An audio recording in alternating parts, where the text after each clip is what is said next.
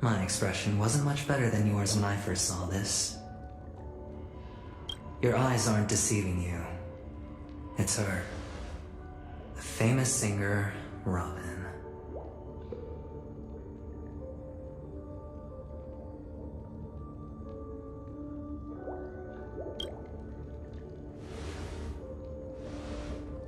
Well, first of all, can I just say that this had nothing to do with me? I'm just an unlucky bystander here. The family can testify for me. If you don't believe me, just ask anyone in the Bloodhound family. They hate me and they hate the IPC, so they never lie. This is not where the crime happened.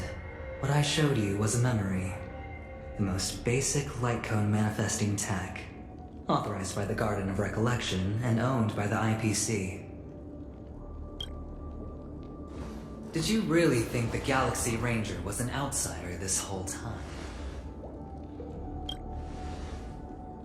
Penacony has made a solemn commitment to protect the safety of anyone inside a family dream.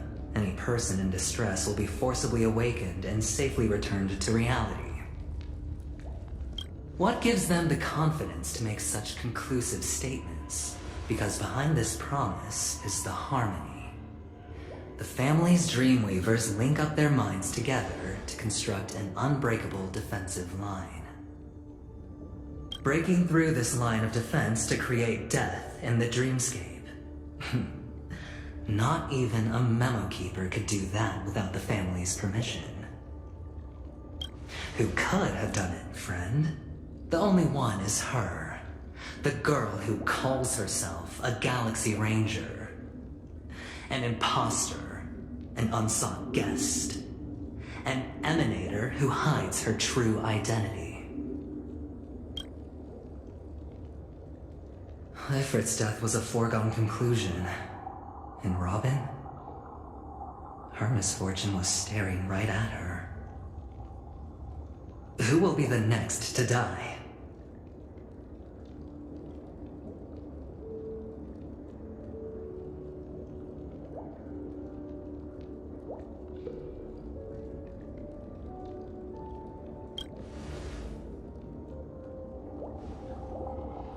It's fine. Listen to your gut. Building trust always takes time, and I'm willing to wait. I just hope you realize that wherever that legacy is concerned, covert plans are already underway throughout Penacony. Everyone's got their own agenda. Careful you don't get stuck on the wrong side. If I were you, I'd keep my distance from Acheron. After all, any schemes out in the open are always going to be better than a monster in the shadows, right? Who's to say there isn't an even deeper conspiracy lurking beneath the surface? Memo Keeper, I think our little deal is finished. Aventurine is telling the truth. This memory is a real one. And there's no sign of any distortion grafting on. The IPC is not the Garden, and there are real limits to what they can actually do, but you know all this. Friend, let's not beat around the bush here. The thing is, I want to reach out personally to team up with the Astral Express. I told you I'm just not interested in scrambling for the legacy. I just came to Penacony for work. I'm here to retrieve some lost property for the IPC, if you catch my drift. I'm talking ownership of this frontier prison. This has all become a bad debt thanks to the cancer of all worlds. The IPC has tried sitting down for negotiations time and again, but the family wouldn't even take our calls. You have no idea how difficult these people are to deal with. Put it this way. They've hushed up the existence of death before, so they can definitely cover up any news about Robin's death. It'll just quietly float off like a bubble and pop. Nobody ever being the wiser. That's not fair, right? So then, friend, I need your help.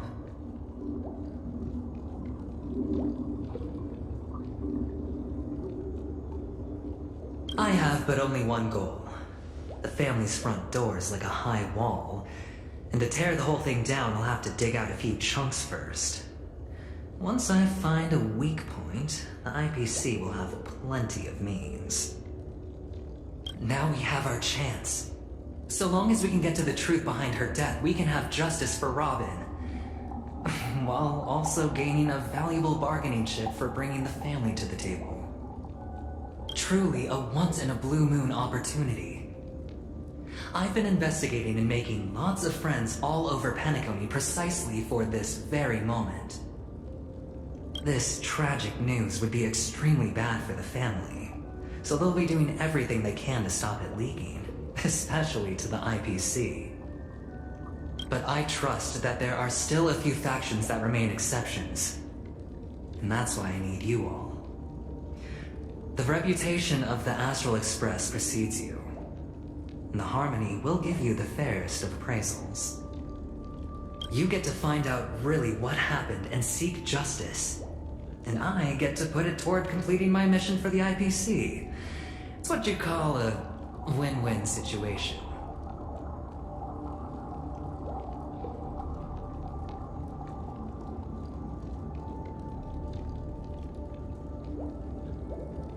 Don't worry, just head back and talk things over with your companions. That navigator is really smart. She must understand the value of this deal. Look, here's my contact details. If you come to any conclusions, call me. Oh, and take this. A thorough investigation can always use a little more funding. Don't mention it. So long, friend. I really am looking forward to uncovering the truth about death with everyone. Aventurine just sauntered off. He really doesn't mean to force it, but something still seems off. What now? What are your plans? Black Swan. What is she thinking? On the surface, this doesn't look like a bad deal for you. But Aventurine is a shrewd merchant whose scheme won't just be as simple as it appears to be. He doesn't know about Miss Firefly yet, but judging by your reaction, he may have noticed something going on and deliberately shifted topics to the truth of death to try and pull you in line with his way of thinking. That's quick thinking and very sound logic. Aventurine is no fool, and working with him definitely has its dangers.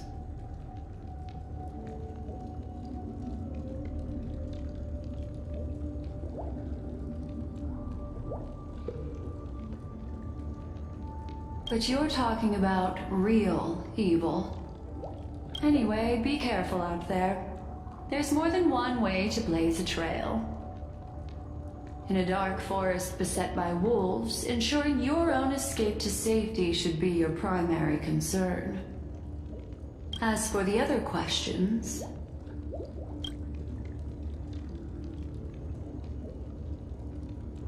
I'm not sure the two cases were committed by the same culprit, but that massive wound looked like its winged blade.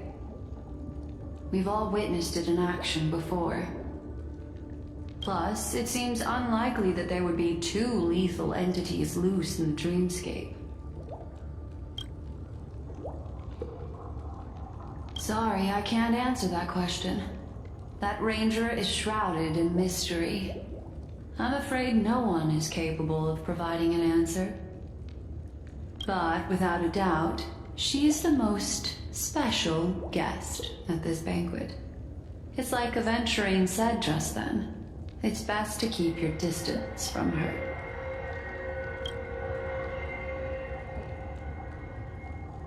Two victims appearing one after the other in a very short time span, in and of itself, that's very unusual.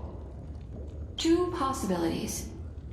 The collapse of Penacony's dreamscape has started speeding up, making death extremely agitated and weakening the family's protections. Or, everything has been planned out and executed by someone.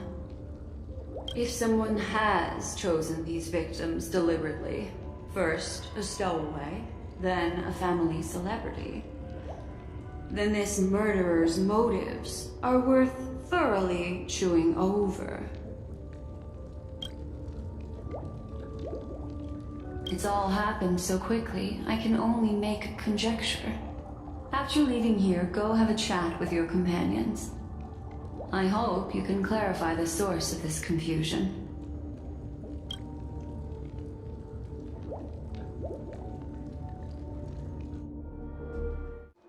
This way. This is where we part ways. All of this is like a nightmare. Unfortunately, the remembrance doesn't lie.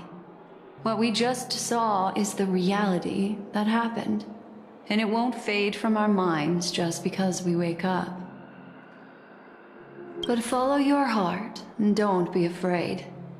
We all walk through this world casting shadows of different lengths, and ultimately, all we leave behind are precious memories.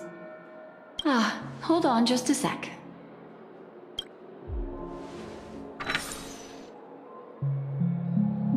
There you go.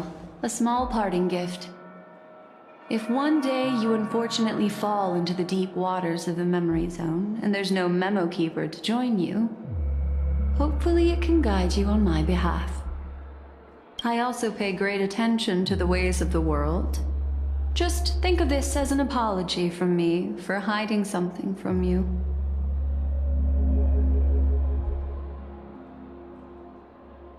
Then, I've something private to take care of regarding that Galaxy Ranger. Let's leave things there, shall we? What fascinating memories will you bring for me next time we meet?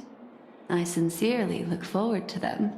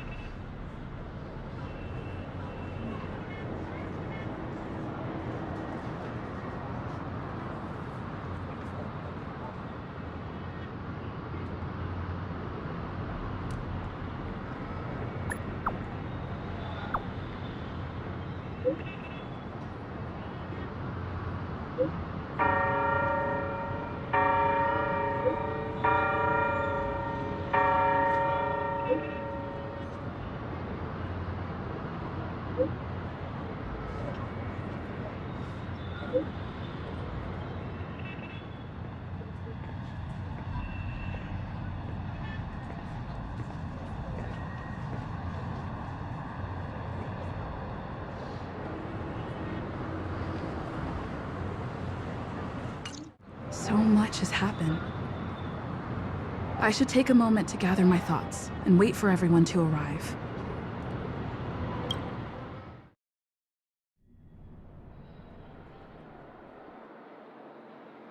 Better unsheath that blade now. Ranger. Do you still dream, Hunter? Of those slain by your hand?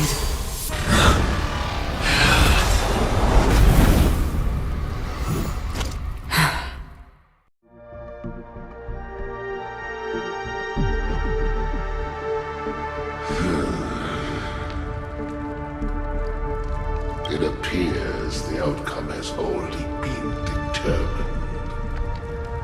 We're still alive. As are you. You still have room to make a choice. Leave the music box behind. Then go. Choice. The bloody trail of the destruction leaves no room for hesitation. The Taurus Fire Demon. Even if you sacrifice your life for that eon, you won't get special treatment. Ranger, you tread the narrow path of the hunt. You could never understand. We come from the fire and are born bathed in fire. We spread, burn, and destroy until all the kindling is burned out and we leave only ashes on the ground. Burning forms the entire life of a fire demon, from the beginning to the end. We are born to die just to put into practice a profile of another universal truth. All things are created for the destruction. Your companions don't seem to think so. They fight for your chance at survival. They are my children, and just as I was, they are flames that have yet to burn my heart. They're still young, and I don't blame them. But my flames are faint, and time is running out. Can you see the planet of festivities in the distance? I plan to bring Purgatory with me there, and before that, I must surpass you. Why? Because on the path they have forged, you have traveled farther than I have. Emanator.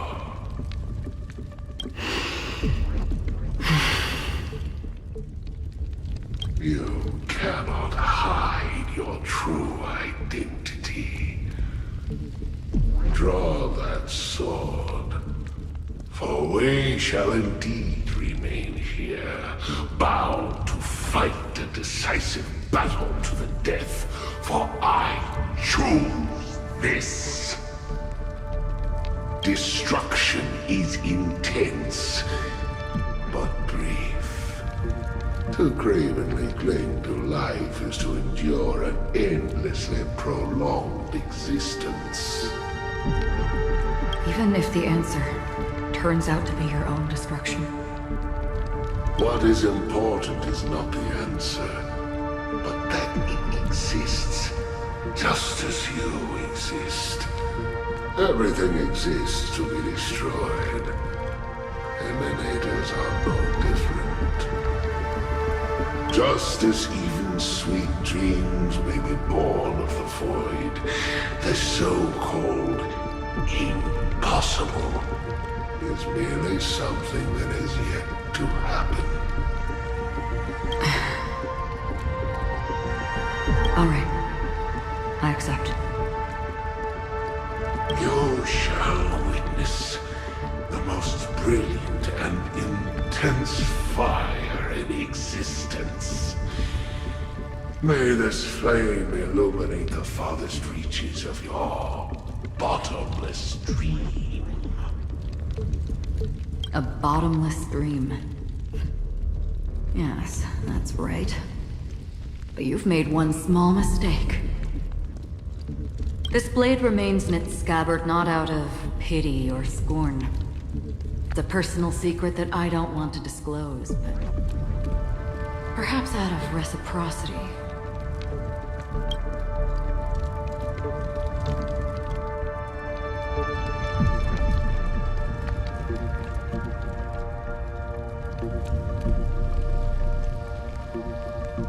I'll reveal the truth to you. The hunt is not the path I truly follow.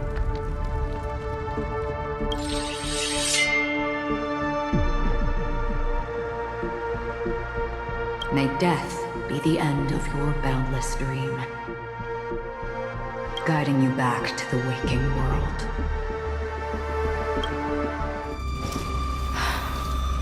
I still see them in my dreams. Hold it. Your time hasn't come yet. My time? I've seen many clever disguises that can conceal appearances, but they can never cover up who a person really is. And you're no different. You had no desire to kill the Trailblazer. You only did what you did to drive me and the Memo Keeper away, but why?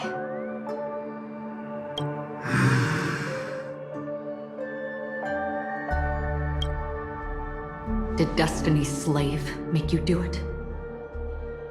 You know, Elio. I thought this is just the kind of thing that'd get written into your script. My script has always been brief.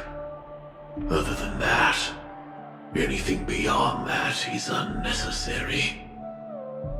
He knows my nature. There is but a single destiny from which no one can escape. And until then, I hold the privilege of choice.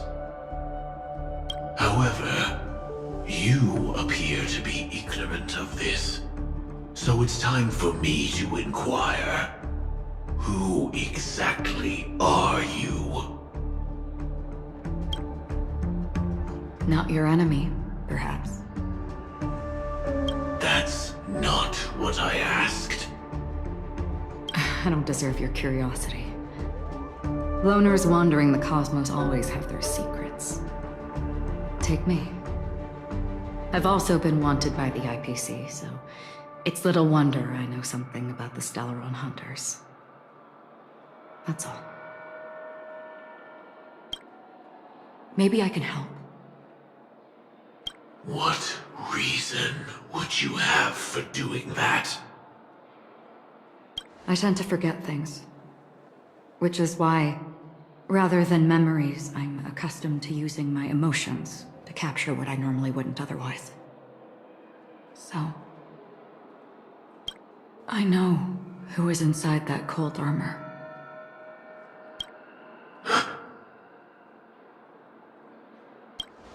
How about it? Ready to take off that armor and sit down for a talk? It's not yet time. I don't need help, but I can give you a suggestion that would make things better for you and me. If your goal is the Watchmaker's legacy, then go look into the family. Not only are they covering up the existence of death, but they're burying the past and the truth about what happens inside the dreamscape. Already on it. And the Astral Express is no enemy of yours. I know that. I just never expected to hear you say it. What's next, then? The Trailblazer's been taken by Black Swan. Will you go look for her? No need for that. No harm in mentioning that Elio's only given me one instruction. Get all of the Astral Express to track down the Grand Legacy. I tried settling this in an easier and more direct way. But as you can see, here I am, confronting you. I failed. Can't ever go against the script. The so-called impossible is merely something that has yet to happen. That's it. Before we split, can I ask you one more thing? Is there anything else in your script about me? I'd like to know what kind of footnote I get to leave in that future foreseen by destiny. Unfortunately, not a thing came up. I knew it.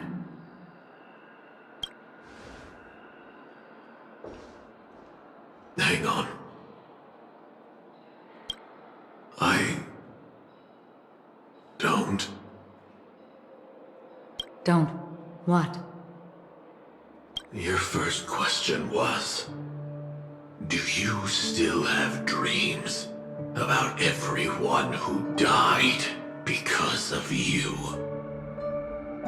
I don't. Never have. I was born without the ability to dream. I live for this cold, harsh reality, for a little light, and to burn, to keep on burning, until I turn to ash. So, I really envy you. Is that so? And you're already living in the waking world.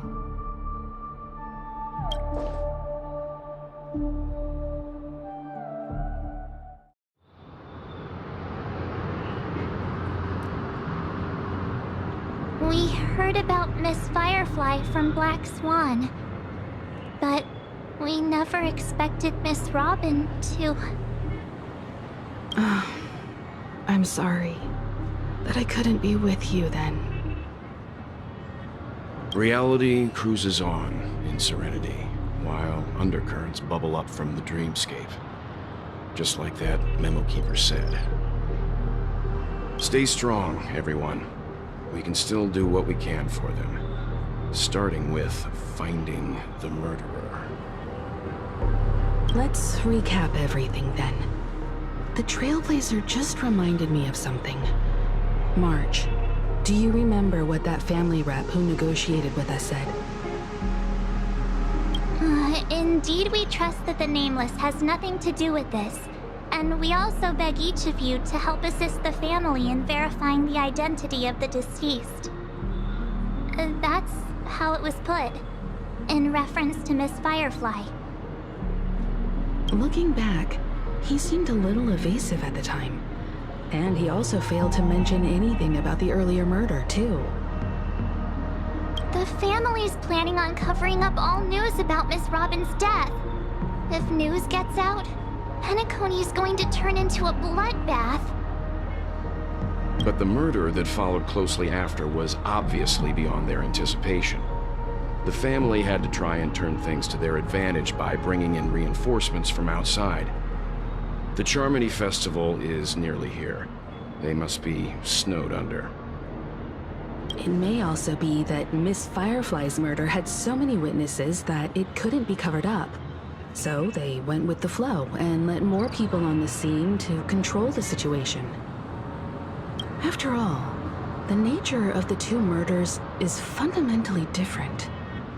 The family's first protective measure should be against malicious actors among the guests, such as that IPC envoy.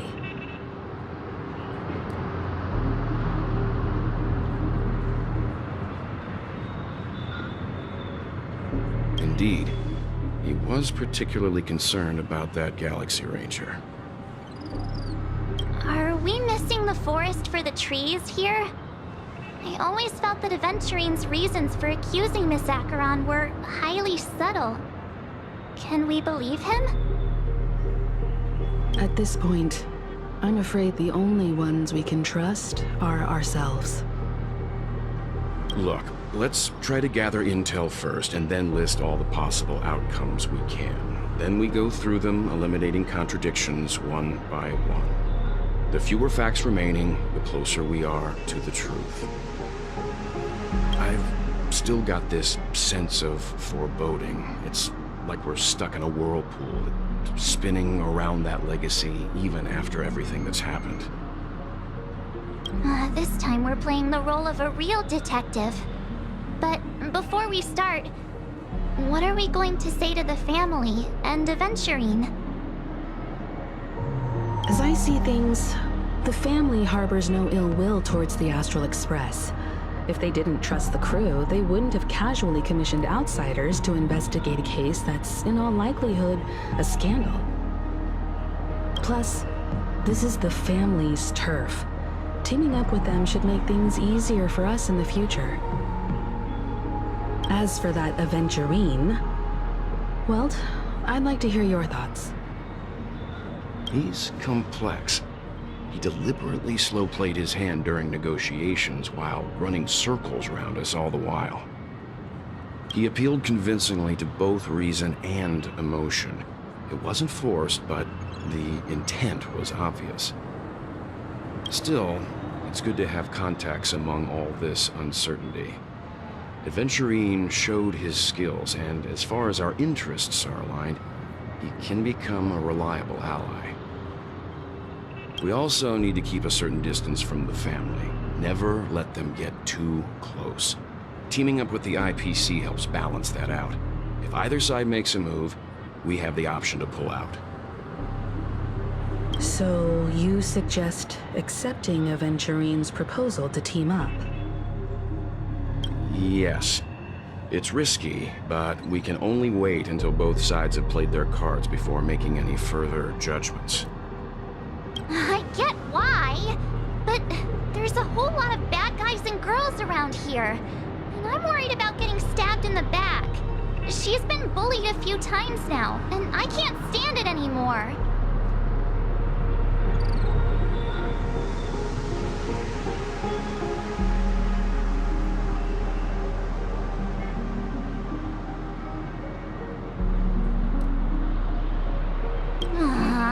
You're like a broken record.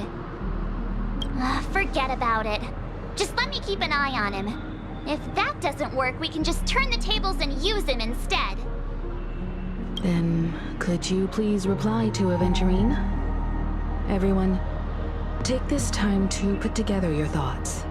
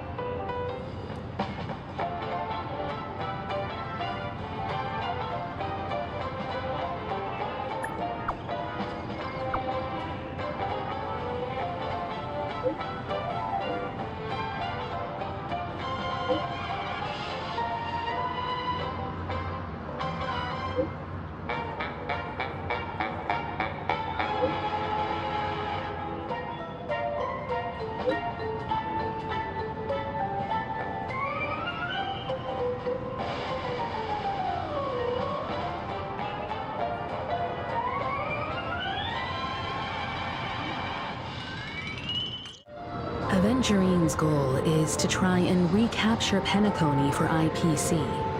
To do this, he'll have to bring down the family in its entirety to create a big enough chance. The existence of death will be covered up by the family. So how does he plan on taking them down? It's gotta be something important enough that everyone will notice. But it also can't be anything too out in the open.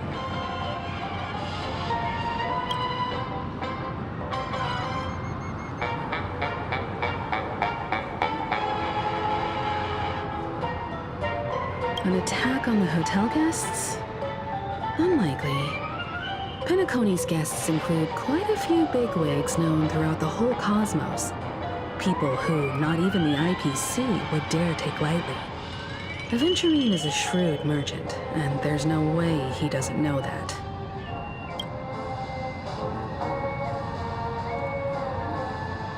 He's definitely going for the family, and it's just a matter of how. The harmony is strong in Penacony, and almost impossible to take on head-to-head. The fact that the IPC dispatched Aventurine shows that they do not intend to simply play by the book here.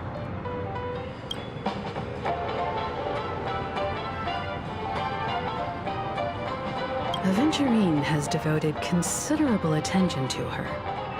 But this Galaxy Ranger, we know hardly anything about her, and can't rush to any conclusions.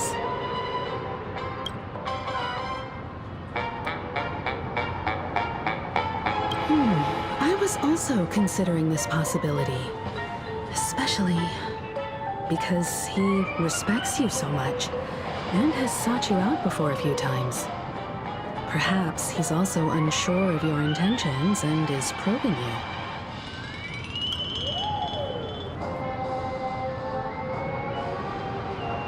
I'm just speculating. In any case, we have to be careful when handling Aventurine. He's skilled at reading people and discerning the right moment to strike. Also, he's clearly a born gambler if he's willing to go all in to win. If Aventurine wants to bring down the family, he'll have to create a big enough chance. After everything he's done so far, what is his goal? Aventurine said something that concerns me. He accused that Galaxy Ranger of killing Robin without any evidence whatsoever, but said nothing about her connection to that memory zone meme or why he was stalking you. It was a groundless accusation, which only serves to make him seem more suspicious.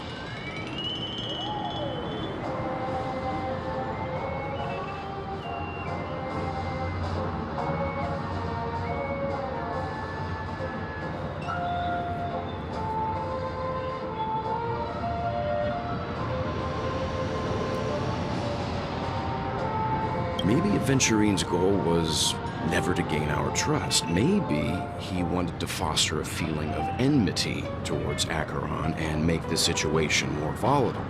Two birds, one stone. However, I asked Don Hung back on the Express to confirm that story about the Annihilation Gang and the lost messages. It wasn't something that Aventurine made up out of thin air. You've met her many times now.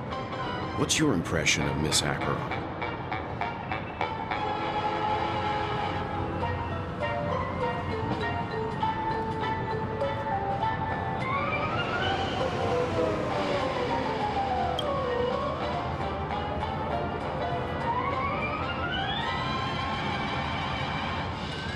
That fits the stereotype of a Galaxy Ranger to a T. They're eccentric, unpredictable, and fond of being alone. No wonder she's a suspect. Whatever happens, please don't place all your trust in Aventurine. We cannot afford to be manipulated by him. I hope it's not too soon to bring it up, but I feel like Miss Robin isn't actually dead, but that she's still alive and well. Somewhere. That everything's just some horrible prank. Because aren't we supposed to be inside a dream? How could someone die in a beautiful dreamscape like this? Shouldn't only good things happen here? Whenever I see the Grand Theater, I just can't stop all these thoughts from flooding my head.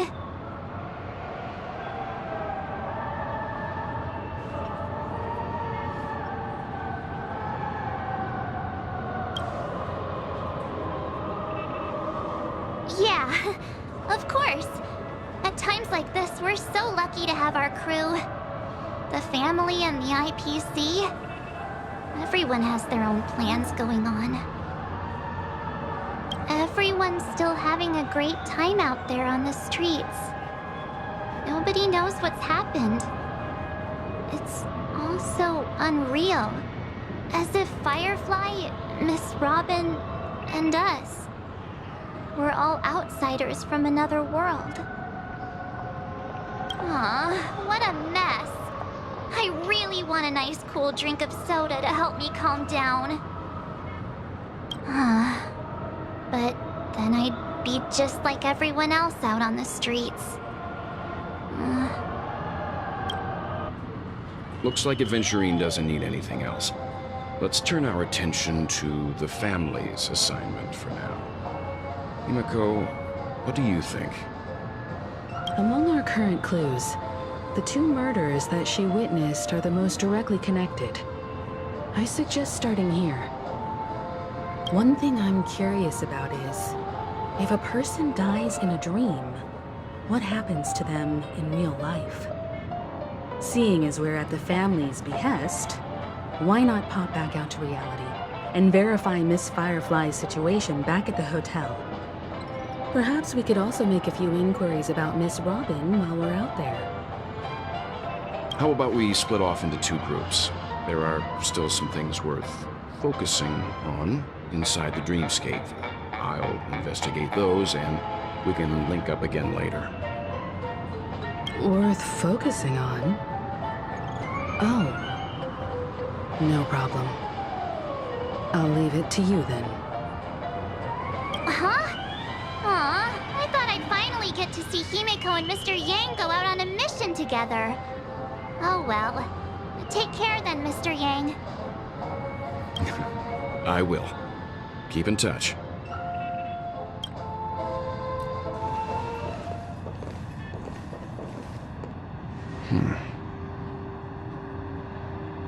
Honored guest, could you come out for a second?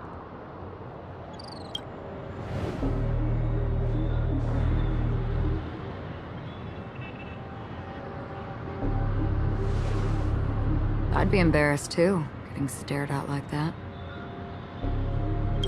Forgive me. My name is Yang. I'm one of the crew members on the Astral Express. I believe you've met my colleagues. Well, Is there something about my name? first, don't you want to know my name? I already do, Miss Acheron. You're a prominent figure in Penacony. What are they saying about me? Some claim that you're the real culprit behind these murders, that the Annihilation Gang's tragic fate at the banquet was a result of your blade, and that you're now attempting to unleash another bloodbath on Penacony. The Annihilation Gang. Ifrit of Everflame Mansion. Tragic fate. That Duke turned his dying body to flames and sacrificed his life as a martyr. He was a determined and heroic pathstrider. Not even a villain should be disparaged like this. And what's more, there were plenty of suspects invited. Do they really think that a blade is more dangerous than that black hole you're wielding? Keen intuition. Not even the family managed to point out the truth behind this cane. So you must surely know, Miss Acheron, that peering into a black hole is not a wise move. As a potential threat, your knowledge of us has reached uncomfortable depths. Reveal your true identity and intentions. Otherwise, brace yourself for gravitational disintegration. That shouldn't be necessary. But if it makes the Nameless feel less defensive, I'll be happy to abide. Believe it or not, Galaxy Ranger, Acheron. Those are the names I go by to this very day. My trip to Penacony is solely to fulfill an old, final request. I'm here for the Watchmaker's legacy. And that's it. I think I've been honest enough. Still unwilling to reveal your true identity? It's not that I don't want to. It's just that I can't. I've come so far, and I can't sum up all of that in just a few words. Everyone has their own unspeakable past. Secrets that they don't want to be revealed. And I won't be asking any more questions, such as why the Astral Express is roaming around the cosmos with a Stellaron on board.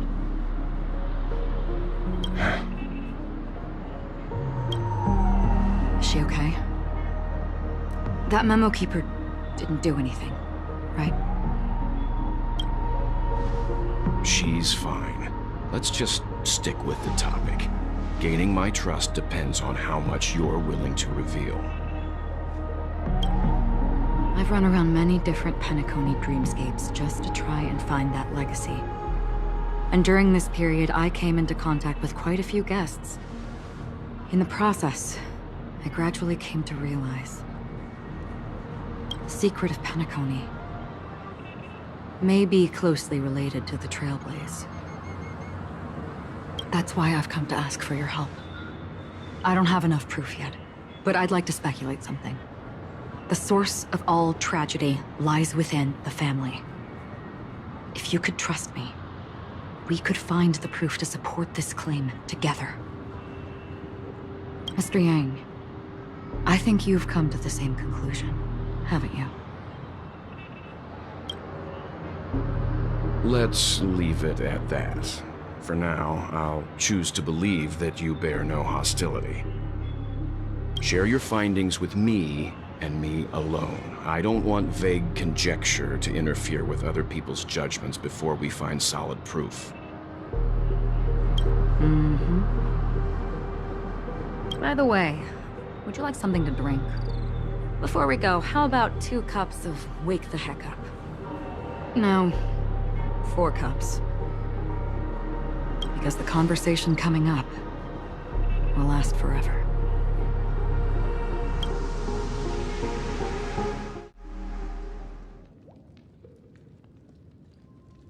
I've been watching her closely for a while now, and the first invitation was in the banquet hall of the hotel. She just sat in one corner, keeping silent, chugging down a couple cups of Wake the Heck Up. I told her it's a pungent, bitter beverage, not the taste of sweet dreams. Only for people allergic to Soulglad. And she said, Really? But I don't taste any difference at all between them.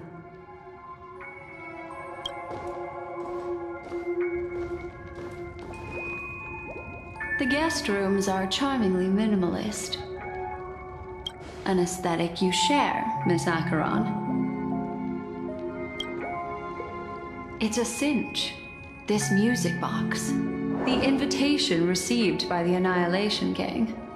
There are latent memories that linger on it yet. You see, memories of you are not yours alone. They travel in other people, other things. I know much, and I can predict even more. With some help, the dead can be made to speak. The Annihilation Gang, that band of desperados who all disappeared after meeting you. What exactly happened to them? Well, let me reveal all.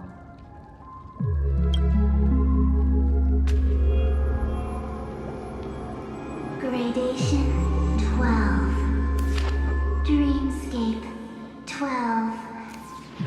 Father, I dedicate this to you.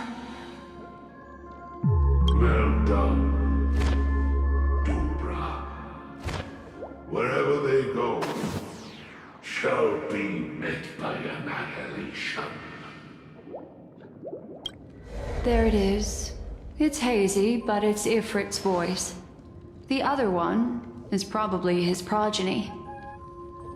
This is the residual memory from when the invitation was first delivered. They were abruptly interrupted. Then, what happened next is... They sought refuge in a land of sleep, merely wishing for undisturbed rest, away from the storms. Children of the flame, this marks your rite of passage. She won't be necessary. I alone am enough. When have thou, on the path of destruction, feared death? The Everflame Mansion has set out on a journey. Those poor people, they have no idea what lies in wait ahead of them. Memory recovery is going well, but slowly. She'll be here soon, and time is short. There's nobody else here, so there's no need to be delicate. In fact, I think I'd better go all out.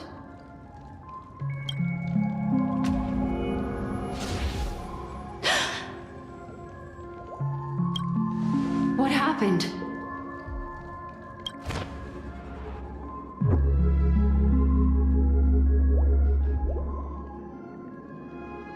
The memory after that is blank. How is that possible? This music box fell into Acheron's hands, and she brought it to Penacony. That's a fact, and that's how it should have gone. But along the way...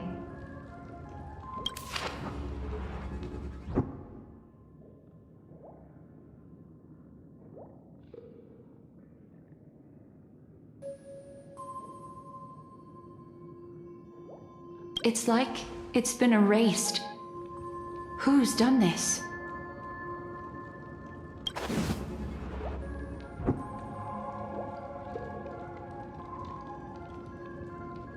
Who are you? Who are you? It's... No. Is this not a memory? Oh, a memo keeper. Do you serve the Garden of Recollection? Or the Cremators? My name is Constance. A pleasure to meet you. We were supposed to meet in Penacony and spend an unforgettable time together. But that seems unrealistic. Dahlia's not welcome on the banquet star, and I don't need a coming-of-age ceremony. And you, I know what you're looking for. Want her secret? I can give it to you, and then you can enjoy the banquet for me. I wish you unforgettable memories. Oh. A phone. Wanna listen in?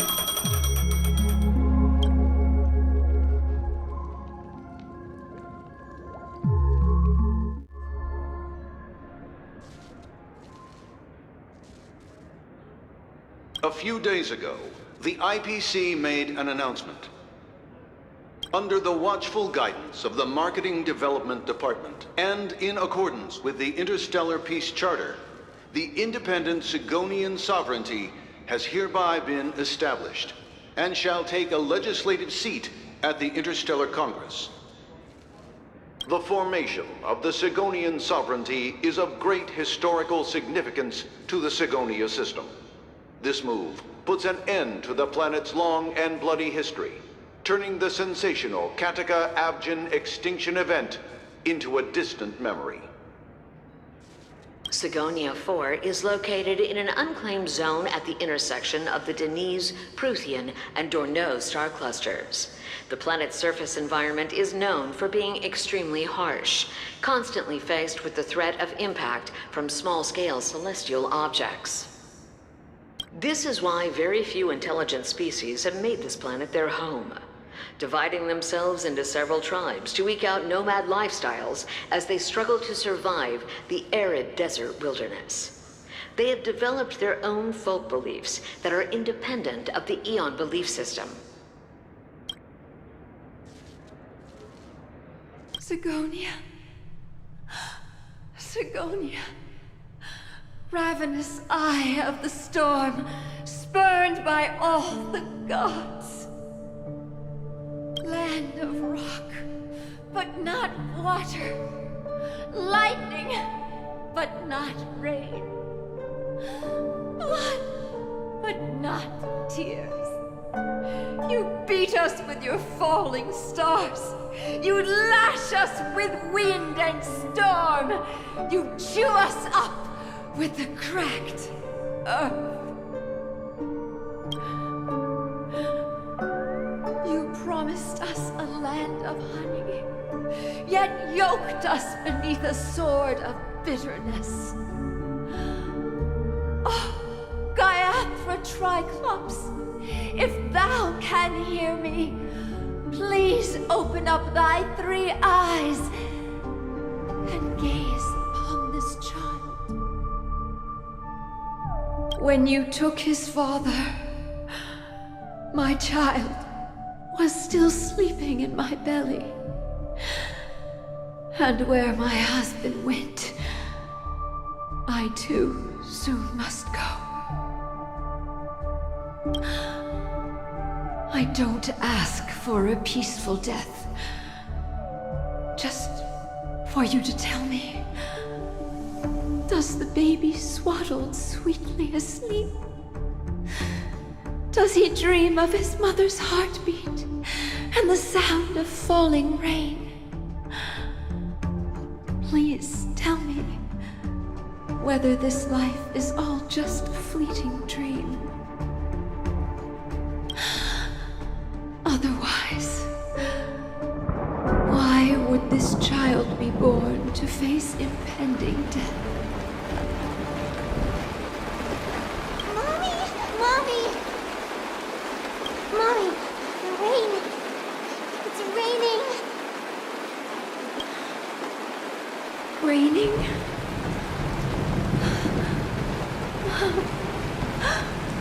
Raining! It is raining! It's true! Those outworlders weren't lying to us.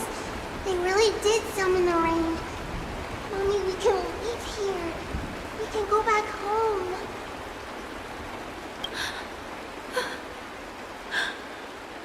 Back home. Gaiathra Triclops. You came. Do you hear that? Thank you. Thank you.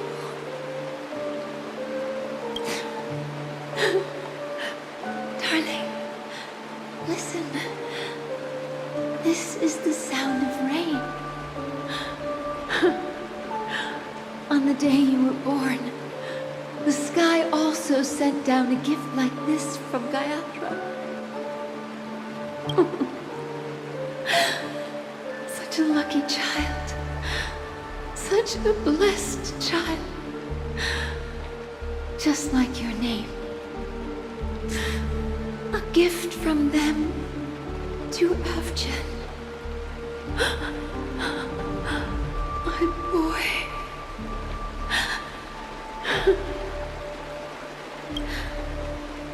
May the goddess Gaiathra close her eyes 3 times. Keep your blood eternally pulsing. Let your journey be forever peaceful. And your schemes forever concealed.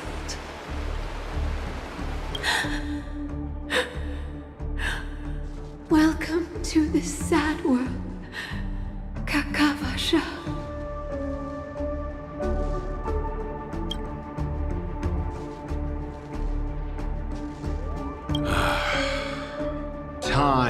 to wake up, gambler.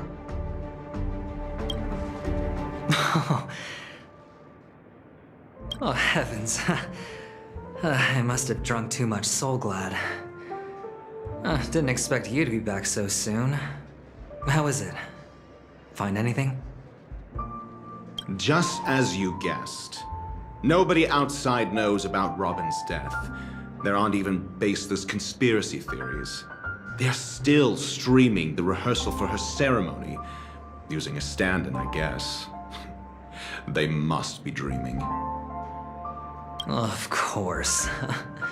Who could imagine that death would actually descend upon the idyllic dream created by the family? Let alone that the victim would be the female lead of the Charmony Festival. To be honest with you, I didn't believe it. I even tested it a few times myself.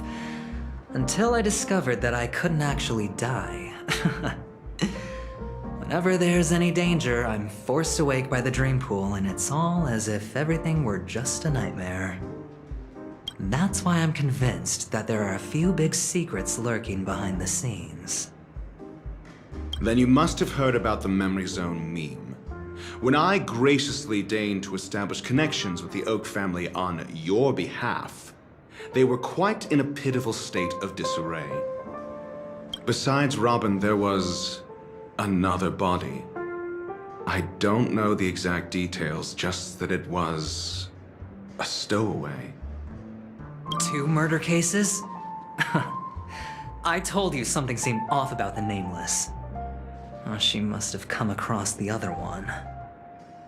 This murderer is a psycho. I have to say, the case does represent an opportunity. We can leverage the family's malfeasance and let the IPC use this as a reason to intervene. It's just that their trickery runs deeper than I thought. Robin's stand-in was all ready to go. These 2 murders are definitely getting hushed up. What should we do? Let me think. It's too rare an opportunity to miss out on, so I gotta be careful. Incredible, gambler. Have you already exhausted your limited repertoire of tricks so soon? There are plenty of chips, but it'd be best to choose carefully. The most straightforward has to be Robin. Remember? That masked fool once told me to find a mute as a friend. Robin is what she calls the mute. She has lost her voice, and while most people can't pick up on it, you and I cannot mistake that sound. Not produced by any voice box, but rather by the resonance of the harmony. If that girl hadn't gone hoarse from singing practice, there'd only be one possibility. Something was up with the family. Or Robin herself. To get to the bottom of this, I tried every way I could to meet her. But she died. Right before my very eyes. A complete and utter loss. Incidentally, it seems to have resulted in your rather undignified arrival on the interrogation stand. There were eyewitnesses at the scene, and the family, in their graciousness, has tentatively accepted your alibi. However, for the foreseeable future, you shall, regrettably, find yourself under the vigilant watch of the hounds.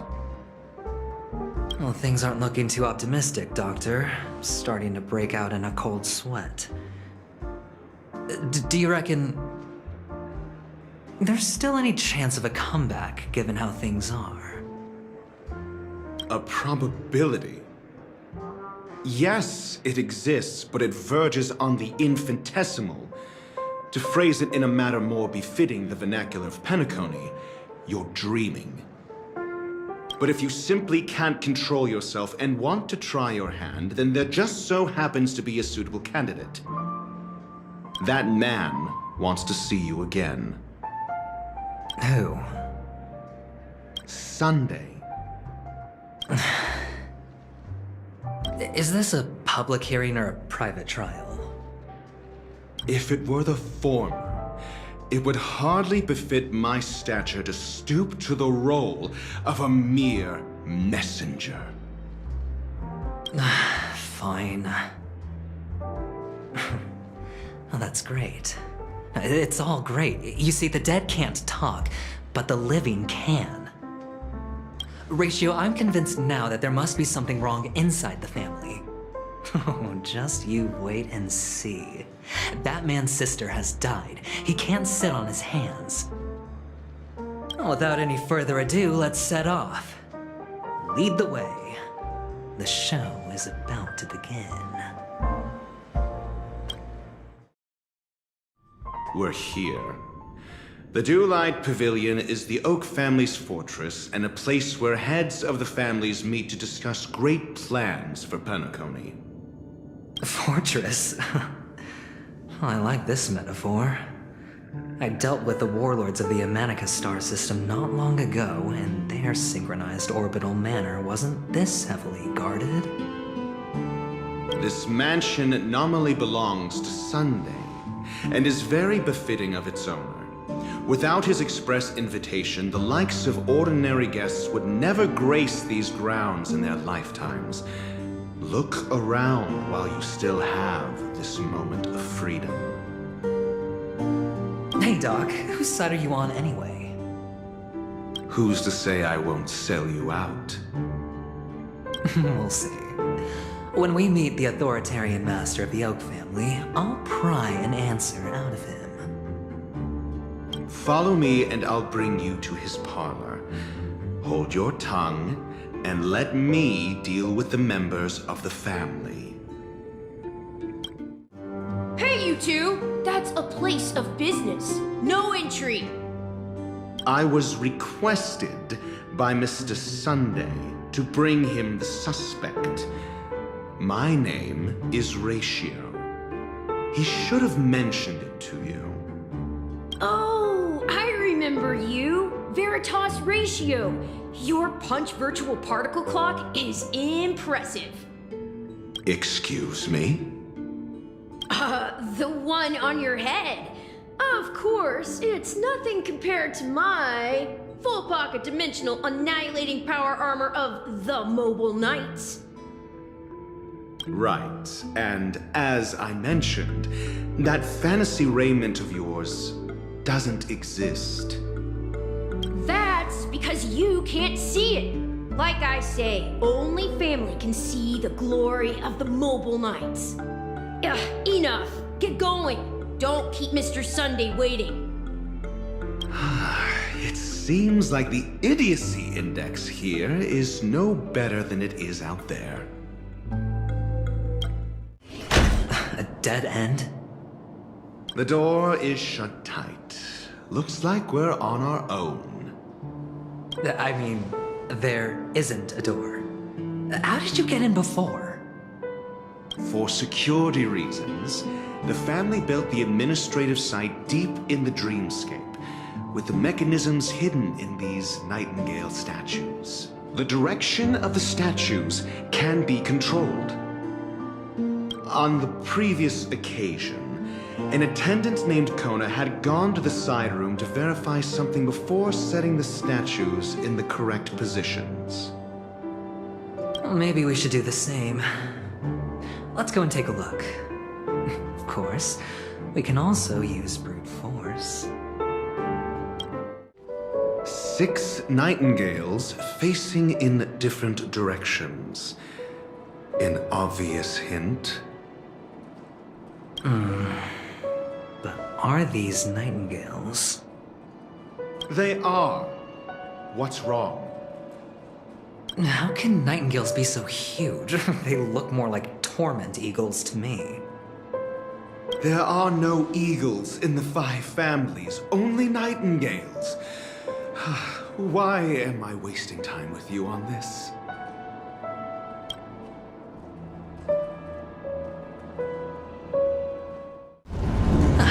Just as I thought. Here's the correct answer. A truly miraculous discovery. Perhaps I should offer you the chance to join the Genius Society. Really? I thought you'd given up on that already. I was being sarcastic. Can't you tell? Oh, impressive. So much for Mr. Sunday's reserved, virtuous image. Do you need me to remind you? We're in a dreamscape. No matter how grand the mansion looks, it'll not affect Penacony. Stop wasting your time nitpicking the family here. Yeah, you're right. The only way to destroy the family is death. Sunday must have thought the same. Let's head down. Hold on. Huh? What's wrong? Are we heading the wrong way? No, but this door is locked. My friend? Did you really make an appointment with him? It's a trial. You got to prove your worth to Sunday before you can speak with him. If I'm not wrong, we need to find a way to open this door in the hall, or this place will be our prison. Oh, an escape room. My favorite. Get serious. I've no time for games. Let's head back. The hint is probably in that prominent sandpit. Oh, look. There's a noticeable gap in the model. I believe you're right. There wasn't a gap before. That man must have done it intentionally. Well, with your brilliant mind, you shouldn't have any trouble recalling what was here last time. Right, Doctor? Of course. Huh. And the nameplate reads Gulliver's Arch. Well, I'm amazed you can remember something this tiny. You know, this reminds me of a tunnel I once saw that could shrink people who passed through it. If I were you, I would shut my mouth. It's wise to remain silent when you should.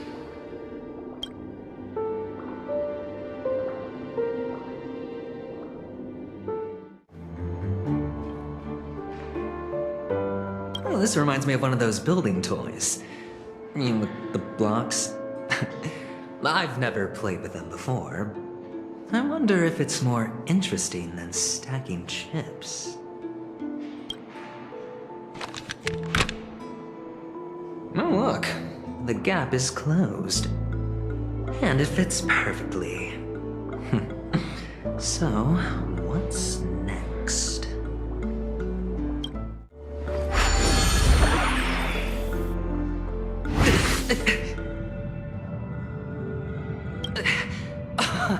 Oh, good heavens. Did I drink? Am I still in a dream? Indeed. Oh, Doctor, you're huge. It's me!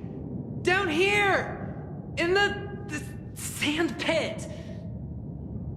Oh, actually, I think we could make this work for us. Just find a way to slip me into Sunday's collar, and I'll infiltrate the family just like that.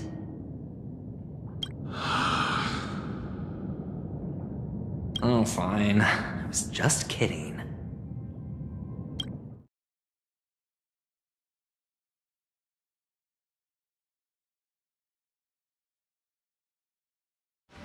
Hello!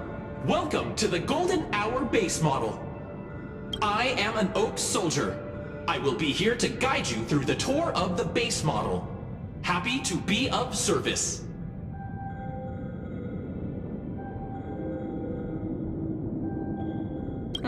And tell me about the tour. Hello! Welcome to the Golden Hour base model. I am an Oak Soldier. I will be here to guide you through the tour of the base model.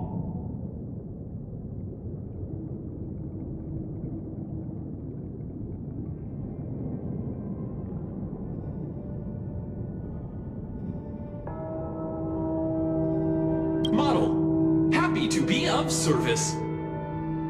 Generating guide. Please wait patiently Attention.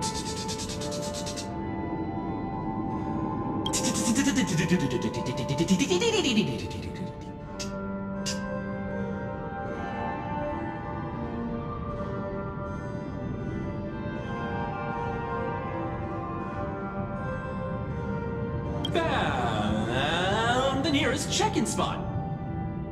Please look behind me.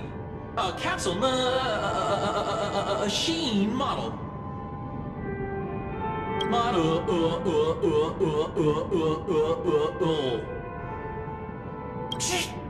Ah!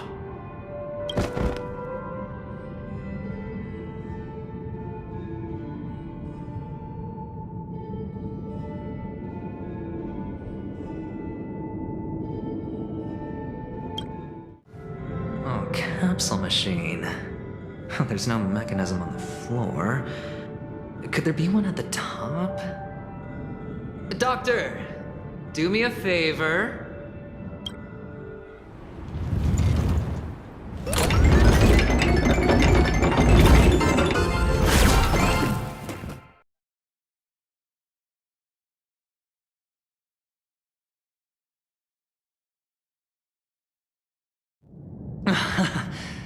Oh, great.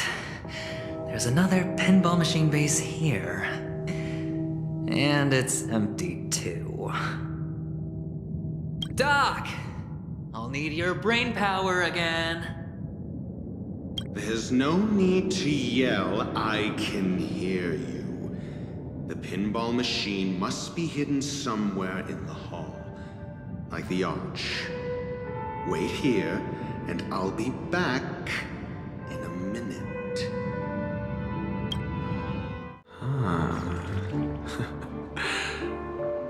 Quite a fascinating contraption.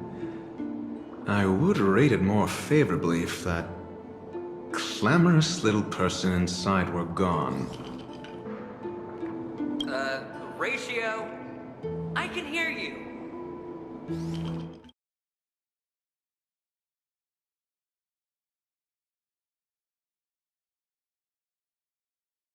Oh, you're back. Just place it here. Thank you.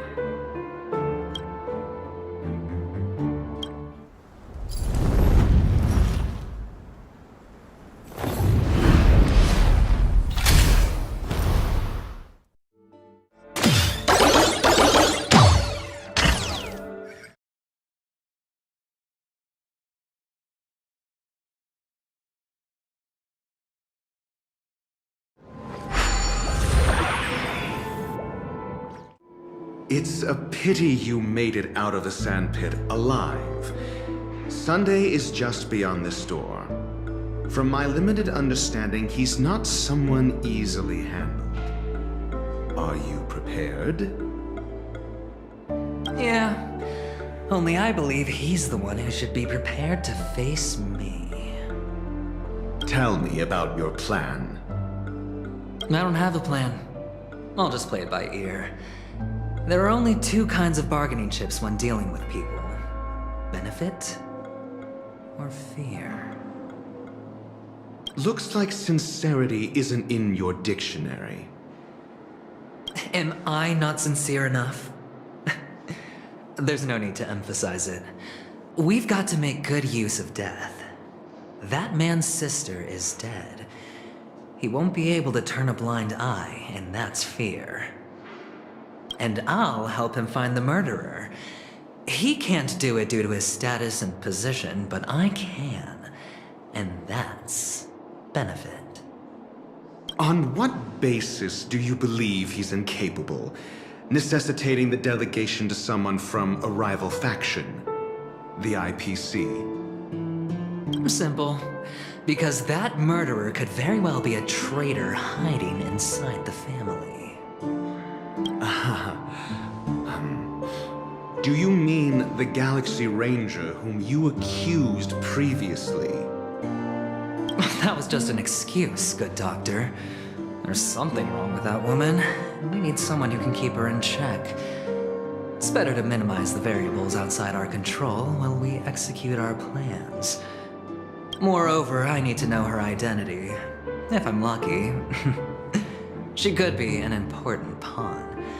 And it's good to have more helpful friends when dealing with this matter. But honestly, the murder case is likely unrelated to her. I believe my standpoint. There's a rat in the family. Otherwise, why would Mr. Sunday arrange a private meeting with us? This isn't an interrogation, but a secret negotiation. We'll see. Using Robin's death as a bargaining chip, I'll win back my freedom and power. In the end, I'll ruin this beautiful dream and create the grandest death. If the chance of winning is just beyond this door, even if that chance is close to zero, well, you can't win if you don't play, right? Ah, the charming audacity. To think that you, of all people, might emerge victorious, dear gambler. 3 chips are enough. All or nothing. It seems my puzzles are too effortless for you, IPC Ambassador. I appreciate your words. And I see you put a lot of effort into welcoming me, Mr. Sunday. However, this is no way to greet a guest. Well, this isn't an invitation, but a summoning. Before we speak, I need to test your character. I imagine this knowledgeable doctor friend of yours has been of great help, yes? Certainly. You ought to know this better than I do. He's already faithfully fulfilled his duties, hasn't he? Yes, the doctor has assured me of your noble character. He considers you, like himself, a virtuous person who can be trusted by the family. I have come to know you very well as a person, Mr. Aventurine. You're diligent, generous, and willing to cooperate. The fact that you succeeded in overcoming many obstacles just to meet me gave me the reason to believe in your wisdom and courage. But there's one thing I must ask you. That is, you've used your wisdom at the wrong place to meet the wrong person and put yourself in a situation where you shouldn't be, witnessing a tragedy that shouldn't have happened. You don't look too well.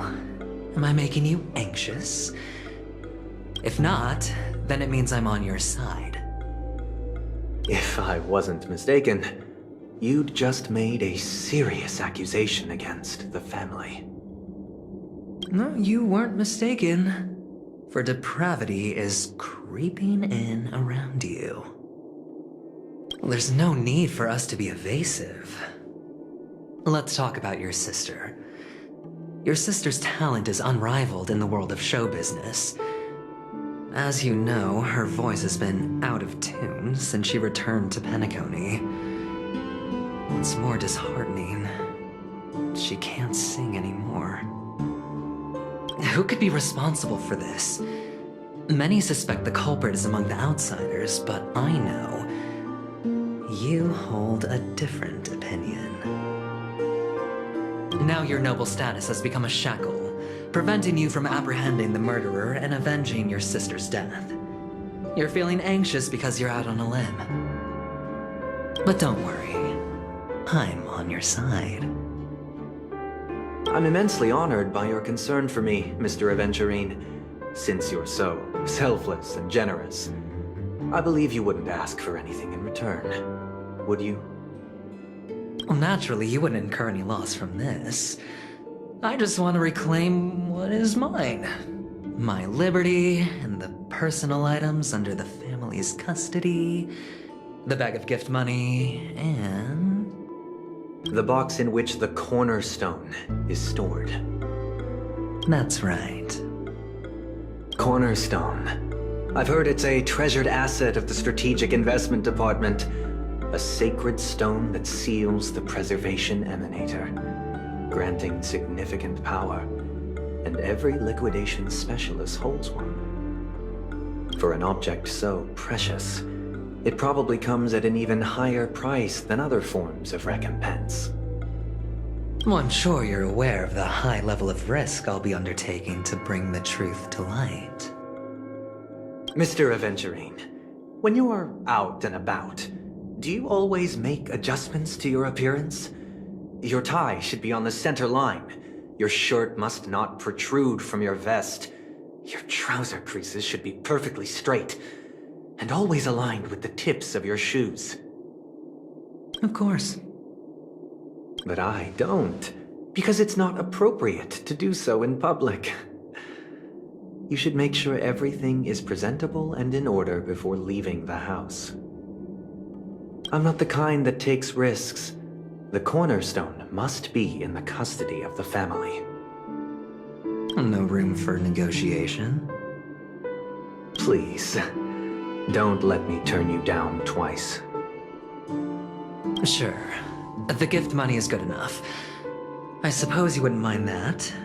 After all, a merchant can't function without a bargaining chip. You compromised quicker than I thought. Unfortunately, it's a gambler that needs a bargaining chip, not a merchant. I can give you your gift money, but before that, I want you to tell me.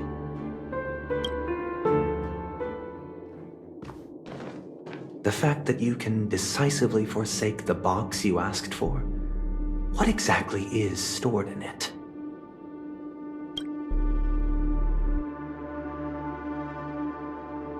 Oh, triple-faced soul, please sear his tongue and palms with a hot iron, so that he will not be able to fabricate lies and make false vows.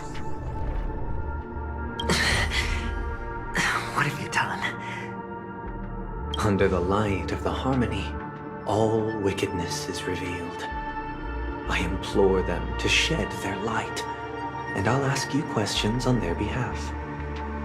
Next, you have 113 seconds to prove your innocence and gain my trust. And if I refuse to answer? You can try, and we'll see if the harmony rejects you. Question. Do you own a cornerstone? Yes.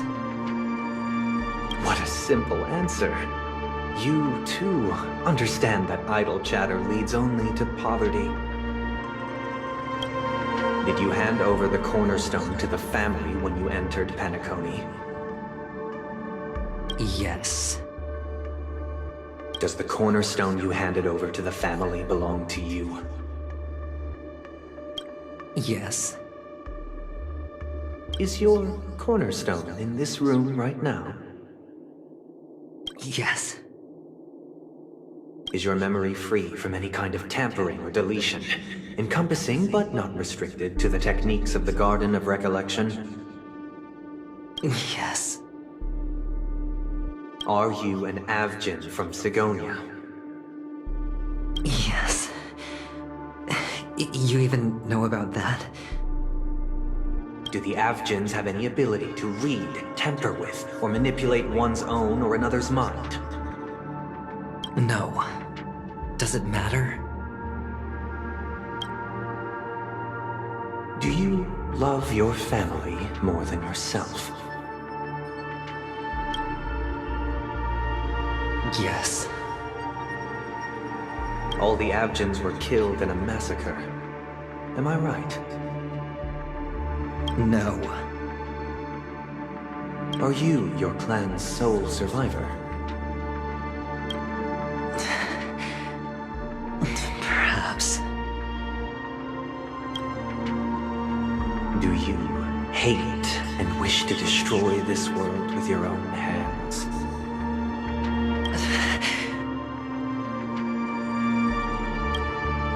I don't know.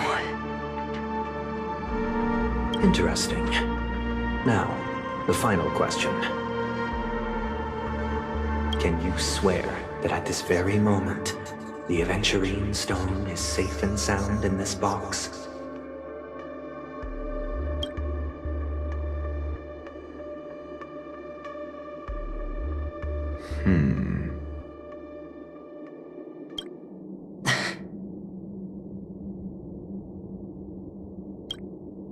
Of course.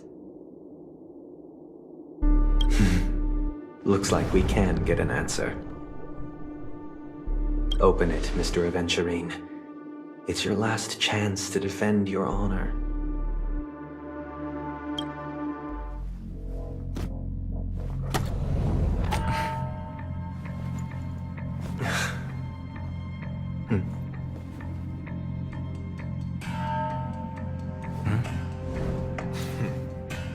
Please.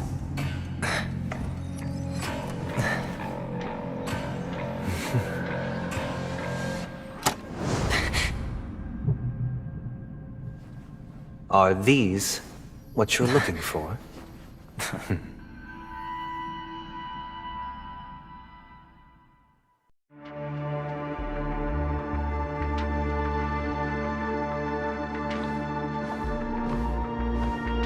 Since you came as promised, learned doctor, does this mean that you are willing to take the side of the family in this farce?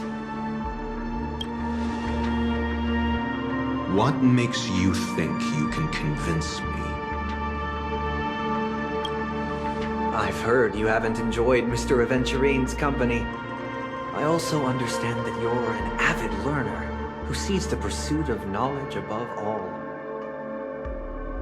In that case, you ought to realize that a competent scholar knows their position and wouldn't forsake more vital matters for the sake of petty pride. If you agree to assist the family, I'll share our research findings on the Stellaron. You must be quite aware that, besides the family, no other faction is willing to share such information.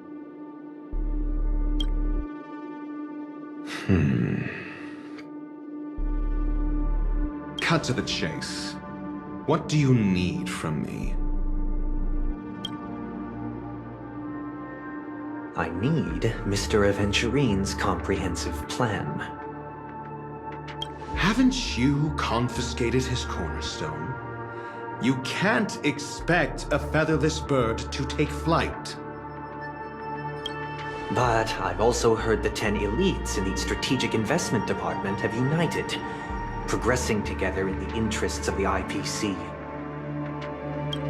You'll have to speak more clearly than that.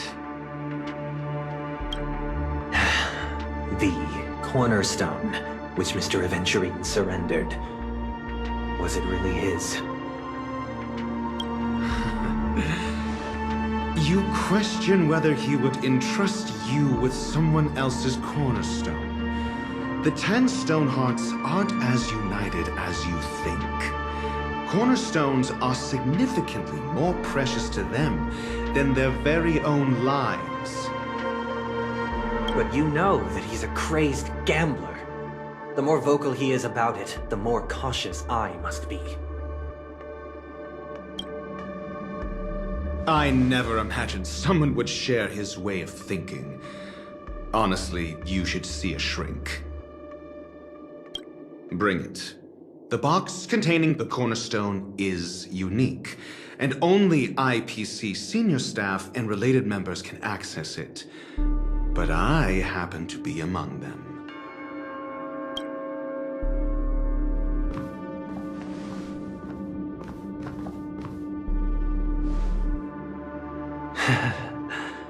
I appreciate it.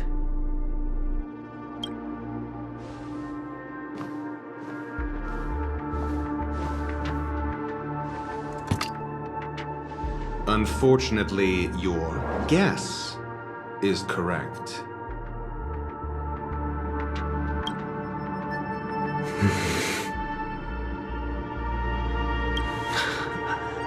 The golden stone. Its color and glow are similar to that of Klepoth's body. This is the very ruse he intends to use to fool you. He won't reveal to you that the 10 Stonehearts chisel their own will into the cornerstones, granting them an unparalleled radiance.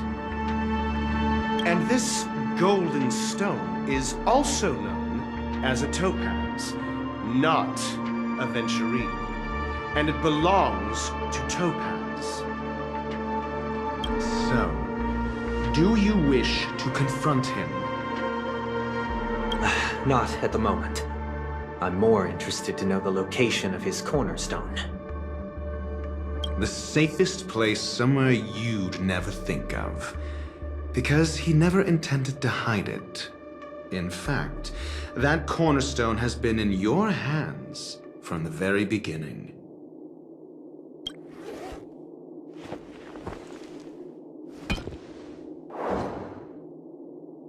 I see. This bag.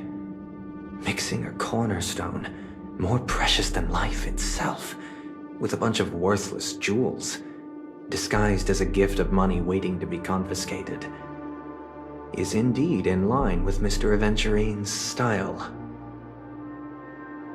Then he makes up some trivial excuse, downplaying the matter, and requests the gift money. This is a gamble, one he's all too familiar with, betting on your single misstep, leading to a total loss. Learned doctor, I am grateful for your help. The family will surely reward a righteous person like you. As for the villain, I hope he retreats in humiliation. It was all thanks to your friend with a keen eye that I could add a blot of utter failure to your storied career. Ratio, you wretch.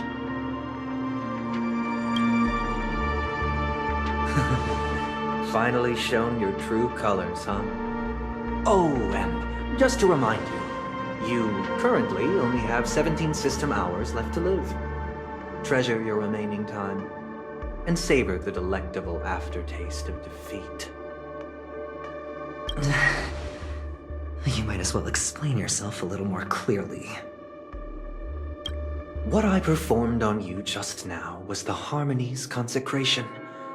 You were to show allegiance beneath the illumination of their grace.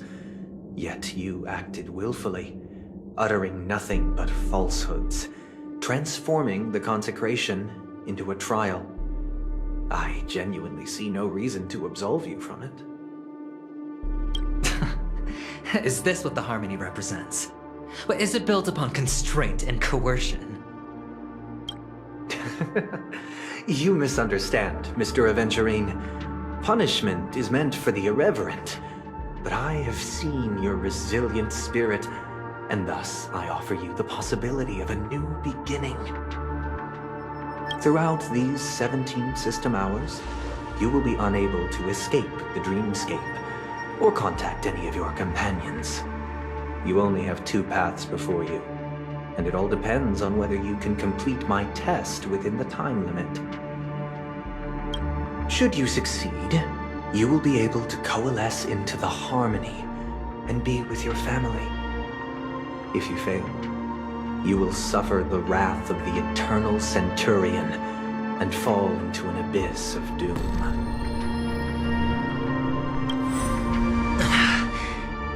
Sounds like I'm gonna end up the same either way. I indeed do need a servant to help me uncover the evil hidden in the family from an external perspective. I will purge the evil from the inside and bring the real culprits to justice within 17 system hours.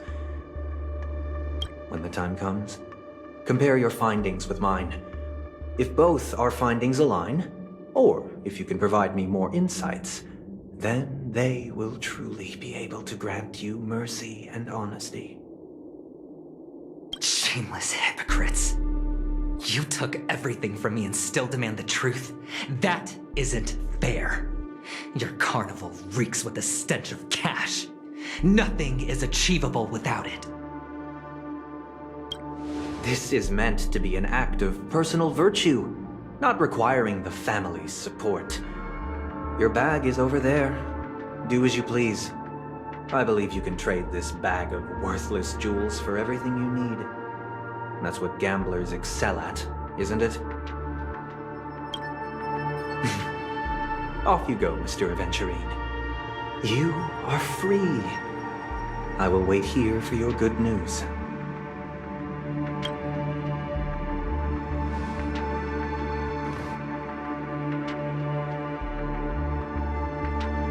This meeting isn't an interrogation or a negotiation. It's an outright execution. Why would I do that, Mr. Aventurine? I'm just wondering what a passerby who stumbled upon a scene of a murder could have found out. That's all.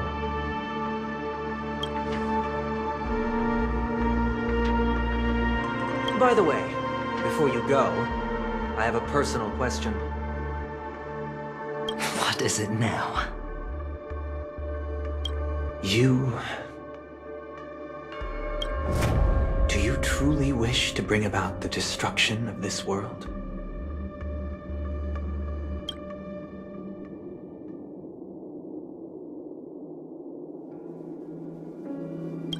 Kakavasha! Where did you go? Oh, are you injured? I got it back, sister. You went to look for them? That's too dangerous. It's just a necklace. It's neither food nor water. We can survive without it. But I can't live without you, little brother. Promise me not to look for those catechins again, okay? Sister, don't be afraid. The catechins are fools, but I'm smart. I played a game with them, and I won. Won? What happened exactly? Tell me. I made a bet with them. The two birds in the desert and me. Who will die first? I won. They suspected me of cheating, but I didn't. I won fair and square. Of course you'd win. You've always been a lucky child. Gaiathra Triclops must be watching over you. But that's no reason to push your luck by going up against those bloodthirsty, cruel catechins. Have you forgotten how Mom and Dad... Look, this is just a necklace. But Kakavasha, you are my only family. I'm sorry, sister. I thought you'd be happy. Because Mom left you this necklace. There'll be no next time. It is important. But not as important as you, my dearest brother. I don't blame you, but you must remember what Mom said. Pain and poverty are the trials of Gaiathra Triclops. She has also granted us a chance. And that's your good luck, Kakavasha. Your good luck is the most precious wealth we, all Avgin, have. You're a child blessed by Gaiathra Triclops and can lead the clan to happiness. So always remember to protect yourself and never resent the pain and poverty you're going through. All right?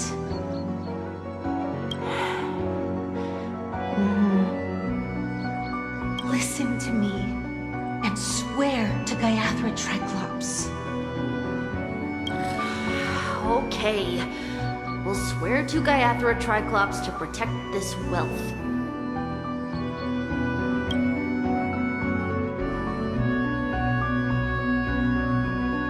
But sister, Gaiathra Triclops was really watching over us. Then why did she not protect Dad when he was swept away by the quicksand? After all, Dad went to the Catechins' land only to prepare for Gaiathra Triclops' offerings. And where was Gaiathra Triclops when Mom was shivering in our arms? Mom was still pleading for Gaiathra Triclops' forgiveness under her breath until the moment she closed her eyes. Sister, everyone praises me for being smart, but I don't get it. If every rain pour was Gaiathra Triclops' forgiveness and grace, then how bad were our sins? So much so that we were born in this world of death?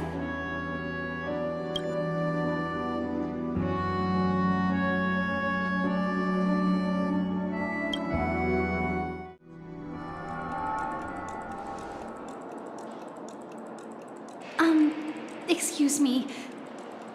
I can't seem to find any information on this artist in the Iris family archives. The photo you provided also doesn't show any matches. Just as I thought. I'd like to ask, what kind of traces do people leave when they enter a dream?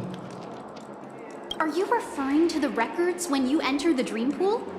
The equipment will monitor physiological indicators such as heart rate, blood oxygen levels, and body temperature in real time.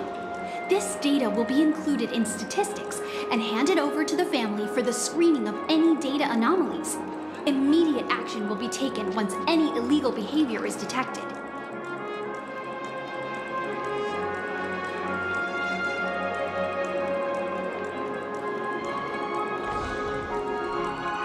I apologize. The hotel does not have access. This information is managed by the Bloodhound family. We can only gain access if there's a problem.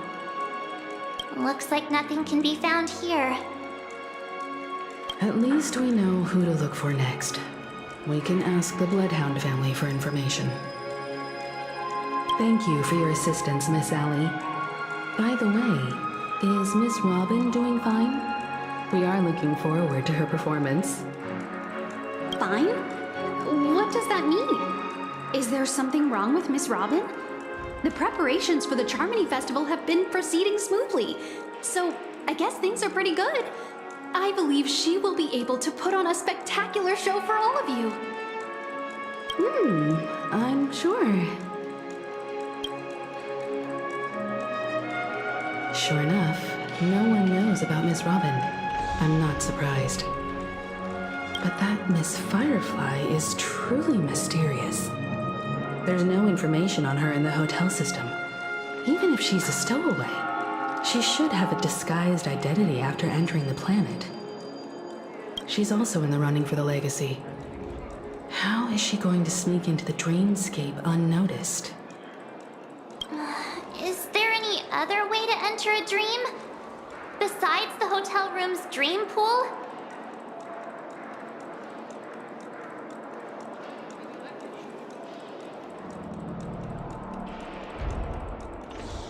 The Memo Keepers have abilities that are difficult for normal people to comprehend. In the memory zone of Penacony, they thrive effortlessly, a fact proven to us by Black Swan. The hacker girl from the Stellaron Hunters used extraordinary means to unlock the Dreamscape Hotel's seal. According to the scene witnessed by her, it is likely that they are behind Miss Firefly's case. The Garden of Recollection and the Stellaron Hunters.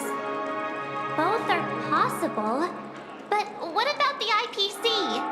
Since they want Penacony all for themselves, they're bound to have a plan.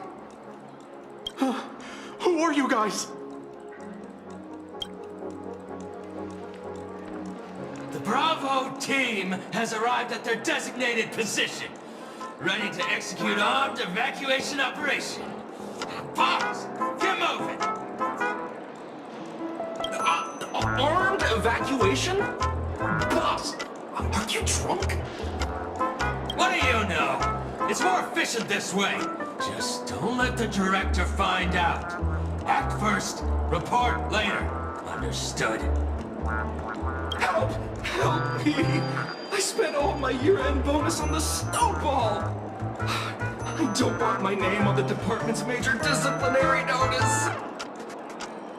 Hey, check it out! That voice. Could it be the IPC workers from Bellabog? To all guests, the IPC will be conducting special operations within the hotel. Please follow the staff in charge of evacuation to the designated safe zones, or compulsory measures will be enforced. I'll request a beating for you lot! You've been told not to drink during work hours. Take him back to the hotel room. I'll organize a meeting later to properly go over how this incident report should be written. Miss Topaz? I never thought I'd run into you on Penacony. Long time no see, Astral Express crew. Aventurine has told me a lot about your happenings. Huh?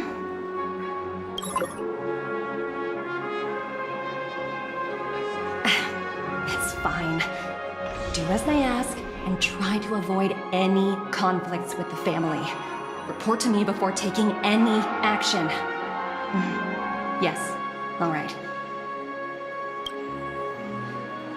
As you see, the IPC isn't very popular here on Penacony. Cordiality from the family is a mere facade. The former frontier prison has turned around and cuffed its shackles on the IPC staff now. Only Aventurine, who carries an invitation, is allowed to attend the banquet. An entourage like us, we can only sit around in the reality hotel, unauthorized to even enter dreams. No wonder Aventurine's scrambling to partner up with someone. The IPC can't back him up in the dreamscape. His situation isn't optimistic, I hear. You're all helping to investigate some dirt on the family, are you not? Let me know if you need anything outside the dreamscape. The IPC always treats its partners well. Thank you, Miss Topaz. We're on our way to the Hounds to verify some intel. Perhaps you've had dealings with them? Yep. They're tailing us right now. Why not go and talk to them? They don't take the spotlight off me. Being constantly stared at is really uncomfortable. How does it feel to be in business with Aventurine? I bet you're not used to it. That's just his style. All or nothing is his mantra. He's always cozying up to his clients while egging them on to undertake some dangerous assignment with him. But everyone has their merits, so I won't comment further. But Aventurine's luck has always been good. He's always closed all his cases without a hitch and basically never lost a gamble. Which is why, on the issue of retaking Penacony, I'm watching with keen interest.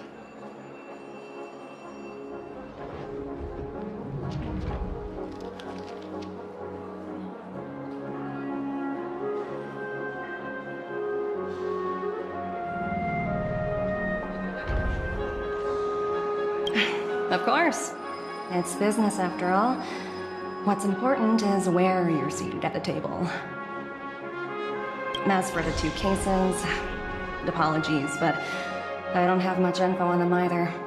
All I can do is ask you to keep digging for more details. Please, continue to investigate the case. All I can do is sit tight in the real world. I look forward to hearing your progress. We're carrying out our captain's orders. What do you want? We made a mistake last time, and we're working hard to rectify it now. We don't have time for anything else. Surveilling the IPC executive Topaz, ensuring that she stays put at the Reverie Hotel during her time on Penacony. We've got the right one this time. So that's it. They were the pair who were after Firefly at the time.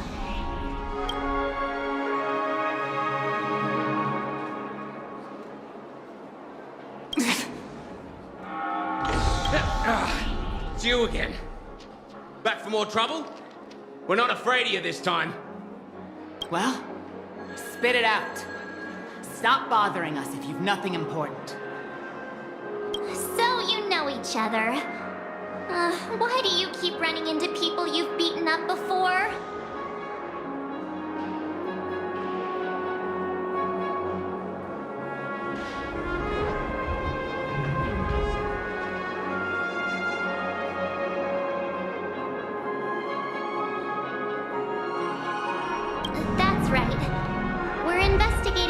For the family. Can we speak to your captain about the case? Well... Hey!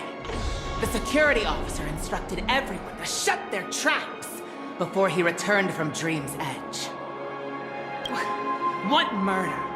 You'd better stop spouting nonsense. Yeah, that's right. We have nothing to report. Please leave. Looks like they're not going to cooperate. but they did at least tell us that the captain is at Dream's Edge. Why don't we just look for the security officer then? It's probably Gallagher, the one she mentioned, right? We have nothing to report. Please, leave. Apologies. The Bloodhound family is running an investigation up ahead. No unauthorized personnel allowed. Hold on a minute. I think I've seen you before. The gray-haired one. How much trouble have you stirred up exactly on Penacony?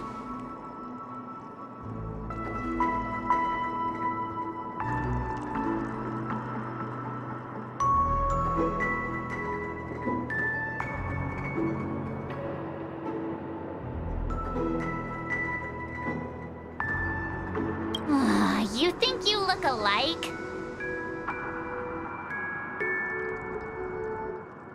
Wait, are you for real? Not possible. It was you the last time, yelling about some clockwork friendship while beating me up with that silver-haired girl.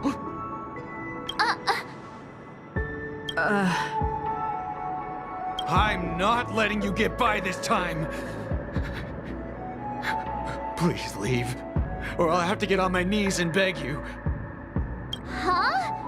What kind of heinous crime have you committed now? Hold on, sir. We have documents authorized by the family that would aid your investigation. If it wouldn't trouble you, could we see this Mr. Gallagher? Who exactly is this Gallagher you keep talking about? There's been a few people mentioning this name. Even the one with the gray hair. He didn't send you all here? It was the security officer who dispatched us. That's all I can divulge. He'll do. He's the one we've been looking for. Sorry, no can do. The boss said that since it's a matter of the family's reputation, no one's allowed through. Everyone, please leave. There's really no need for us to make things difficult for each other, right? We're really sorry for troubling you. Let's think of another way. Another way. That's it! Didn't they say something about that... what was it? Clockwork? That got this guy to change his mind? Can you perform it again? That... clocky magic!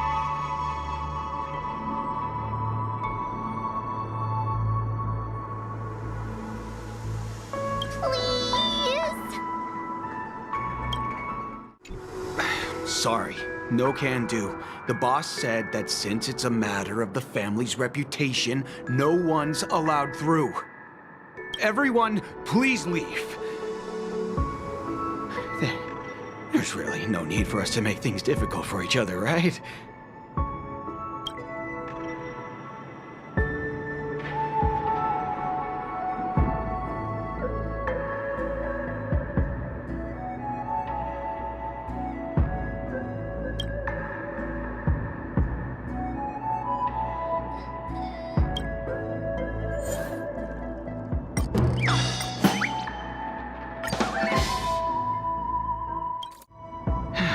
Let me see what time it is now. Whoa, it's this time already. What? Time to clock out. And no one's gonna stop me.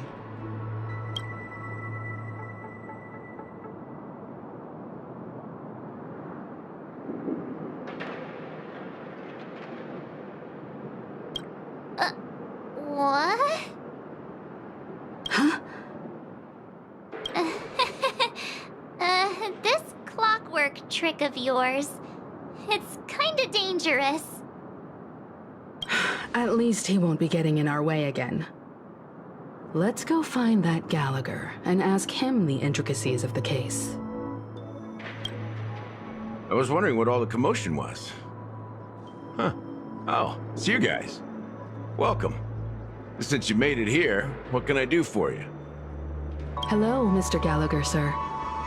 Judging from your tone, it sounds like you were expecting us. Miss Himiko, you're too polite. There's no need to call me sir. Mr. Gallagher, you even know my name. Of course I do. You folks are from the legendary Astral Express, and honorable guests of the Watchmaker. I had an encounter with this lady in the Golden Hour. I remember that little silver-haired girl was there too. I'm sorry for what happened to that kid.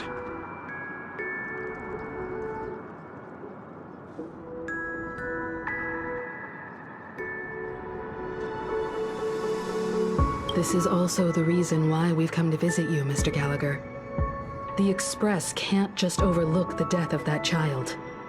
So we've decided to help the family get to the bottom of it, in the hopes of getting justice for her. The Nameless involved with the family. What an unpredictable twist of fate. Why? What's wrong with the family? It's nothing. On Penacony, everyone loves the family. No matter how much one resists the beautiful dream, when the time comes, they too will find it hard to let go. Who wants to leave a warm nest? Just idiots, little kids, and inebriated fools. Mr. Gallagher seems to be getting at something. You got it wrong. I'm not. You want to discuss the case? Sure. Come with me. This is not a good place to talk. Let's go elsewhere.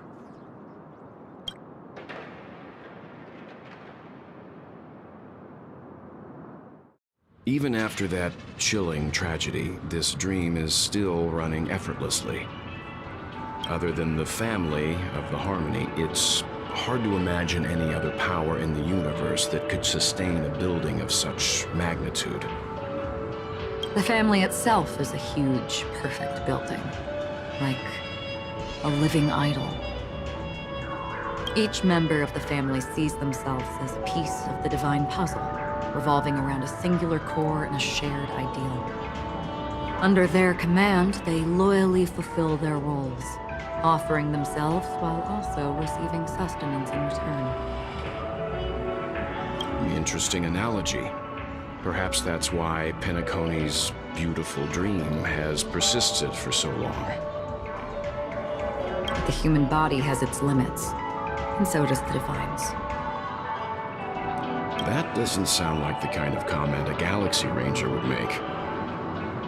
Just pointing out the facts. Mr. Yang will definitely have a better sense of what's going on than I do. Why do you say that, Miss Acheron? The beautiful dream is crumbling. But not because of a particular eon, a particular faction, or a particular visitor. Its collapse stems from a certain inevitability of human nature. The family refuses to acknowledge this, and it has ultimately backfired and become a catalyst. As people immerse their souls in the dreamscape, where consequences and pain cease to exist, and only ease and pleasure prevail, they draw closer and closer to necrosis. Regardless of the perceived bliss, death looms as the inevitable conclusion. Also, this necrosis will diffuse and spread. One piece of the puzzle's mutation will eventually cause the entire building to shake, break, and crumble. In the end, the dreams that people built in the name of freedom became the cage that imprisoned them. I'm sure you've gained a lot from this trip, Miss Acheron. Are you willing to share your findings with me? Of course. That's if I remember.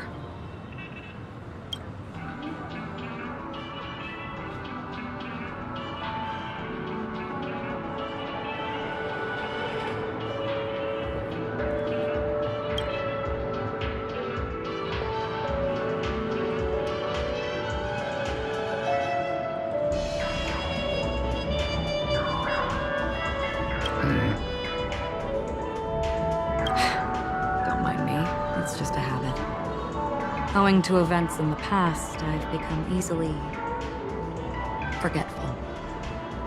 It's only when this sword is unsheathed that those hazy memories start to become clearer. Take your time. That should do it. I vividly remember everything that occurred on Penacony. Ask away.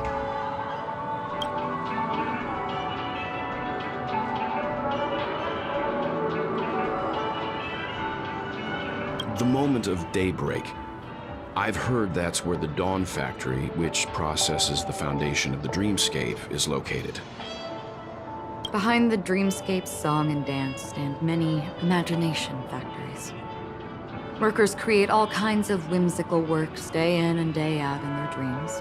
Then they return to reality and sleep on a narrow bed in a room. A far cry from luxury. They say it will suffice. Experiencing the bizarre and motley dreamscape is the best reward. There I encountered a young woman who had just come of age. The perfect time to indulge in beautiful dreams.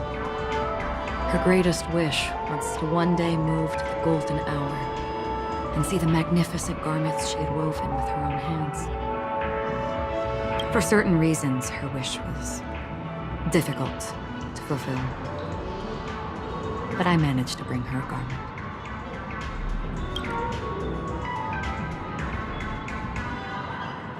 Gilded Hour. It's said to be Penacony's currency center. Yes. It is a fortress-like financial city, the economic heart of the dreamscape. The Pepeshi people of the Alfalfa family are there to keep it running, sending blood that is made from money everywhere on Penacony.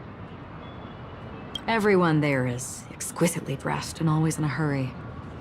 The greatest wish of the local Pepeshi people is for their future generations to work in the Gilded Hour. I've never met anyone who was willing to talk.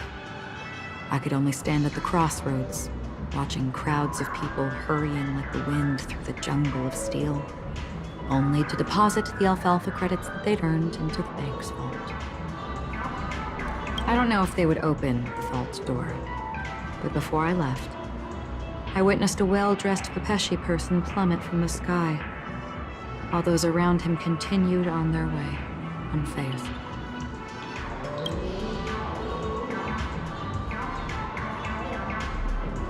I hear the Blue Hour is very romantic. Do you have any tales to share? Perhaps Mr. Yang has heard.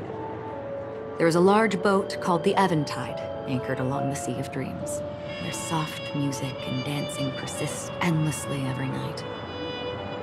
I ran into a wizened lady there. She was at the dock, waiting for her long-departed lover to return, waiting for countless hours within time that stood still. In the humid sea breeze, she spoke of her own youth. Like many who desired wealth and love, they came to Penacony to pursue their dreams. Alas, her lover's consciousness was lost in the dark depths of the Sea of Dreams. Finally, she suggested we continue our conversation on a boat in the shallows. I agreed and boarded the boat with her.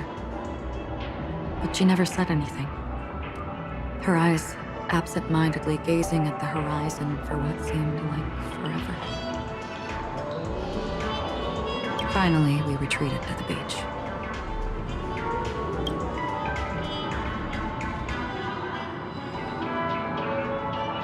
The dreamscape of chic, luxury, and consumerism, the moment of dusk. My companions have been there too. Then you all must have seen those who are attempting to realize their dreams. Or have realized them. Scattering money as if it were dust and betting it on all or nothing. Everything has a price, and everything can be bought or sold. Even dreams themselves. I saw an Intellitron there, who was preparing to auction himself. When someone wins a bid under stipulated periods and rules, he would do the buyer's every bidding, becoming that person's very possession. That Intellitron had been auctioned off 12 times, and I participated in his 13th. That was the grandest banquet I had ever attended. But never again did anyone cast another glance at him. This time around, there were no successful bids for him.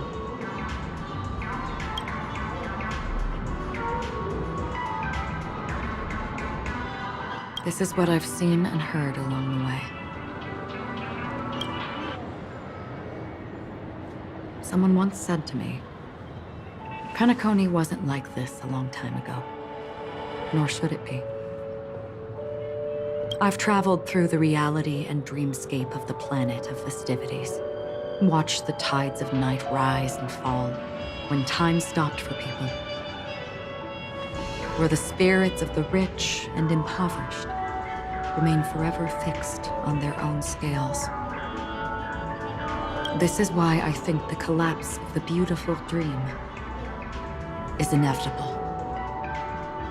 There might be a way to change everything. Perhaps. But if this is indeed the world that people desire, if this is precisely why life chooses to slumber, should we still seek to change it?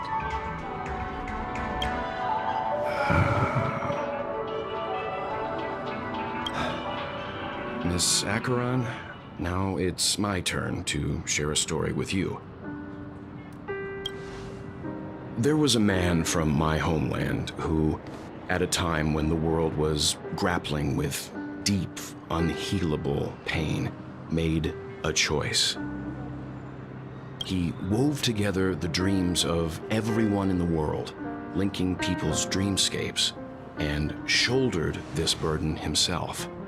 From this, he created a giant, a spiritual atom. And since that moment, the giant stood between heaven and earth, becoming the pillar of the world's existence. As a price, those who found it hard to move forward, who could not advance, forever lost their future. They slumbered in a dream, devoid of disaster and pain, living out their days peacefully in the man's created utopia. And it is because of the wishes of those people who wished not to awaken that this spiritual atom became unbreakable. And yet, you stand here right now, which also means that man failed. Because people must always move towards the future. Even if human weaknesses make them pause when they truly cannot move forward, humanity will eventually seek a way to save itself.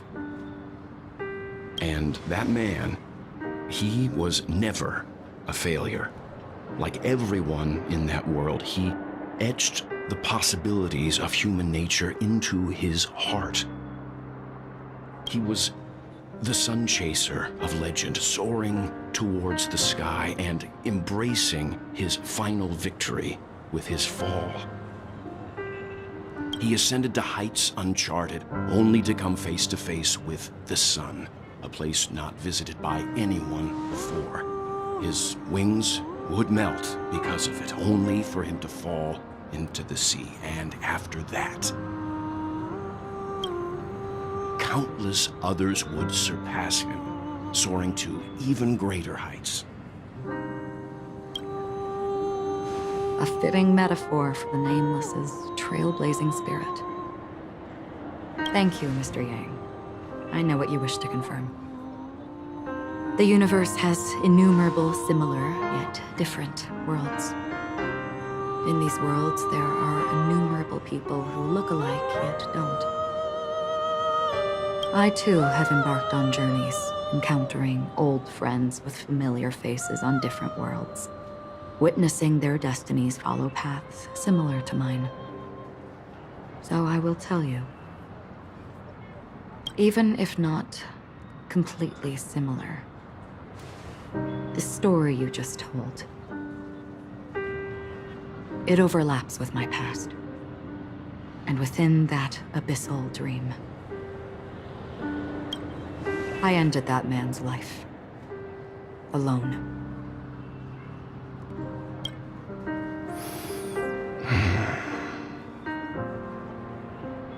I am not who you think I am.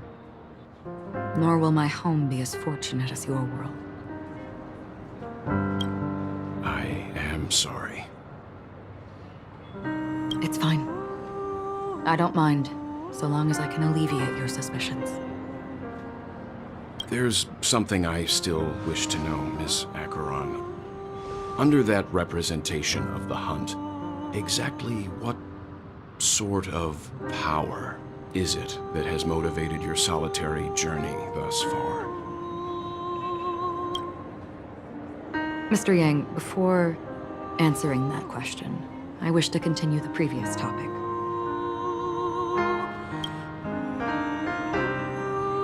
I like your analogy very much.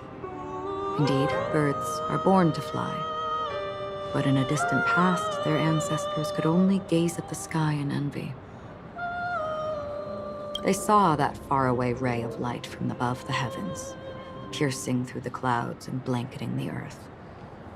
And so, time and time again, generation after generation, the birds spread their wings and took to the sky, attempting to touch its ceiling, all because the sun was there. Then, what if the last bird finally soars into the sky, only to realize that the end of the light is not the sun, but darkness?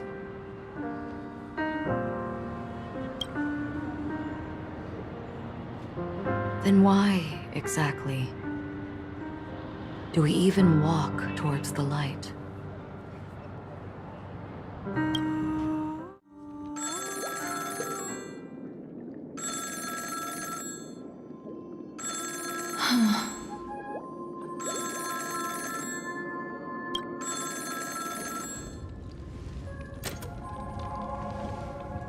Long time no see. Having fun on Penacony? Acheron? This voice, it's not Constance. Could it be her companion? Though I don't know exactly what you are, or what you're up to, my bullets will find you. Until then, you best find a casket store on Penacony and ask the owner to reserve a good quality casket for you, imposter. Imposter? I see. She gave my whereabouts to someone who's tracking Acheron too. Who are you? Huh? Did I make a mistake? Who the fudge are you? I'm the Garden of Recollection's memo keeper. Not bad.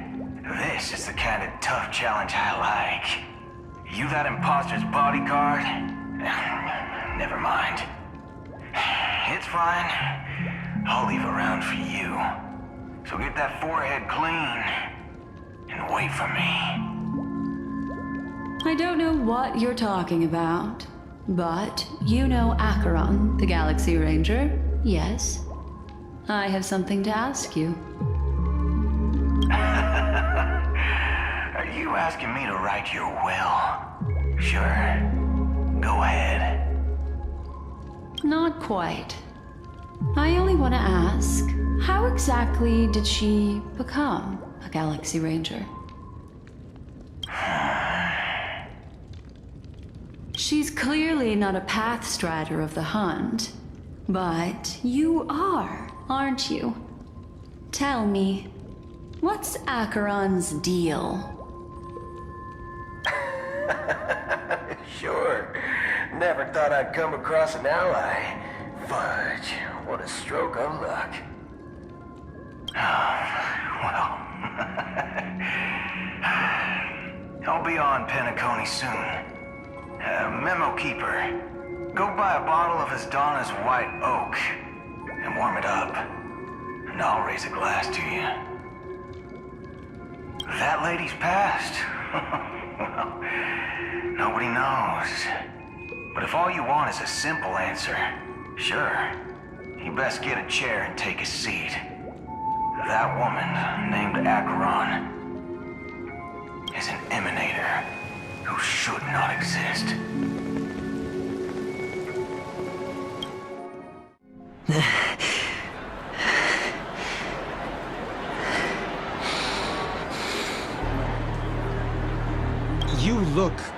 hail? Or is that also part of your act? I didn't think you'd have the nerve to show yourself. I thought this was exactly what you wanted. After all, I faithfully fulfilled my duties as you instructed. Just tell me if you can't hold on any longer. So, the genius of the Council of Mundanites wants to be my Undertaker now. My, what an honor. Yes, and I'm pretty sure the people at the Strategic Investment Department would love to be notified of your death in due time. But let's not forget, you won't be seen, because I'm the manager of this task. Great. Then tell your people that Aventurine is ready to go in 17 system hours. Oh, you've got a lot of nerve. How exactly do you plan on completing your task while your hands are tied by the Harmony? My conversation with Sunday convinced me that there's a traitor in the family, and that they hold the secrets of Penacony. So, I took the opportunity to set everything in motion. I even managed to recover the gift money. Things haven't gone this smoothly since I walked through the doors of the Reverie. Now I'm only one step away from victory. Let's just wait and see. Sounds like a very elaborate way of saying that you failed. That's all I can say. Have you forgotten, Doctor? You betrayed me. Go. Do what you must. I look forward to the sight of the IPC fleet surrounding Penacony. You've achieved what you desired, haven't you? That's true, but what's your plan? Did you conceal an orbital support beacon in that gift money bag? Well, who knows? Maybe that's why I'm handing out cash even when I'm about to bite the dust. You are indeed a gambler. An insane one at that. Well, maybe I am. Who knows?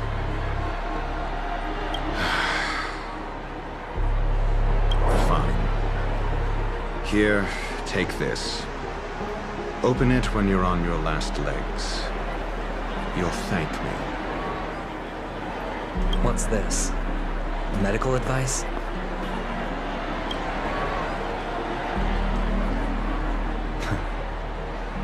You catch on pretty fast, Doctor.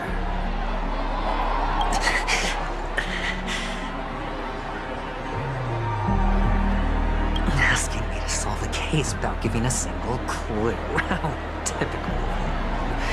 Wing-headed scoundrel. But the way you're all on edge about that stowaway, it's just as I guessed it would be. As for now, let the rain of wealth from the IPC fall evenly on everyone. The world has truly lost its way.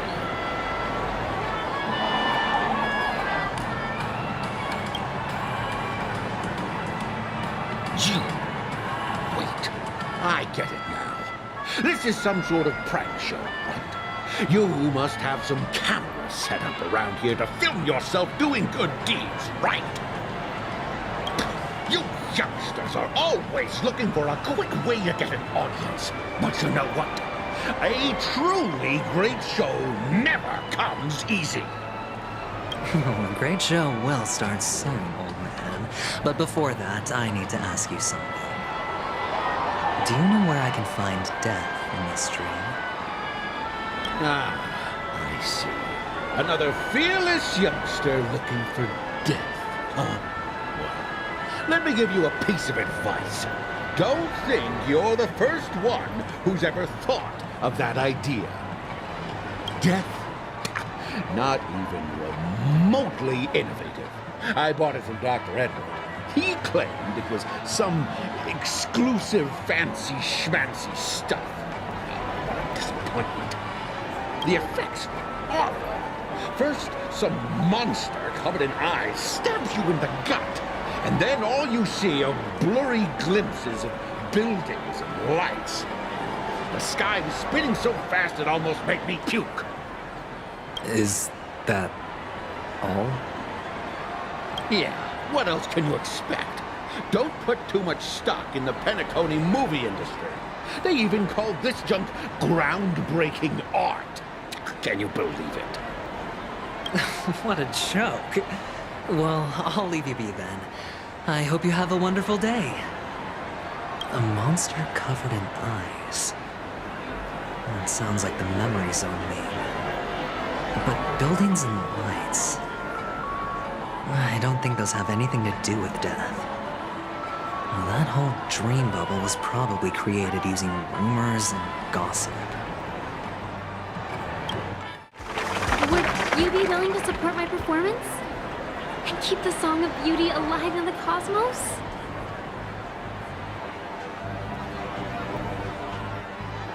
Wow, how fabulous! But why would you give such a wonderful gift to a random stranger like me? Well, you see, I can't bear to see anyone in this sweet dream suffering from poverty. That's incredibly kind of you. Thank you so much, sir. If you ever get the chance, please, feel free to come by and indulge in my singing. Sure thing. By the way, do you happen to know anything interesting about death? Death? That's a pretty scary topic, and it doesn't really match the mood of this sweet dream. Oh, you see, I'm a tabloid reporter collecting ghost stories in Penacony. As you know, the more chilling the stories, the more attention they get. Maybe you could help me out. Well, if you're up for some gossip, it's not about death, but there have been some rumors about a guest at the reality hotel who fell into a deep sleep and didn't wake up. It was like they were in some sort of coma. Nobody knows what caused it, but luckily the customer eventually regained consciousness. Well, all customers are under the protection of the family, after all. Thank you. This will make for a very juicy headline. May Shipe protect us. Unexplained coma. That's actually what happens to your body if your brain dies in a dream. But unfortunately, the customer ended up waking up in the end. Take care, my friend. If you ever find yourself in danger, remember that the hounds are always ready to help.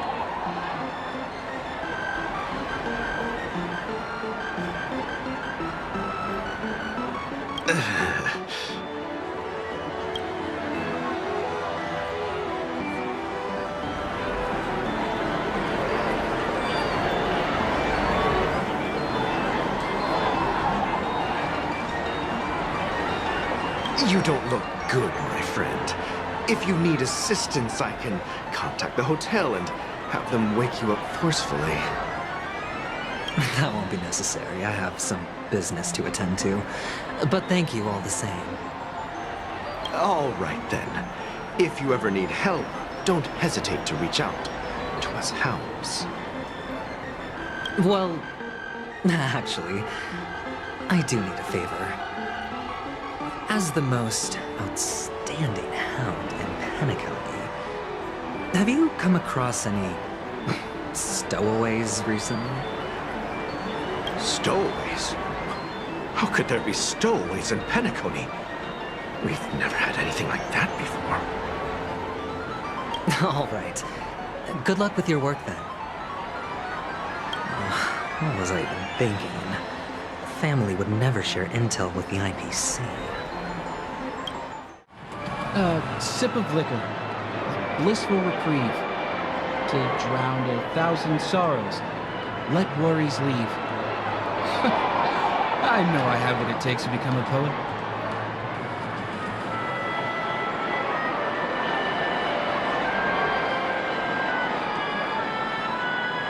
Oh? You're giving these gems to me? Didn't expect to meet such a generous soul in this place. Or are you just pitying me? Well, it really doesn't matter. As long as I have Soul Glad, that's enough. This is just a dream after all. You really shouldn't drink so much Soul Glad, my friend. It's not good for your health. Oh. Maybe I really should quit. But not before meeting the Devil of Soul Glad. The Devil of Soul Glad? Care to elaborate? Yeah. It's a seahorse with a long neck.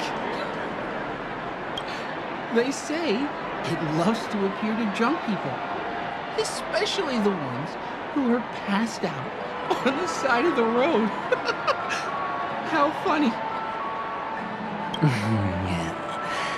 Very funny indeed. Thank you. You want to talk to me?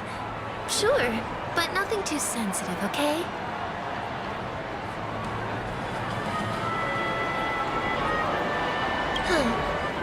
Wealthy people have fancy ways to enjoy this dream.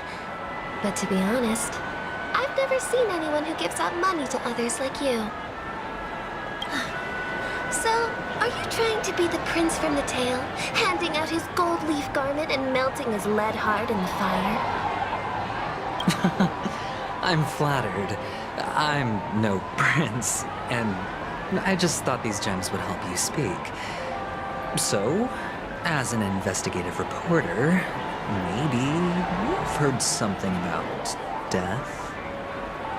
Ah, another curious song. I see. Well, that was actually the topic I was most into when I entered the industry. But my boss shut it down. How did your boss talk you out of it? Well, she simply said, covering baseless urban legends like that would make us look like some third-rate tabloid. I thought about it, and she had a point. Reporting on stuff like blowing out birthday candles and getting spooked by nightmare ghosts isn't exactly professional material. Guess she's got a point. Thank you for sharing. Were you wanting to talk to me? Sorry, I thought you were checking out something behind me.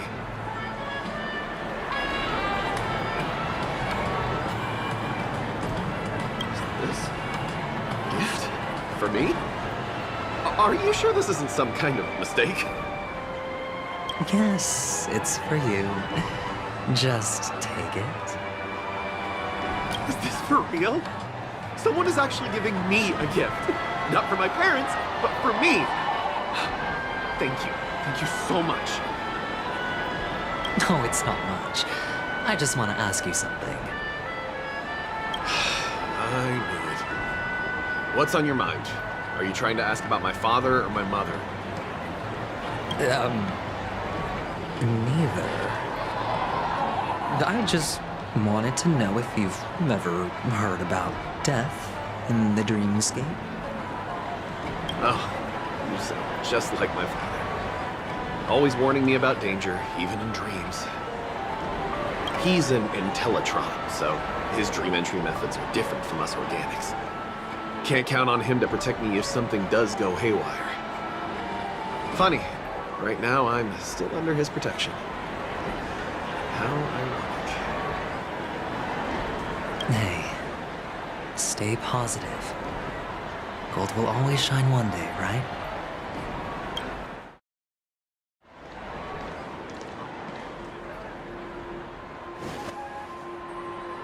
Remember what I said. You Sigonians are better off hiding in the sewers. Look at you, snooping around and sticking your nose everywhere. Is the smell of death so enticing, my fine fellow? Oh, it's you, masked fool. I should have guessed it. You're the imposter who appeared on TV after Robin's death, right? I heard you got caught by the family. I gave you a clear clue. Befriend a mute. Simple and straightforward, you know? And what did you do? You messed it up and ended up as their prisoner. I told you to make friends with a mute, not become one yourself. You really let me down. What do you mean? You know better than I do. Who watched the little songbird that couldn't sing perish right before their eyes? You did, Blondie. No, I mean... What did you mean by becoming one myself? Well, it means you'll soon end up like her, unable to speak ever again.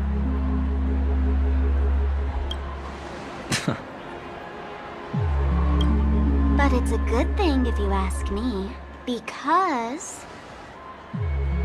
Because I'm getting closer to the truth, right? Oh? Why else do you think I'm handing out cheap trinkets all over the streets, fool? All part of the act. Fool's bait. The more pathetic I seem, the more likely you'll come sniffing around. So, now that I've drawn you out, will you reward me with an answer for my efforts? Why should I help you? Don't you want to see Penacony descend into... chaos? Well, I can make that happen. I just need an answer to one question. Back then, when you asked me to find a mute, did you really mean Robin?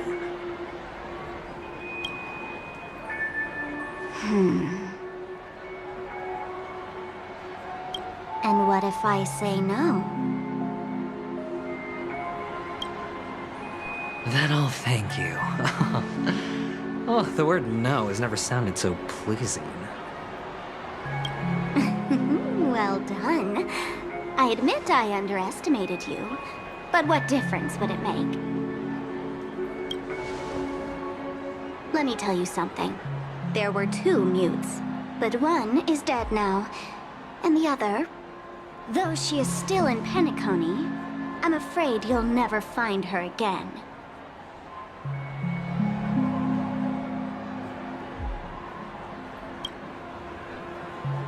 Now I'm completely sure that I was on the right track from the beginning and never strayed, fool. Right now, there are only 2 things missing from my grasp. The meaning behind the truth, and the means to expose it. How impressive. That's quite a fancy way of saying I haven't learned anything so far. Not exactly. I've gathered enough clues to prove its existence, and that's enough for me. As for the answers to my questions, I'll find them within 16 system hours. Oh, really? Only 16 system hours? Well, let me lend you a hand. Here you go. This is my precious, mutually assured distraction button, and I have one just like it. When either of us presses it, the other and the whole of Penacony will go up in smoke. If you're really so desperate for the IPC to take over Penacony, blowing up the chessboard isn't a bad idea. Start from scratch. That's where the IPC excels, right?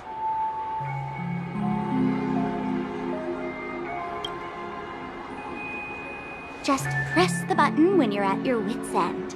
And of course, feel free to reach out to me for my hospice care, too.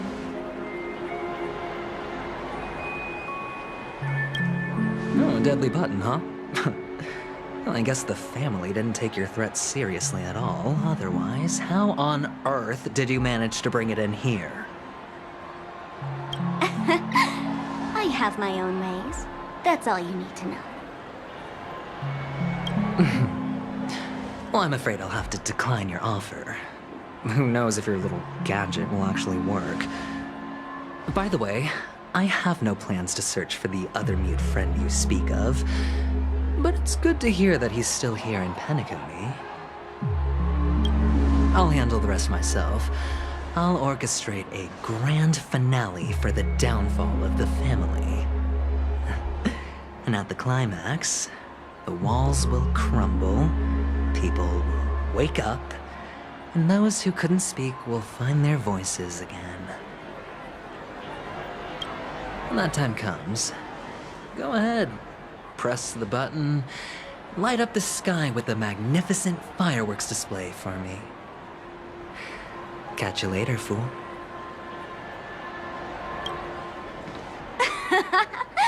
You're still talking big, but sure, if that happens, I'll stay true to my word. Just don't let me down now, okay?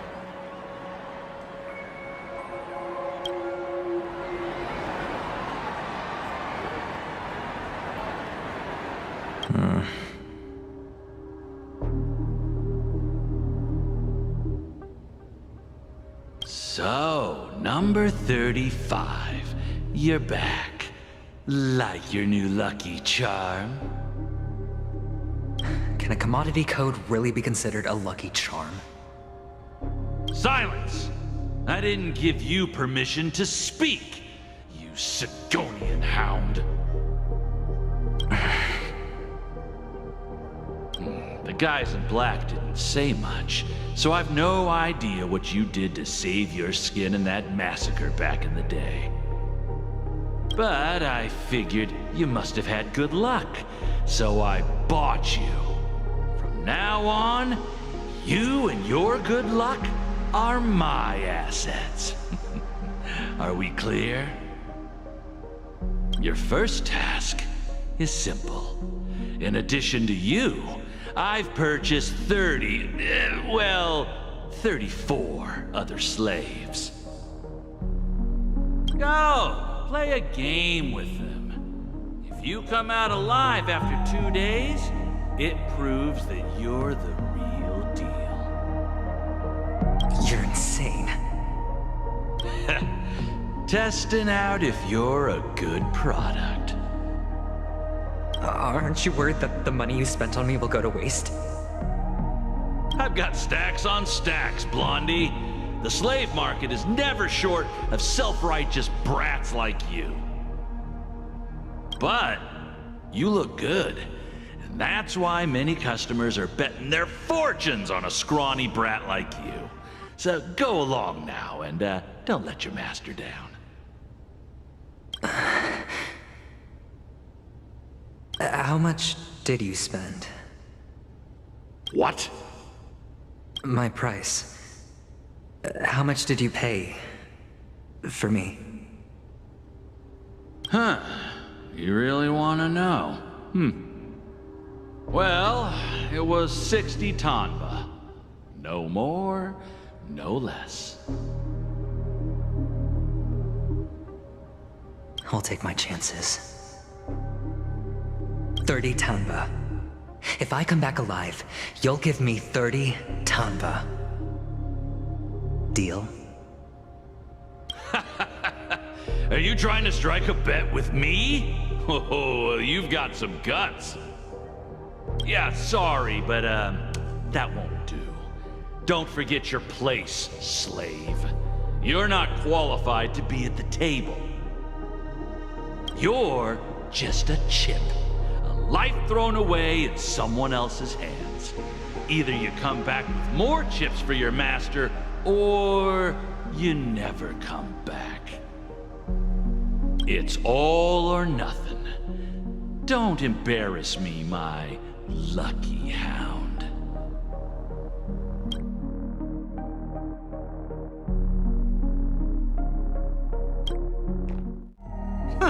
What brings you here, Gallagher? Some friends from the old days. Do you have a moment to spare, Siobhan? Oh, I have the whole day to spare. Ladies and gentlemen, welcome to Dream Joel's Hostelry. This bar offers a wide variety of drinks, but we draw the line at Soul Glad. Why settle for ordinary when you can experience extraordinary? We're dedicated to serving up nothing but pure joy and laughter. What would you like to drink? I'll whip it up for you. Oh, look! A lady as cool as Serval!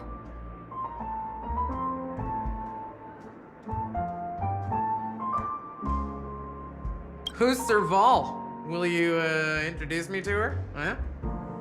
Oops. She's heard us. Just spare them, my esteemed bartender. I'll take over the bar today.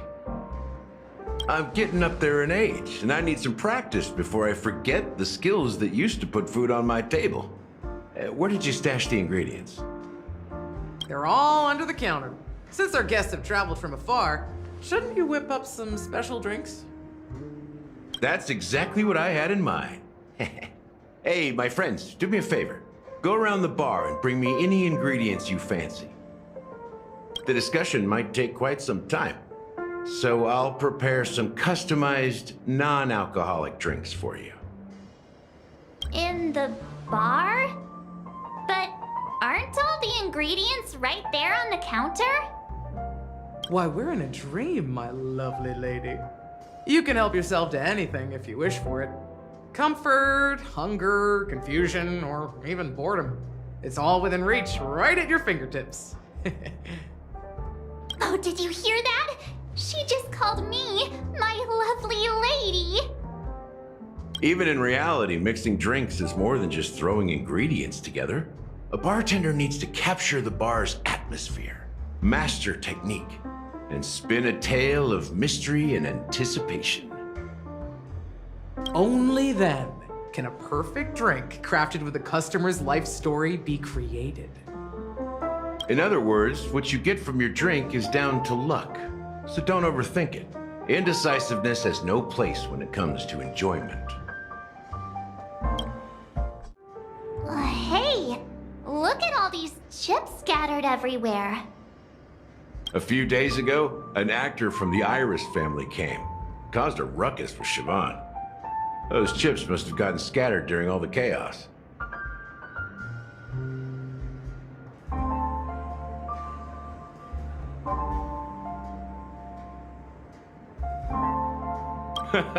That's a clever metaphor.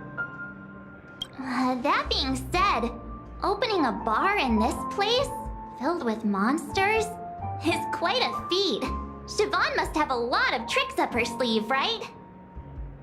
You'll have to ask her yourself to find out. But I have a feeling she won't budge unless you impress her with an incredible drink. Can this be used for mixing drinks? Oh, and there's a note underneath. Exchange with your precious things. Oh, what should we exchange for it? And who should we give our stuff to?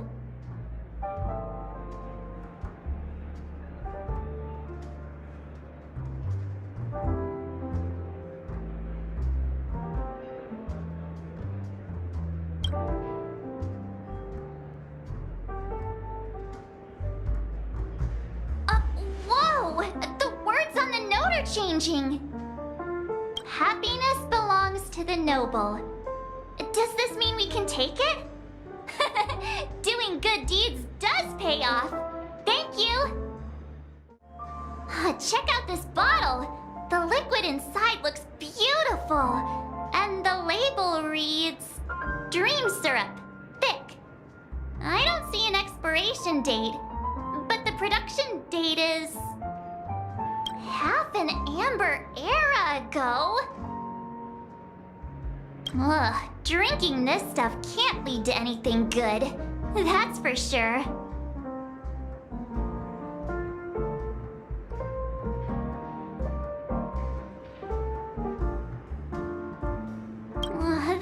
true, but this really doesn't seem fresh. Did you find the bottle of syrup I've been hoarding? Don't worry, it's all just a dream and it won't upset your stomach. It's been aging for years and should have a refined taste by now.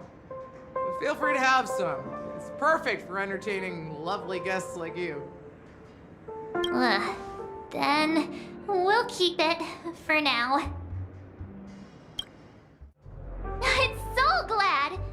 But I thought they didn't sell Soul Glad at the bar. Let's give it a shake. Nice, it's still fizzy and has a long shelf life.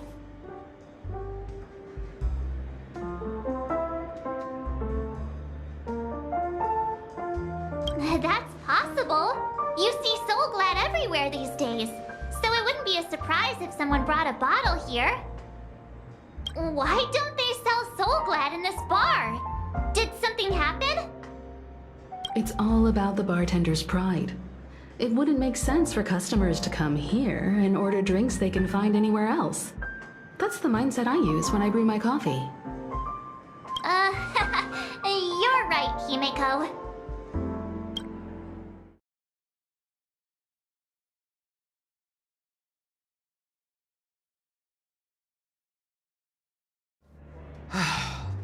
Haven't I made myself clear enough, Miss Amiki? The Dream Jolt Hostelry only welcomes guests who want to enjoy a drink to their heart's content. I'm sorry, but I'm not interested in your proposal. But you have the talent. You'll attract a huge audience. You're destined for the Iris' stage, not for this rundown shack. Come with me.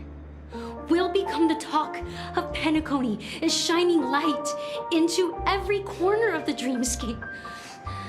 Please, Siobhan, I really need you. As you see, I'm entertaining my guests. Don't make me repeat myself. Fine. If you don't come along, I'll just sit here and not go anywhere else. Give me a sparkling drink. Sweet. With extra ice. Just one moment. What's her deal? We can't discuss the case with other people hanging around the bar. Hey, can you do that clockwork trick of yours again?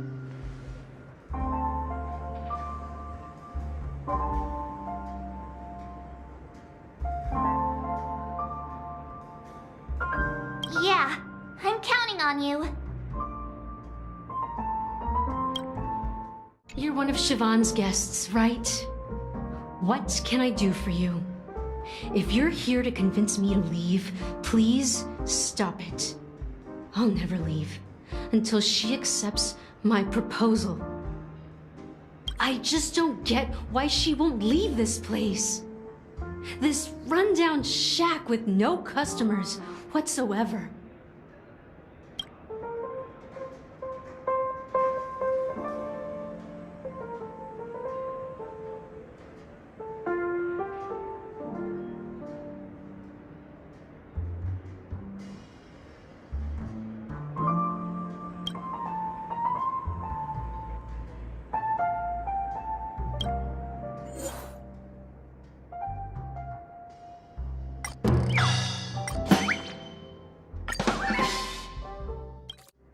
I've seen it.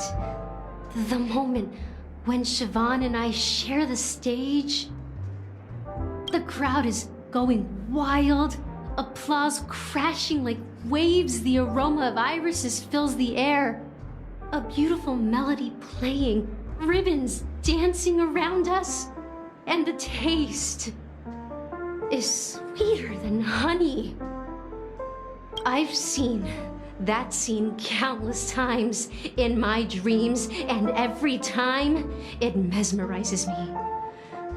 That's why I have to bring her back to that world, no matter what it takes. Want to raise a glass, my attentive listener? Let's consider it a toast to my far-fetched dream.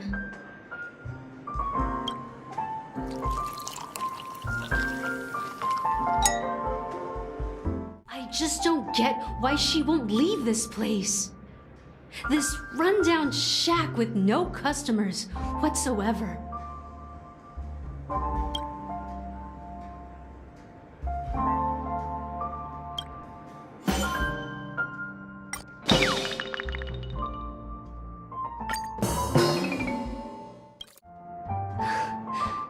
It's ridiculous, right?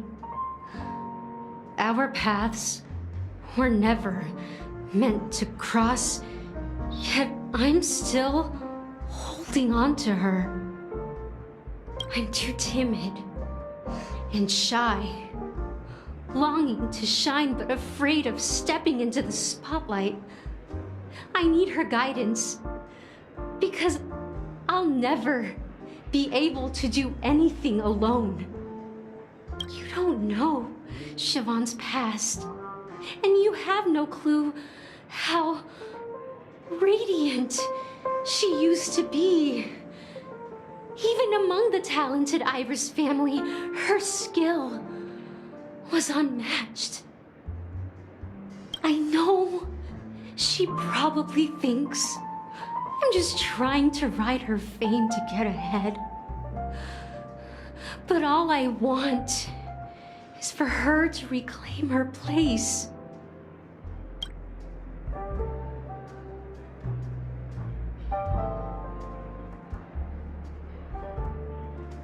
I just don't get why she won't leave this place. This rundown shack with no customers whatsoever.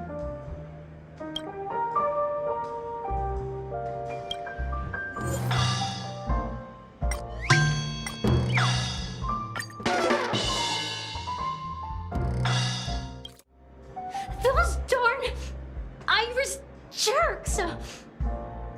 They're the ones who forced Siobhan into hiding here, running this pesky bar.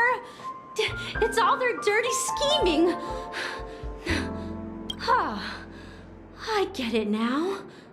She's not leaving because she doesn't want to run into them again. I can help clear the way for her. I can do her a favor. I'll go back and write a letter to the Dream Master exposing the crimes committed by the Iris family. Siobhan will definitely appreciate it. Well, talking to you has got me feeling a bit down. My thoughts are swirling, making my mind clear, and bringing tears to my eyes. Maybe I should find a place to reflect on what Siobhan truly means to me. Here's the payment for the drinks. Please, pass it on to her. I'm leaving now. Amaki has left? That's good for her. Radiant dreams may be enticing, but they're nothing more than dreams. Her drink is on the house. Please keep the money. When you're ready, go to Gallagher. I can tell he's itching to show off his skills. And let me tell you, don't underestimate the bartenders of Penacony, especially not Gallagher. This guy is pure magic. He can satisfy even the pickiest of customers. Don't go easy on this old man. Give him a real challenge. That being said, mixing a drink is way simpler than you'd imagine. Just pick your favorite ingredients, toss them in a glass, mix it up, and it's done. So go ahead, explore the bar, and bring me any ingredients you prefer. Nice work. Let me take a look. You found some interesting ingredients there. Now, take your pick. Each drink has its own unique flavor, and the base ingredient sets the tone for the initial taste and the lingering aftertaste. So, which one would you like to use as the base?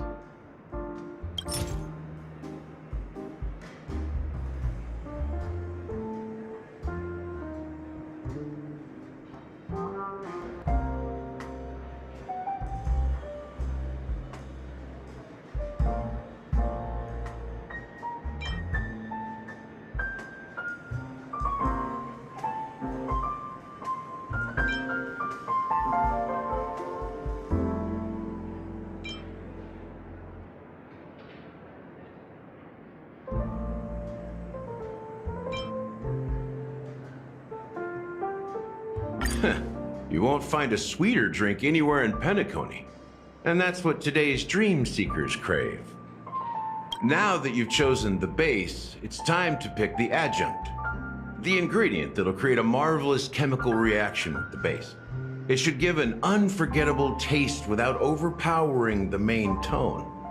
So, what's your choice for the adjunct?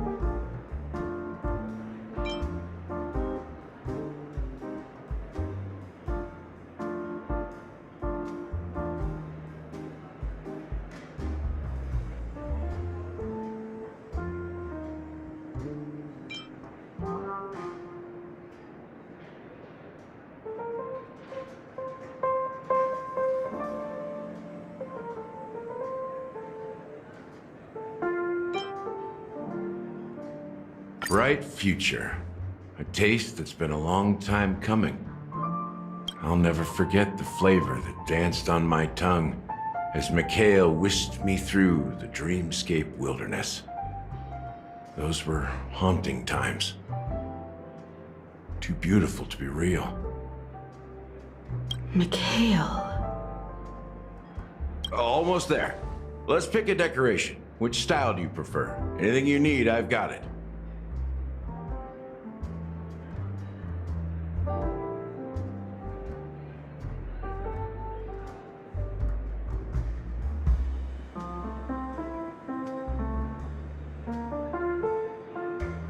A symbol of bravery and dauntlessness. May you break free from your shackles just like he did. Well, it's done. Here's to you, Dream Seeker, with this glass of El Dorado. To golden dreams. Well done, Gallagher. You're not over the hill yet. So, are you satisfied? Oh, the flavors! They're way more sophisticated than Soulglad. The richness and layers of these flavors are a masterpiece, especially with the adjuncts. I can taste the spicy and sour notes with a hint of sweetness. I'm not entirely sure what it all means. Maybe Mr. Gallagher can shed some light on it.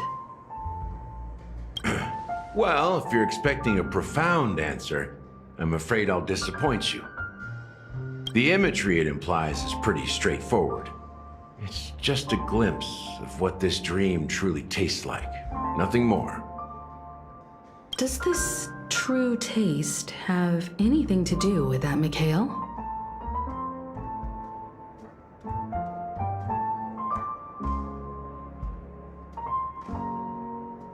Yeah, that name does sound familiar.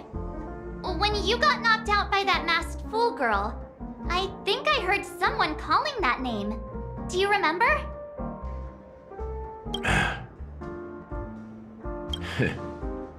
I was right about you. You guys seem to know quite a bit. And now there's no reason to hide anything from you anymore. Let's dig deeper into the case. And of course, I'll tell you a story about Mikhail. All right, let's start with what we know based on the clues the family has. It seems that Firefly isn't a local or an invited guest. In other words, she's a stowaway. She managed to fool me at first. My age must be getting the best of me. But here on the planet of festivities, stowaways are a common sight. You're bound to run into one sooner or later. After the incident, the hounds wasted no time searching for that girl in both the dreamscape and reality. But here's the thing. We only received bad news, and the trickiest kind at that. She simply vanished, leaving no trace in the dreamscape or reality, as if she had never come to Penacony at all. Huh? Does that mean...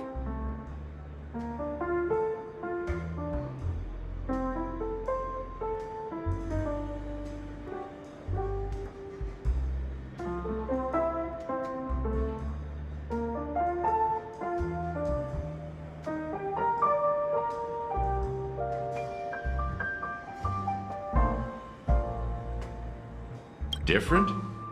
Are you suggesting that girl wasn't actually killed? Come on, aren't you a witness in this case? Let me be frank. This case, actually, is unlike anything the Bloodhound family has dealt with before. Dealt with before? So, death does happen in Penacony, if I understand correctly. You've witnessed it, so there's no need to hide. Even the shiniest city has its dark side. We're all adults here. Surely I don't need to explain too much to you.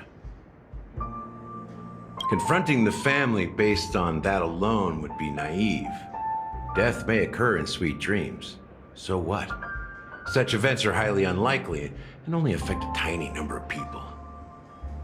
If you really want to delve deeper into this case, you need to understand the true problem with the family. I guess it's time to tell the story of that Mikhail. You're very perceptive.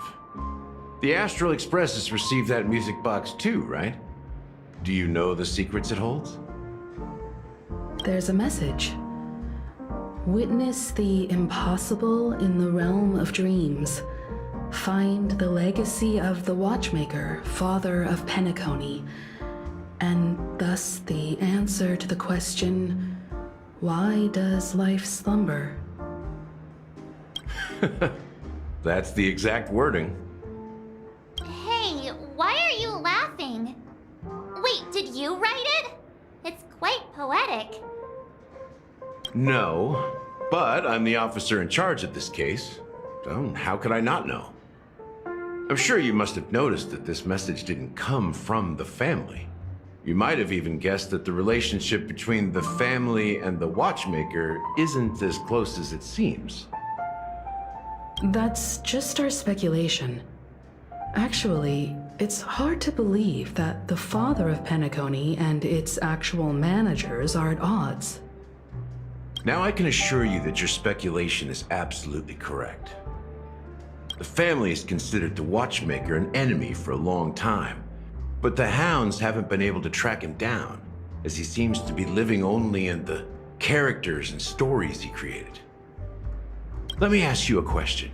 Have you ever wondered why the family allowed the Watchmaker to send out such a ridiculous message to the outside world, inviting you here and causing chaos?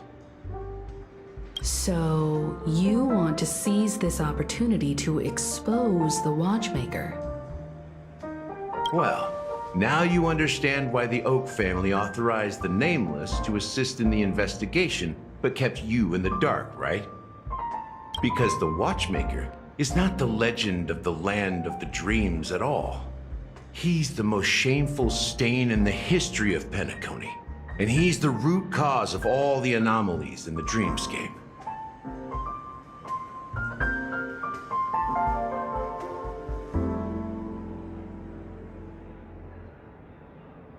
You don't get it? Well, I mean, Mikhail, the betrayer of the family, he's the Watchmaker.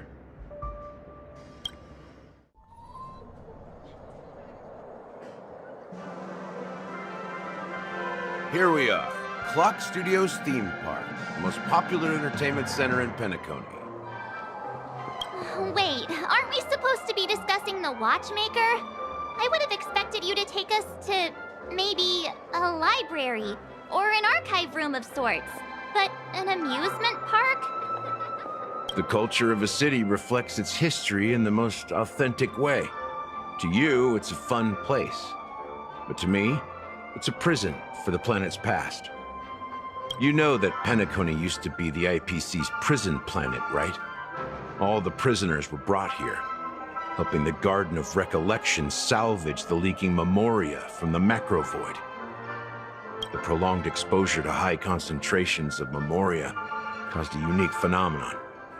The dreams of countless prisoners intersected and overlapped, and people started meeting each other in their dreams, living lives that were almost identical to reality. But everything has a price, and sweet dreams are no exception. In the end, the dream world was unable to alleviate the suffering of prisoners in reality. One of the prisoners broke free from the IPC's shackles and fought for freedom. He is Hanu, the great leader of Dreamville, the great peacemaker, and the faithful companion of the underdogs.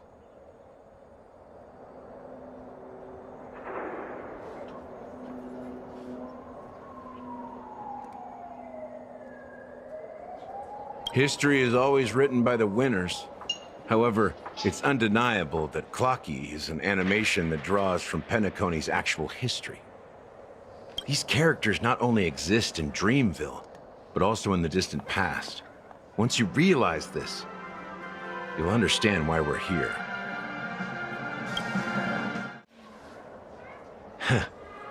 So many of them. I've never seen anything like this, even when they're tracking down suspects.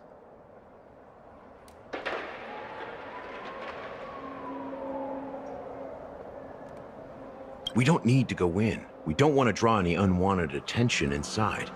We can just talk here. Let's find a quiet spot and continue our conversation. View here is great, right? We can see everything from here, including Clocky. If all the characters in the animation are based on characters in reality, then Clocky's counterpart is definitely the Watchmaker. In the animation, he's Hanu's partner and one of the founders of Dreamville. Does that mean the Watchmaker was personally involved in that war and sided with Asdana? It was a monumental war for freedom. Hanunu fought alongside a motley crew of masked fools, nameless, history fictionologists, mourning actors, omen vanguards, even visitors from beyond the sky. In the end, they emerged victorious. Among them was the person who would eventually be known as the Watchmaker. But if you do the math, doesn't that mean the Watchmaker was around for several centuries? I'm not sure, but Mikhail was already the Watchmaker when I met him, so maybe he inherited the title. How old are you now, Mr. Officer?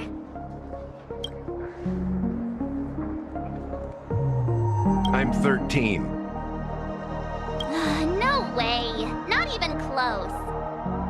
Hanunu freed the frontier prison, but peace still eluded him. With limited resources, threats from the outside world, and internal conflicts between major prison districts, the future of Asdana was uncertain.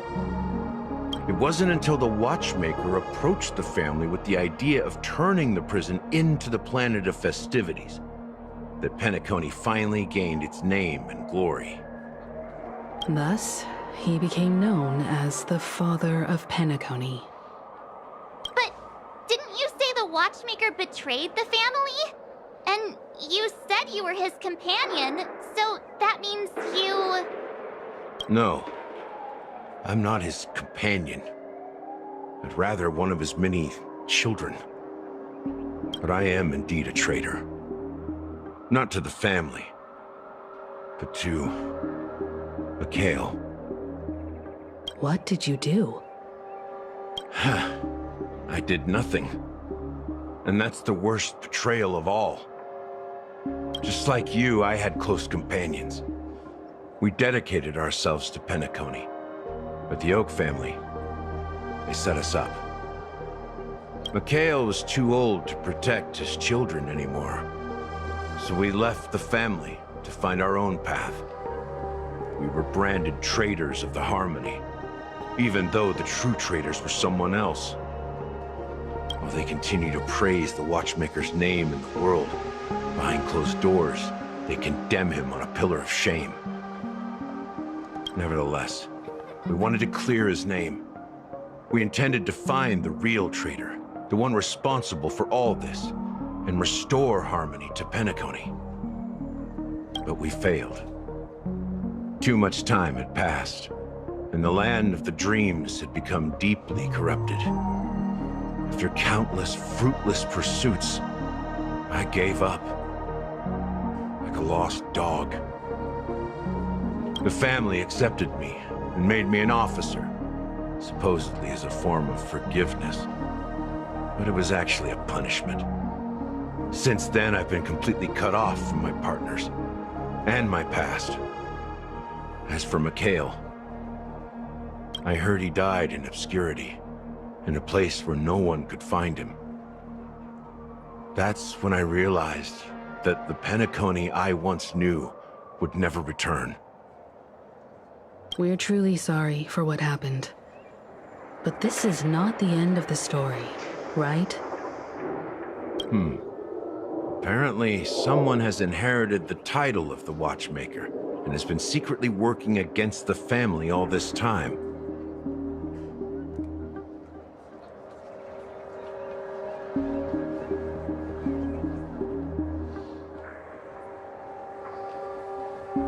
Unfortunately, after all these years, I have no idea who that person is, or if they're even real.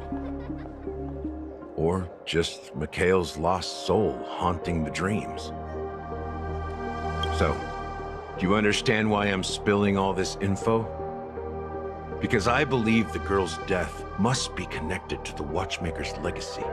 And at the end of all these mysteries, we will find the answers we are seeking. If it really is Mikhail's ghost, I want to meet him. If only for the last time. For those who despise me could form a line from here all the way to the entrance of the hotel. But those willing to look me in the eye and hear me out? Let's just say, there won't be many. I've told you all I know as a sign of gratitude. Thank you for listening to this old dog. Bark and all. Something just happened at the theme park. Now if you'll excuse me, good luck to all of you. How ironic. What's so different between the stowaways rejected by Penacony today and the dream seekers once hailed as pioneers several amber eras ago? Gallagher does have a troubled past, it seems. While Firefly's whereabouts remain a mystery, his stories shed light on our suspicions about the true identity of the Watchmaker, his connection to the family, and the power struggles hidden behind sweet dreams and death.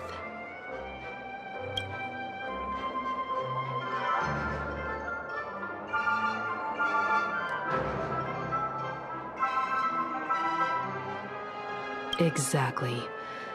Gallagher suggests that the real traitor is someone else, probably within the Oak family.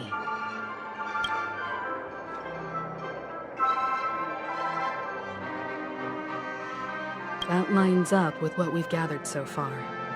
Firefly got involved in this mess because of the legacy, and now we're sure that Aventurine's accusations against Acheron are baseless.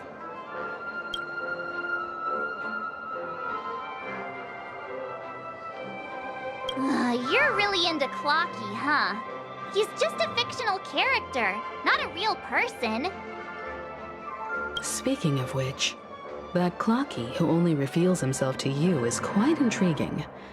It's a shame we've never met him since then.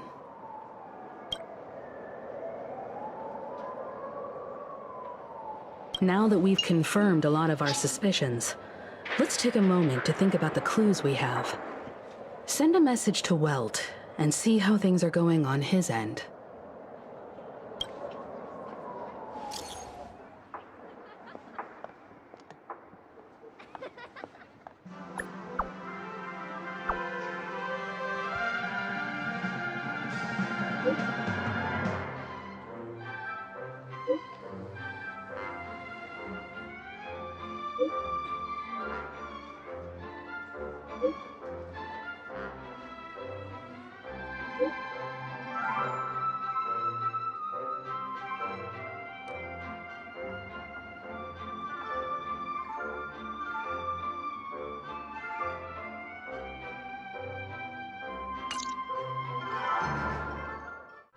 Are your companions worried about you? They're just checking up on me. Let's get in and get out. Seems they've made some progress. Looks like we're about to enter the depths of Dewlight Pavilion. It's been a smooth ride. Almost too smooth for a heavily guarded mansion. Let's see if there's anyone waiting to greet us. Something feels off. A grand mansion like this and not a butler or servant in sight. Could it be due to the disruption caused by the emergency? Well, this door is open. Looks like we'll have to investigate ourselves. Let's proceed with caution. Just one moment.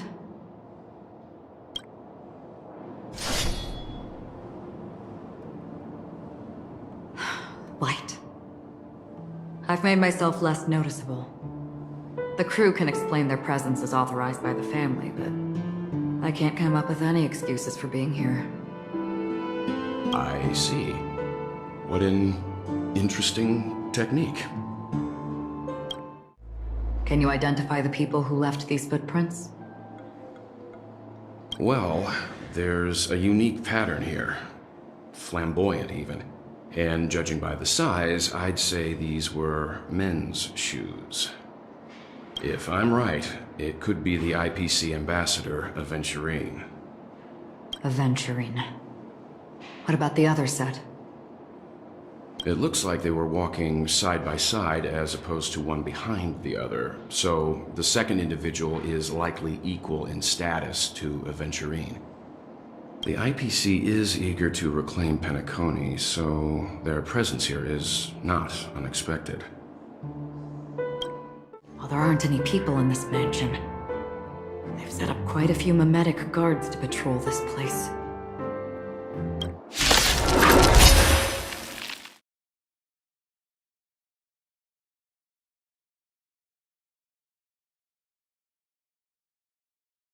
Look, it dropped something. A note. Looks like instructions from the butler for the other servants. Seems like the mansion's entire workforce were assigned other tasks before Robin's death. It must have been a big project to require that much manpower. The Charmony Festival, perhaps. But no matter what their main priorities are, there should always be someone left at the mansion, right? So you're saying someone deliberately cleared the place out? Yeah, but I don't know why. No one here either. Since no one's around to entertain us, let's make ourselves at home. Stay close to me so that my white can cover you too.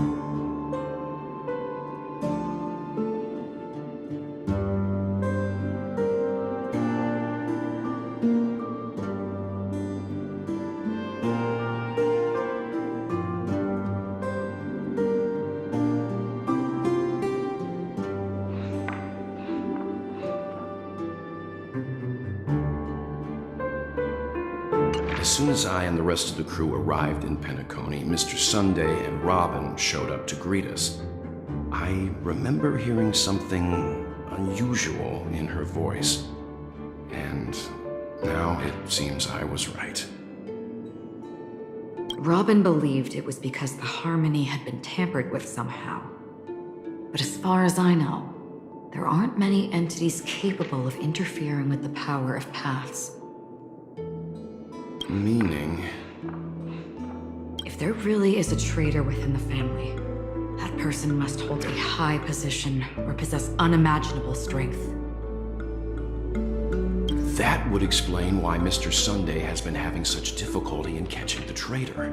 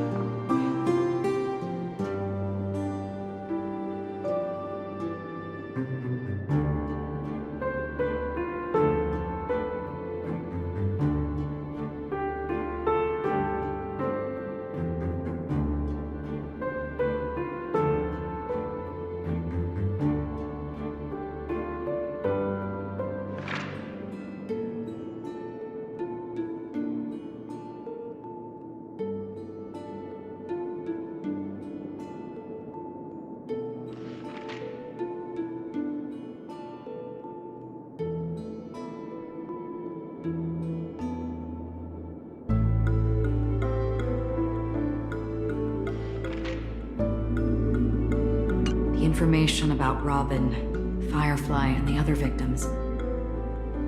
I don't see any commonalities among them. Looks like the rumors were right. Death does seem to be targeting random victims. And based on Sunday's notes, he's no stranger to death. He's just surprised that it has resurfaced. This light cone is securely guarded. It must hold some important memories. According to Robin's interview, despite having performed on so many grand stages, her favorite performance was a pretend show she put on with her brother when they were just kids. I wonder how their relationship is now. Growing up brings gains, but also losses. Yeah, time has a way of smoothing things out. The beautiful dreams of youth will eventually fade away.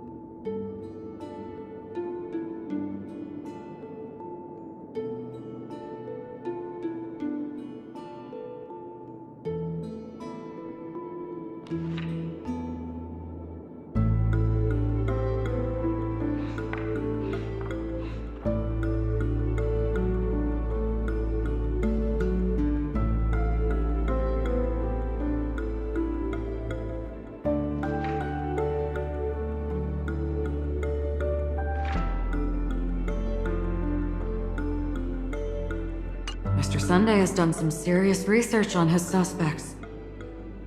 This traitor must have been causing trouble for the family for a long time. They all seem to be insiders, but I haven't met any of them.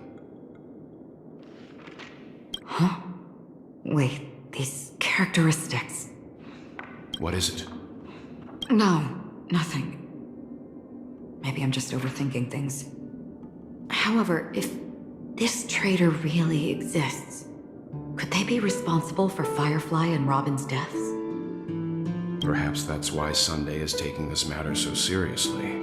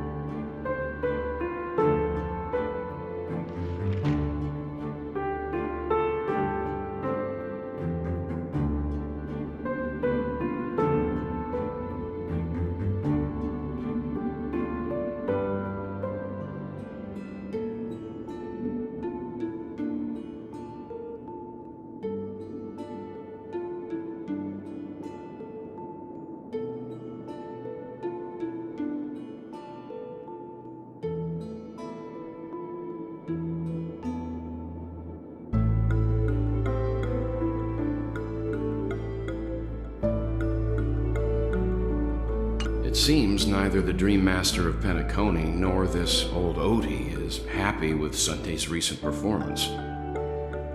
They don't seem to care much about death. Instead, they're more concerned about the Charmony Festival and the Watchmaker. Maybe the other family heads don't think death is a big deal. One thing's for sure. There's a lot of internal conflict within the family, and everybody has their own agenda. That's all for now. Nothing more noteworthy. Before coming here, I had all sorts of scenarios in my head about dealing with the family. I did not expect an empty mansion. Watch out! Someone's approaching. I don't think trespassing on forbidden areas is the way to be a guest, Mr. Yang. And... Acheron? The Galaxy Ranger? Our apologies, Mr. Sunday. Nobody came to greet us, so we entered without permission. I hope you can forgive us. But even if there's no one to greet you, you should wait for the host. Don't you agree? Even without the famous Galaxy Ranger. As far as I know, the crew has officially accepted the family's commission, so coming here will be unnecessary for you. On the contrary, that's exactly why we're here, to ask you about the case and gather more information. We don't want any loose ends. Well, since you've come with goodwill, I have no reason to show you the door. Rest assured, he hasn't figured out that we went through those documents. While the truth remains a mystery, I'm getting close to it. I assure you that the traitor will soon pay the price. Let's hope justice will prevail soon. I have a question for you, if you don't mind. How did the family come to the conclusion that the murderer was within the family? With all due respect, it's in the IPC's interest to wreak havoc before the Charmony Festival, and the family has every reason to suspect the IPC's involvement. Well, other family heads share the same suspicions as you, but in my opinion, the true murderer would never have drawn as much attention as that ambassador did. Not to mention, I personally shackled him a while ago. However, I'll give you a suggestion regarding your suspicions, Mr. Yang. You should be more cautious of Aventurine. While the wicked can't break through high walls, they can plunge their evil dagger into the heart of the righteous. He's a businessman, not some philanthropist. But right now, he's out there handing out his wealth on the streets. And he went to the Clock Studios theme park all by himself. Who knows what kind of scheme he's cooking up? While the family is dedicated to keeping our guests safe, it might be wise for you to stay alert. You never know what unexpected troubles could arise.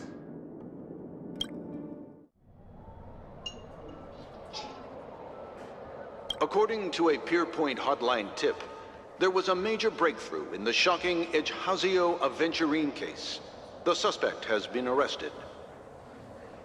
This fraud case has been linked to many departments within the Interastral Peace Corporation and the Intelligentsia Guild, causing a large drain in manpower and resources, resulting in the IPC taking a massive loss. The case's main suspect originates from Sigonia 4 and is one of the survivors of the second Kataka Abjin extinction event, who does not carry an interstellar refugee travel permit. As per Strategic Investment Department Head Diamond's sentiments, the IPC has appropriately relocated the suspect in the spirit of the Charter and will continue to conduct further investigations as to the motive of the suspect.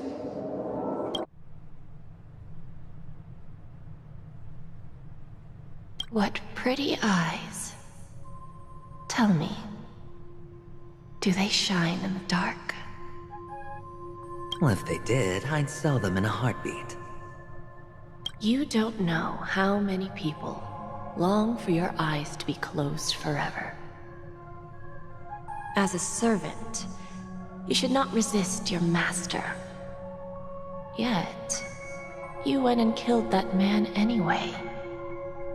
No lawyer has the audacity to defend you. Perhaps you ought to represent yourself. Not difficult, but definitely pointless.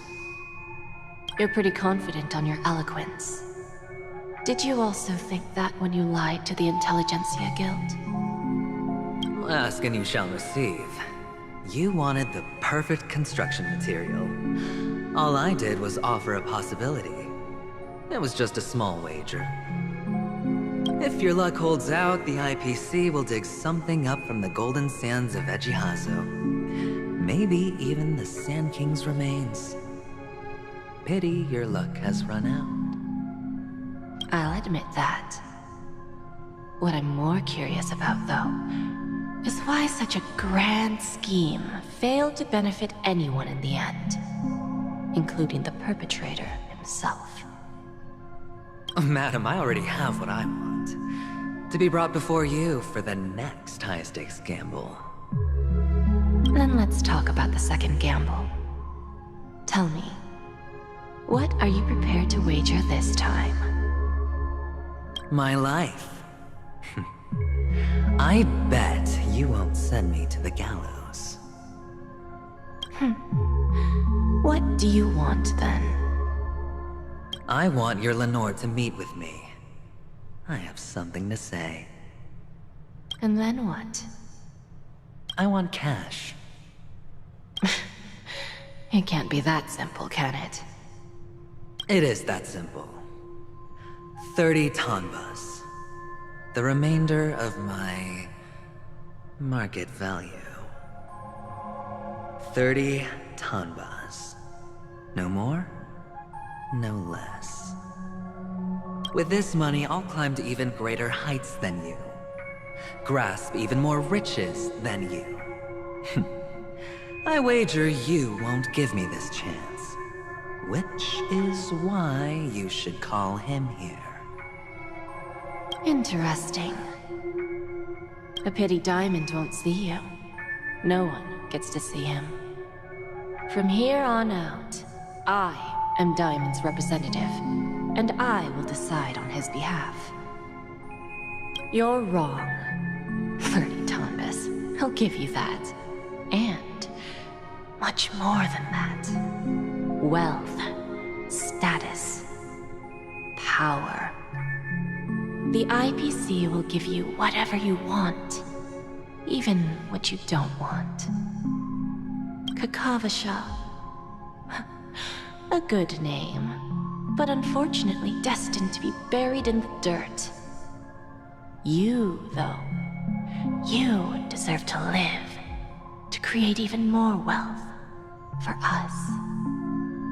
Go. Pick the clothes you like. Then choose your desired identity. And then... use them well, child. May your schemes be forever concealed.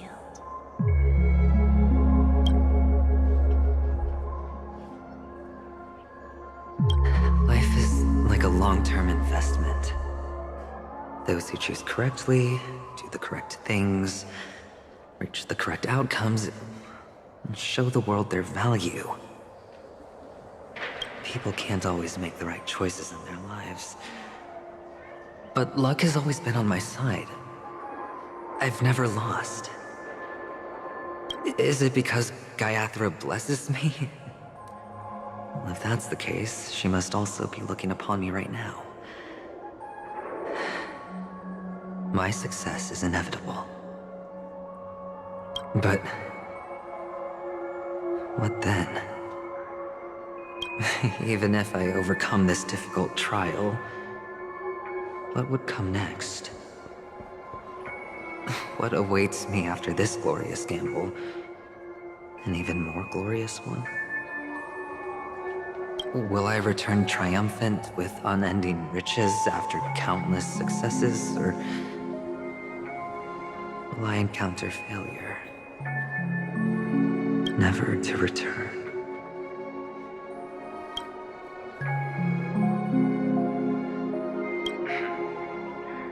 I'm pretty sure you already have some ideas. Lowly gambler.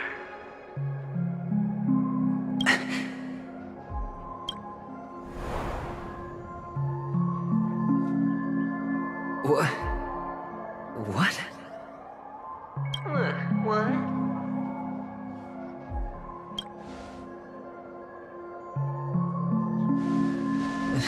Am I dreaming, or have I gone completely insane? Perhaps both. Forgotten me already? When you were strapped to that electric chair by a mannequin warlords, who was it that gave you the idea? Fine. I may be crazy, but I'm not stupid. Get out of my head, newborn of the Harmony. The Harmony? Oh, don't play the fool. It's not the first time we've met. No need to be so polite. I'm you, and perhaps even more aware of yourself than you. Of what exactly you want. You're dying. And you still want to drag a bunch of unfortunate fools with you through death's door. That's why you're here, isn't it? A grand unveiling. You really think you can pull it off? Why not? Well, you may have fooled everyone, but you can't fool yourself. I can show you. Before you're entirely gone, I'll be with you for the last stretch of your road. Let's have a heart-to-heart while we walk.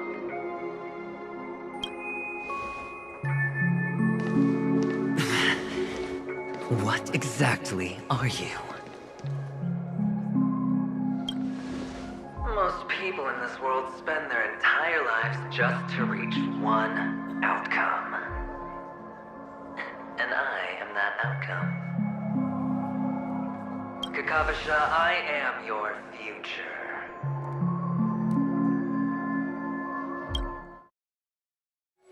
I thought miners weren't allowed in Golden Hour. Hey kid, you okay? Are you lost?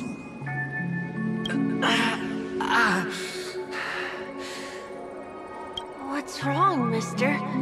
You don't look well.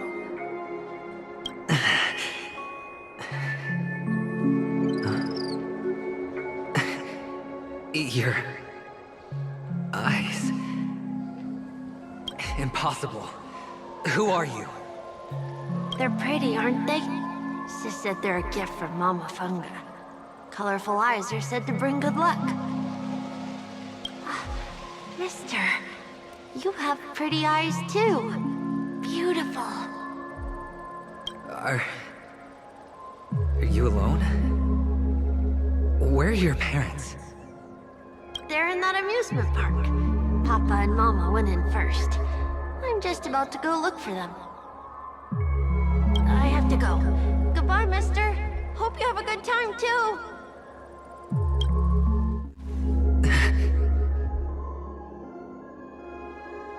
Only on Penacony, am I right? What are you still doing here? Well, you've known all along. The family truly showed leniency to everyone who came seeking help. Why would there be a need for such high walls and deep moats? However, people don't see it like that. Especially since the flavor of the dream syrup is so alluring. You will receive no charity on Penacony. And relying on your own strength alone to topple high walls? Not a likely fate. Which is why, once you step into the hotel, you remove your high hat and beg everyone you come across for help. Like a hyena scavenging for scraps in the desert. Because you know that opportunities are fleeting. Oh, when you put it like that, even Ratio's a teeny peacock analogy sounds pleasant. Well, you know how rare it is for me to give you the straight dope, so listen while you can.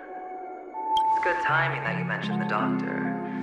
I'm especially fond of what you and he have in common. The conspiracies, calculations. Especially the part about the finale, a magnificent act of betrayal. Oh, and everyone thinks this way. Who would even suspect that it was another trap you've meticulously devised? Go on. Tell me I'm right. You know who you really are, Mr. Cavalier Gambler. Uptight, overcautious, massive inferiority complex. You want so much, you're still so afraid of losing. They only see your big bets, your bravado, the full house, the straight flush. They don't know the other hand is below the table, clutching your chips for dear life. It's a heck of an act. No wonder the tavern sent you an invite. You're a natural kid. You don't stop at fooling the audience, you fool yourself too. Well, the best way to prevent others from seeing your true colors is first being able to fool yourself. Of course. I know you all too well. But it's strange. Why did you decline that invitation? You had the chance to embrace elation. Was that not what you most wanted? But you chose the IPC instead. For the preservation? I doubt it. Do you even have anything in common with the preservation? Oh, I thought you knew. Didn't you say you had me pegged? We're done. Either stop talking or disappear from my sight. That's fine. But who exactly is about to disappear here?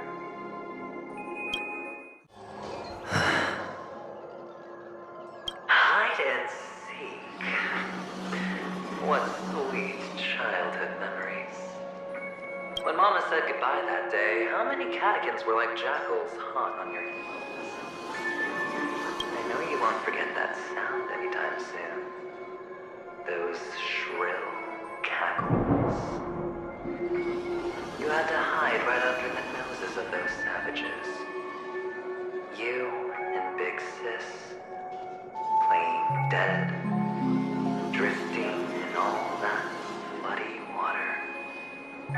Completely ruined that shirt. Shame. Wasn't that the last one Dad left behind? It wasn't ruined. I've always kept it. Come on. It's a rag. It's not like you can ever wear it. Now you don't have to hide. You probably won't even deign to get your pretty armpit wet in the rain. Well, your social capital has changed after all. I've never changed. On the contrary, now you're the one who does the hunting. The last round of hide and seek, and you get to be it. You should enjoy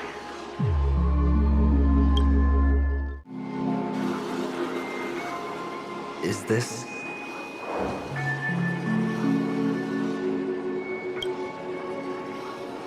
a topaz? What is this doing here?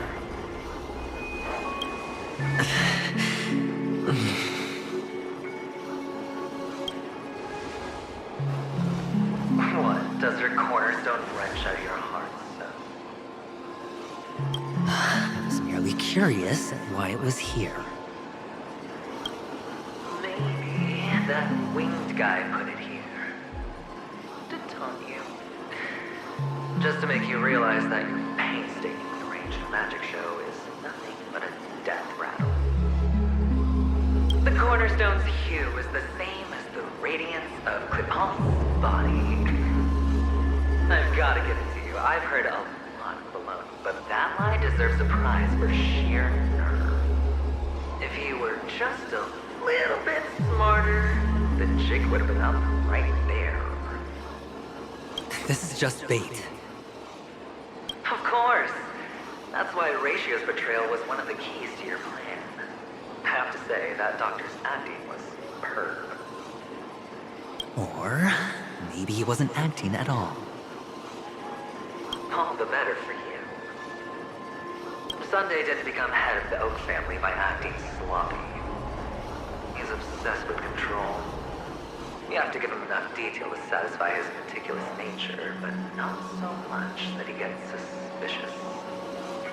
Which is why you had Ratio seek him out and leak the plan on purpose.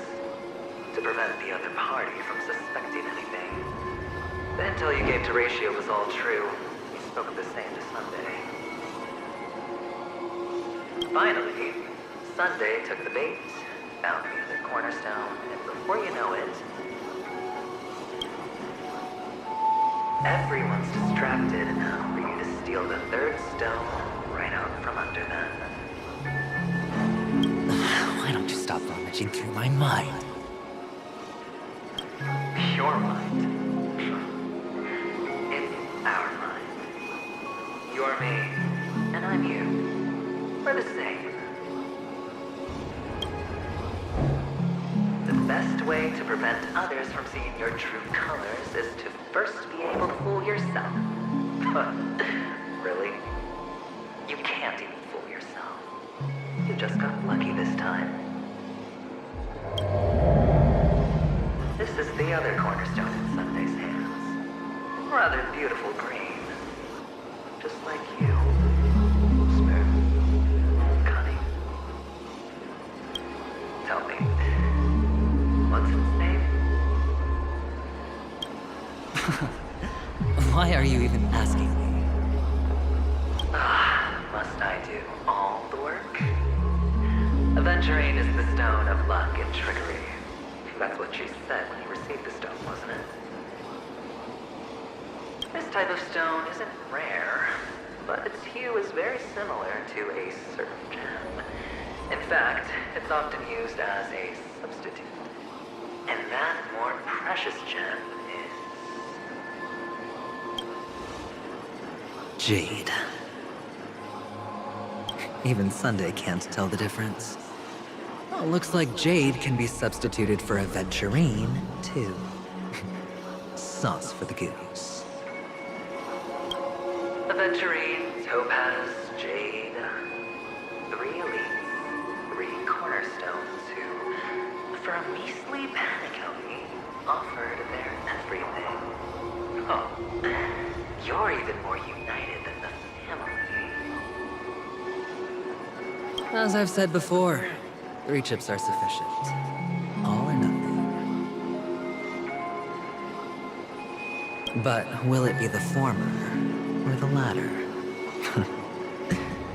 We'll find out soon enough. So, where's the real Aventurine stone? Take it out. Let's have a look. Suddenly you don't know where it is? I just want to hear you say it. After all, it really does resemble its owner. As you wish, then. They never went anywhere. They're right where they belong.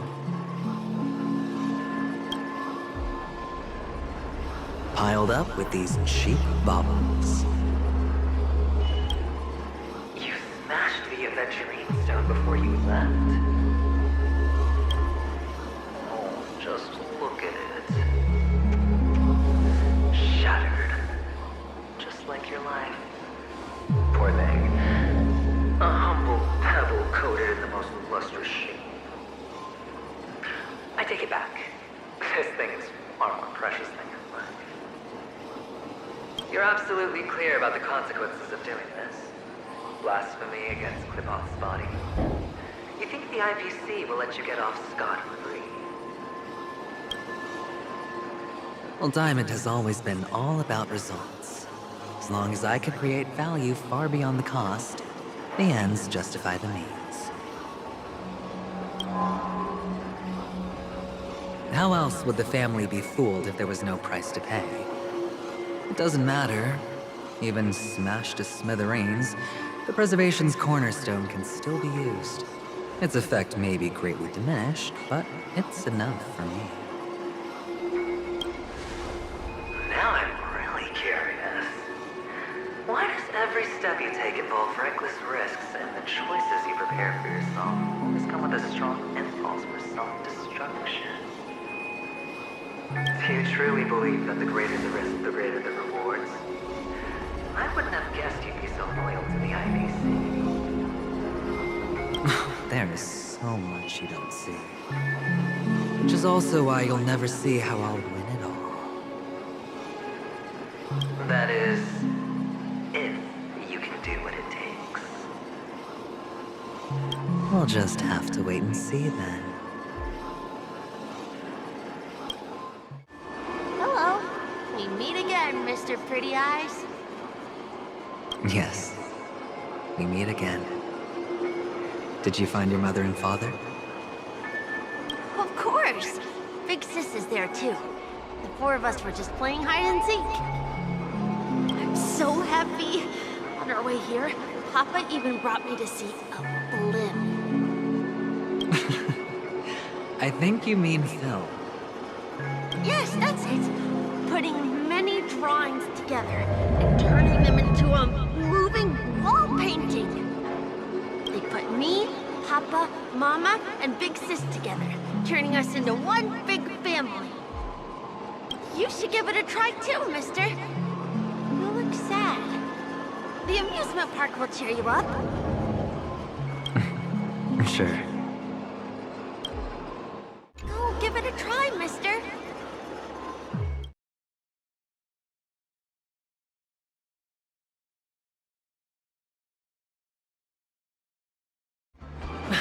How's that? Not a bad score, eh?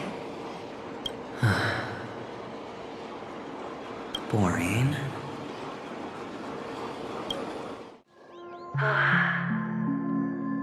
Why aren't you talking? You've piqued my interest. I'll admit that there are still aspects of you that I don't completely understand. Well, you sound sincere this time, at least. Well, sincerity is one of my traits that everybody likes. And I have precious few of those. Moving on. See that maze over there? I'll know everything about you before you reach the exit. Our quaint journey through this amusement park still isn't over. And I wouldn't mind stretching this out at all.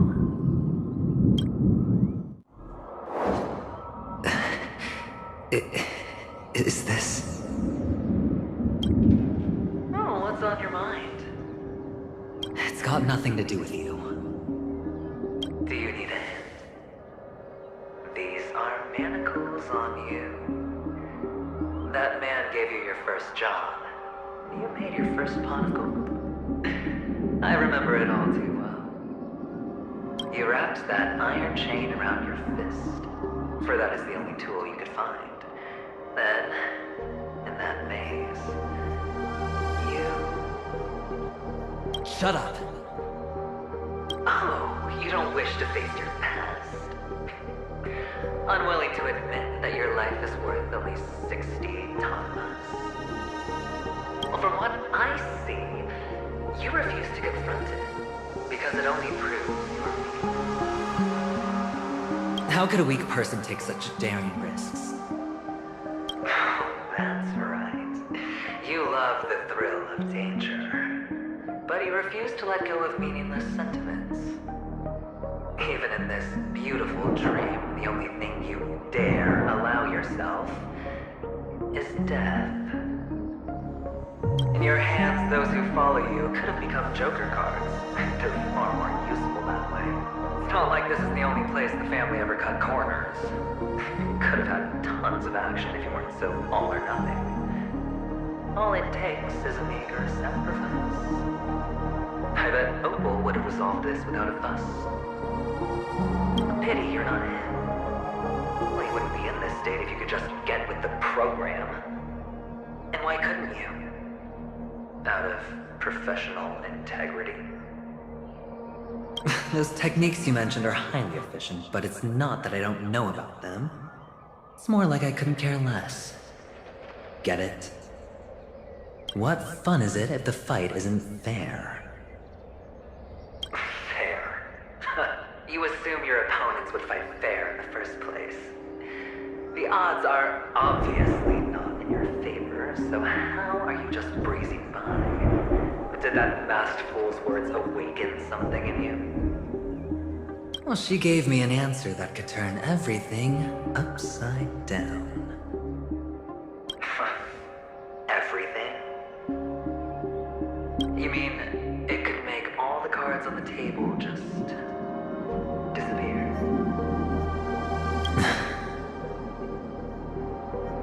That's cheating.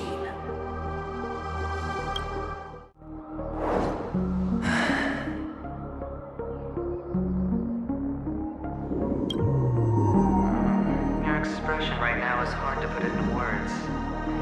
The lucky charm Mama left you is made from gold. Why did you never consider selling it? You obviously could have lived a normal life like Big Sis that way. Looking back, that was the better choice. Mama only left us with 2 pieces of jewelry. A necklace and a lucky charm. There won't ever be a 3rd piece. That's what you always say, but you actually regret it, don't you? That you didn't sell them. You can zip it if there's nothing to talk about. I know. You must remember what Big Sis told you. You're a child blessed by Gaiathra Triclops, and can lead the clan to happiness. So always remember to protect yourself and never resent the pain and poverty you're going through. The words still ring in your ears, don't they? You're a good kid, so you definitely won't have forgotten. So, you surely won't forget how tragic her last moments of life were. How the piercing laughter behind you felt like it was drilling into your heart. You ran away without looking back, just as she told you to. Tisk, tisk. A lifelong regret, indeed. Enough! Do you not have anything better to talk about? Oh, shut me down like a champ! Well, I guess when it comes to mind games, this isn't exactly your first rodeo. I think I finally get you. And woo! You are nuts! In the end, I'll ruin this beautiful dream and create the grandest death. Well, you stuck to that start to finish. Think about it. There's a Stellar in play, the fabulous Robin loses her voice, 2 unsolved murders, cryptic messages from a masked fool, and a chance to go head-to-head with Sunday himself. The only thing to pique your interest is one word. The last word. A word that's right there at your fingertips. Death. But whose exactly? We'll know when the dice falls. All right then. Reserve a seat for me in the audience. I'm curious to see just how capable you are. Still, you never answered my question. If you could start over, would you still want to be the child who received Gaiathra's blessing?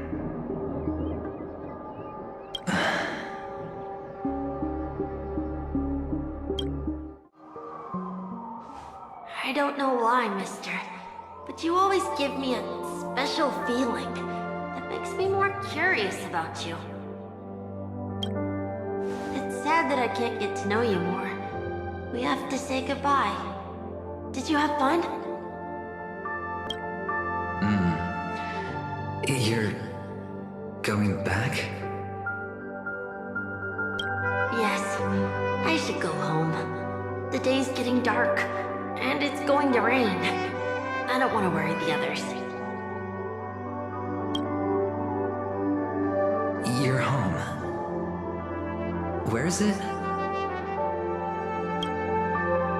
What a strange question. It's where Papa, Mama, and Big Sis are. In this dream.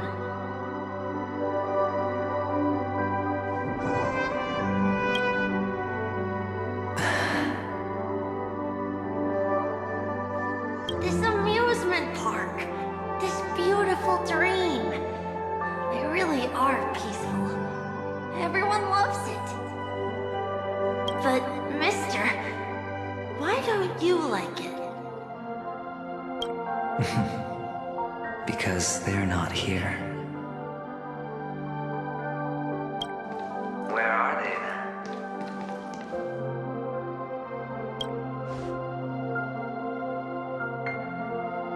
I don't know.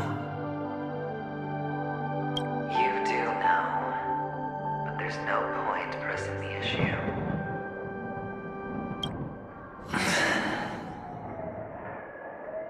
Admit it. You're tired. We all are. Which is why we chose to stay here. Me and him. Your past and future. How long will you stay? Forever. We'll be with you forever in this dream. This is the greatest honor that we can offer to those who hurtle towards death.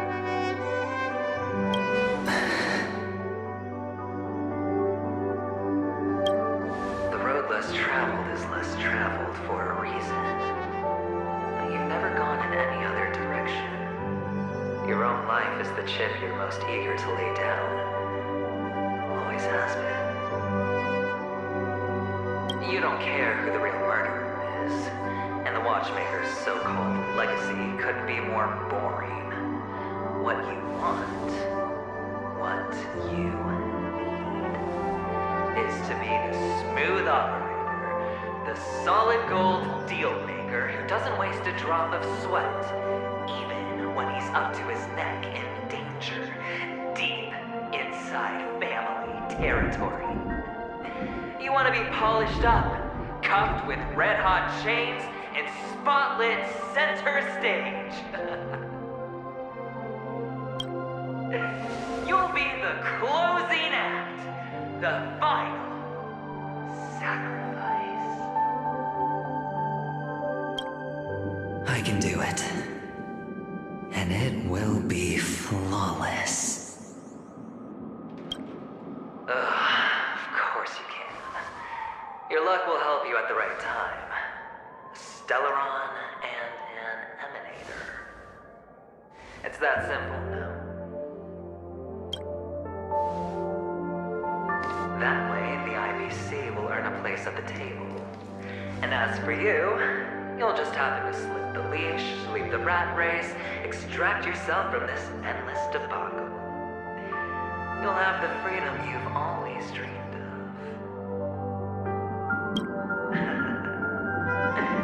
This isn't the first time. You've been an escape artist from day one. This fiasco started with a death, and its curtains will fall on another death. Oh. So that's why Diamond chose you. He's just after Penacony. No matter the means, no matter the price. It's not personal.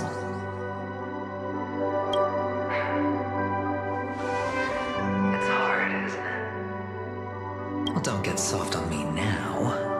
What, did you suddenly grow a conscience? Why, I was born from yourself. I'm well aware that climbing out of the hole you've dug is basically impossible.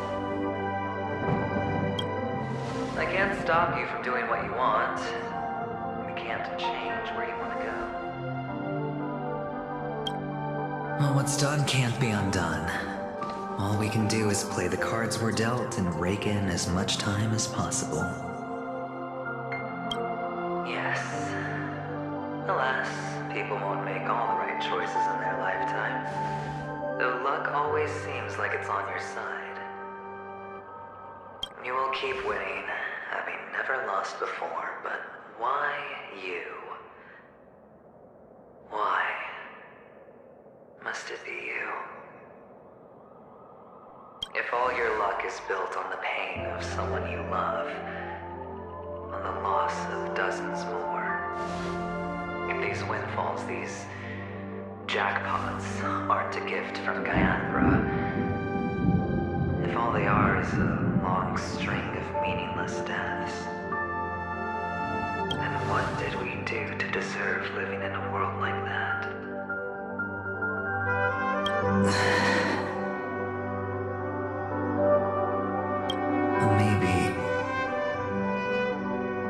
Maybe when I get to where I'm going and look back, I'll know what the trip was all about. Fine. Time to make a move, my friend. I'll be waiting up ahead. Say goodbye to the kid before you shuffle off.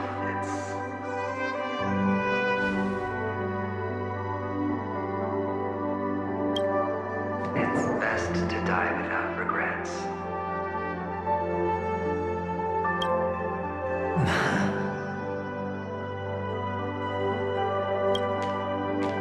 And now, only we are left.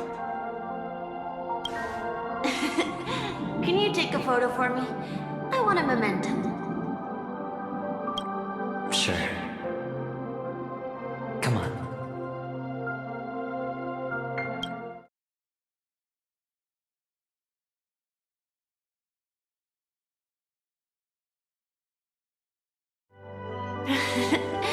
How nice. Now I can see what I look like too. Look at the lens when you're taking a photo the next time. Your expression will look more natural. Sure, I will. Then, mister, are you going back too? I can't leave yet. I still have a show to do. Oh, you're about to go on stage, aren't you? Let's go then. I'll take you to the stage. Sure.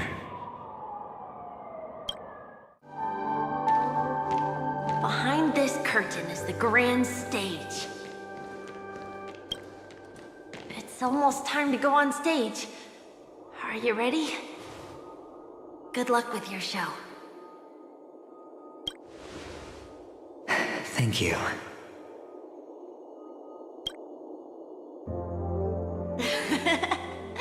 You still seem pretty nervous.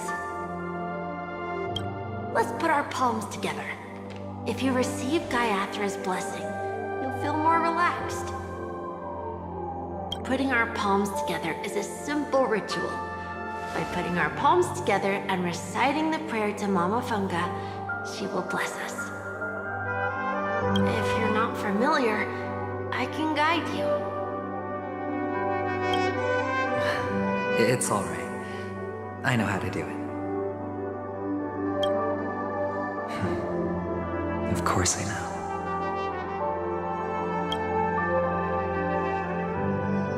This is where we go our own way, Kakavasha. The catechins are coming. Why? The catechins have already taken all our money, food, they killed our parents. What more do they want? Catechins are bloodthirsty, cruel, and insatiably greedy. They want everything only to end up with nothing.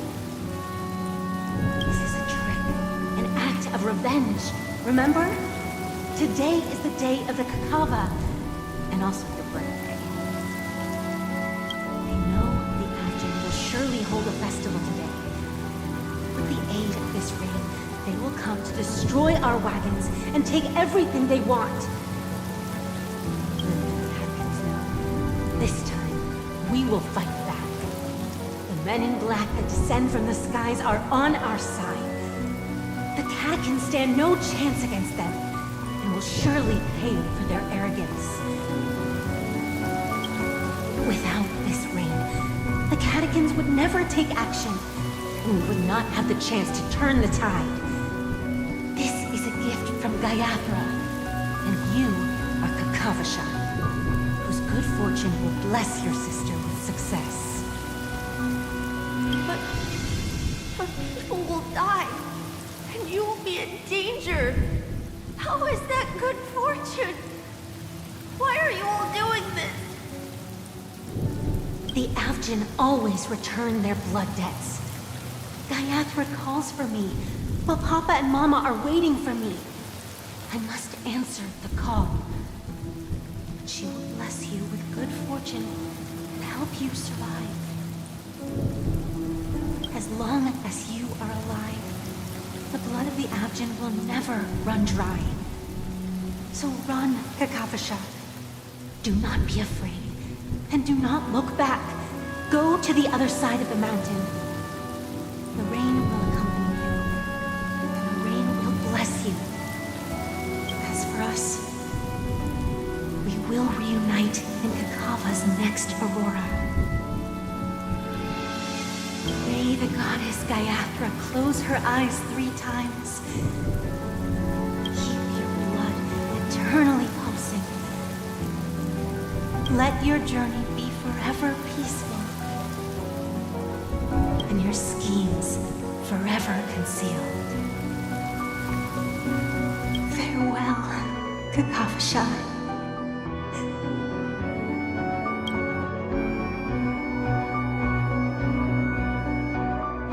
Newsflash from the Interastral Peace broadcast. The IPC Marketing Development Department spokesperson confirms that a small-scale rebellion has broken out in the unclaimed region of Sigonia. The situation is now under control. The insurgents are from a local clan known as Kataka, which has a long history of disdain towards the IPC. This has caused a serious negative impact to the work of the IPC's Marketing Development Department. The clan launched a massive attack on the Avgin, who were under the protection of the IPC, resulting in 6,728 deaths and 3,452 missing. The casualties are currently under the care of the frontline trauma team. The spokesperson expresses his deepest condolences for this devastating humanitarian disaster. At the same time, delivering an important message on this matter to all interplanetary citizens. Finally, he proclaims, the hammer of preservation will fall for all beings, regardless of life or death, regardless of race, regardless of ideology, to uphold the basic rights we inherently possess.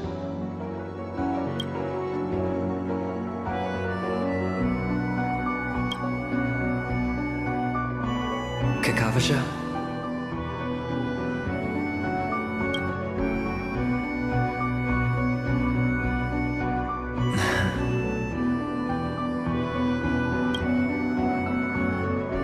Bye.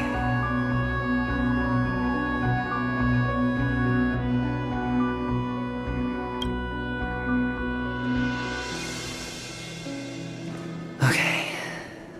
All the actors are in place. It's time for the show to begin.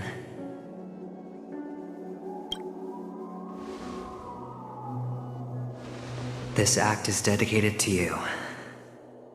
I hope it'll be an unforgettable memory for you.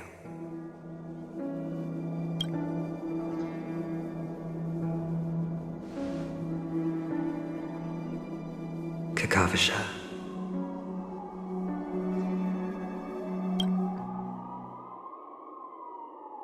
By the way, before you go, I have a personal question. Do you truly want to destroy the world with your own hands?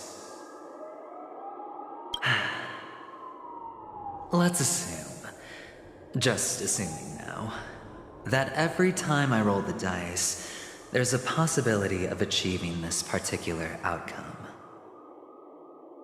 Then I would be quite happy to make that wager. Is this Miss Acheron? Hello, I'm Himiko, the Astral Express's navigator. Hello, I'm March 7th. I'm sure she needs no introduction, as you definitely know her.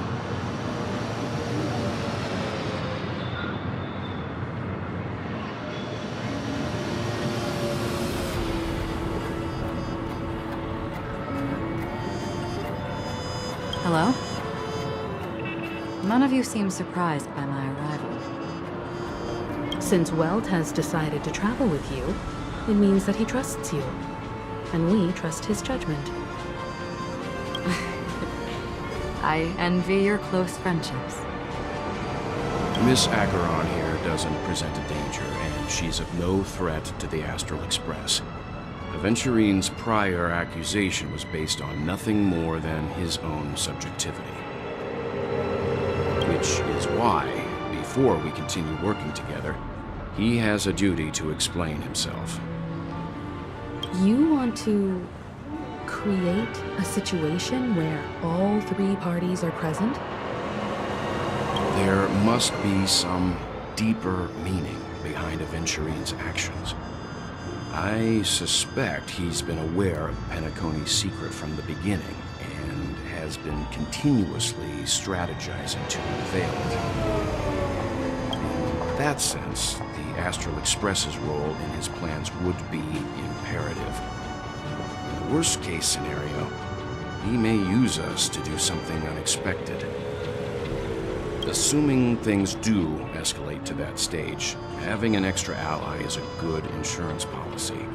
Penacony has numerous factions, and the state of affairs is significantly more intricate than that of Bellarmine and Xianzhou.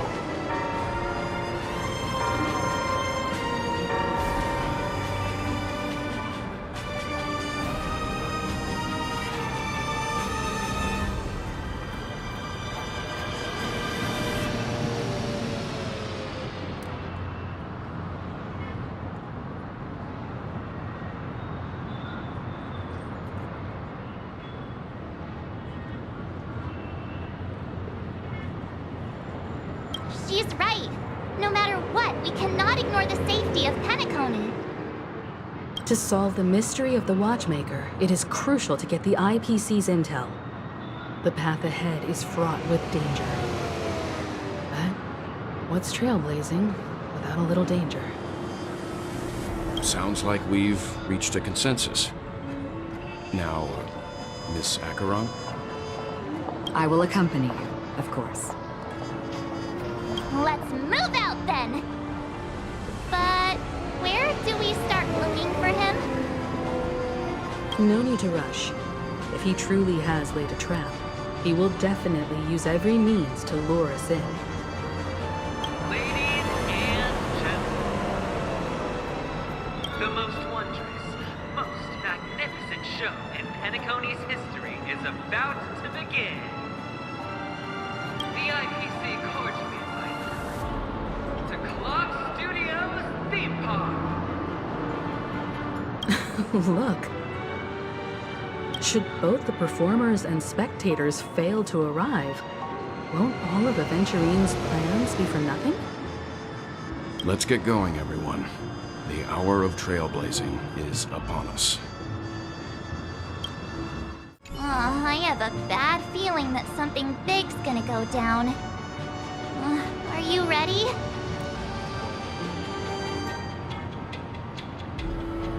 Let's waste no time and head to the theme park then.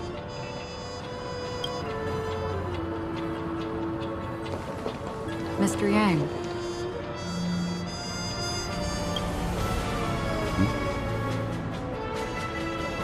Why did you not tell your companions about my true identity? It's just like you said, an inability rather than an unwillingness. Plus, it's a long story, not something that can be summed up in a few words. But I chose to believe you, and my trust in you stems more from my own personal judgment. I also believe that if it were their choice to make, they would make the same one.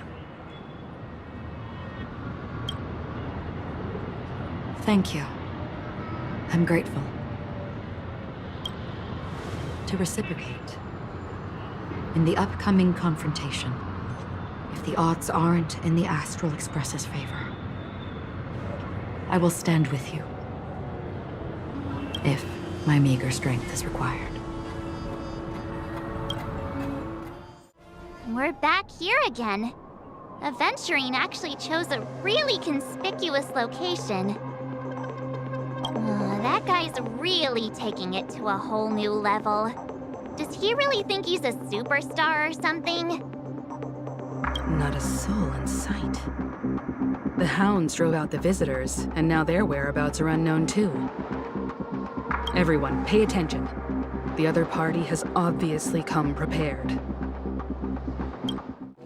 Astral Express, you're late. And this, unsung guest. We've kept your appointment, Mr. Aventurine. It is customary to show yourself as well. I will, naturally. But before that, I've got to introduce our guest of honor. Everyone, give it up for Miss Stelleron!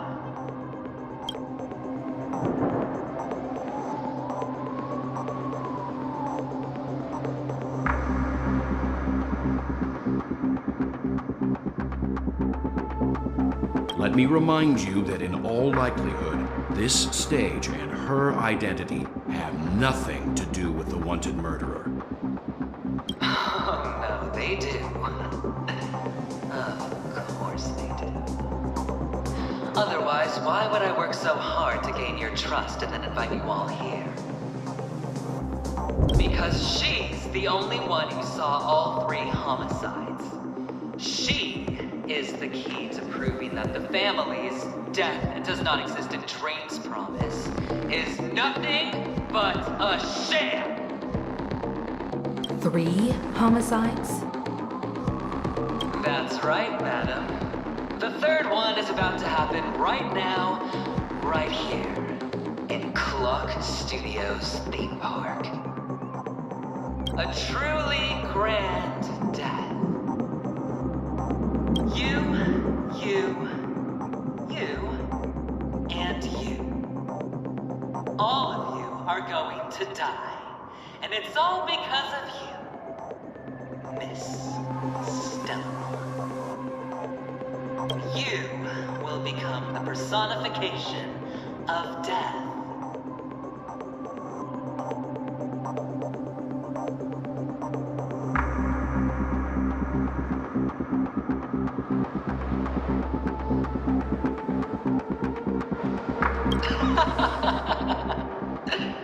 I thought my intent was crystal clear. Let me be a little clearer. I will detonate the Stelleron in you and cause a teeny, tiny accident on Penacony. BAM! The entire theme park will be reduced to a shattered dream. Then before the family can even react, I'll become the IPC fleet's navigator.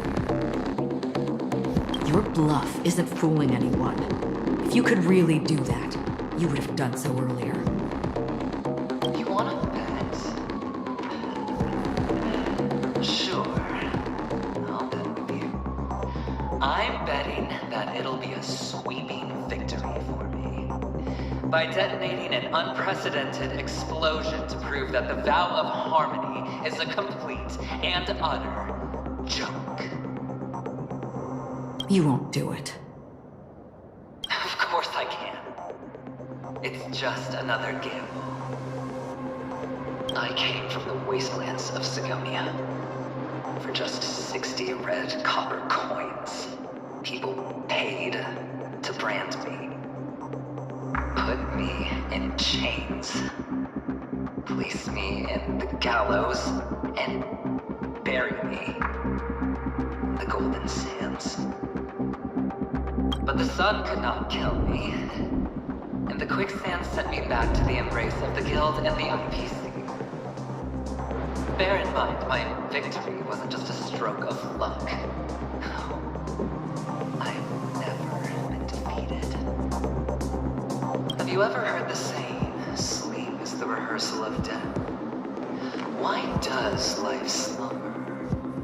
All because we are not ready for the final words. Every night is practice for the end. You and I are escaping into our dreams for fear of death at this very moment. And death will surface in our dreams.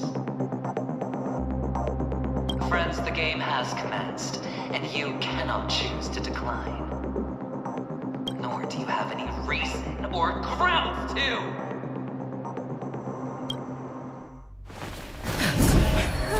The dice are cast. Ladies and gentlemen, ready to unveil your cards? The architect's flawed stone. Of no value at all. I'm putting down the bet. I'm taking the gamble. I'm claiming the win. Oh, and fate spin the wheel, a daring gamble. Walking the brink of death for rebirth. Oh, for the Emperor Lord!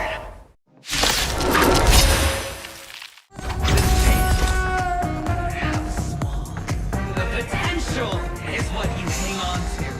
That's what justifies the gamble. Everybody's like that, down to the last player. So why can't I be happy too? Why can't I feel that free?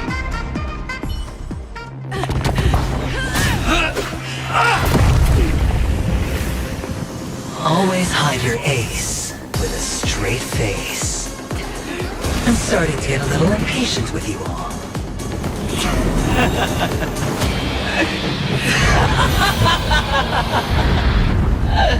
Friends, to fully relish this, I'm betting every last chip. Only by casting aside reason does one truly gamble.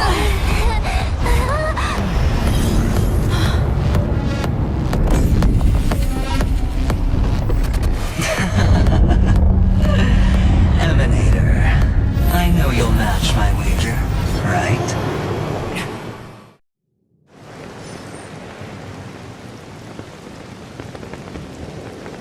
You're leaving?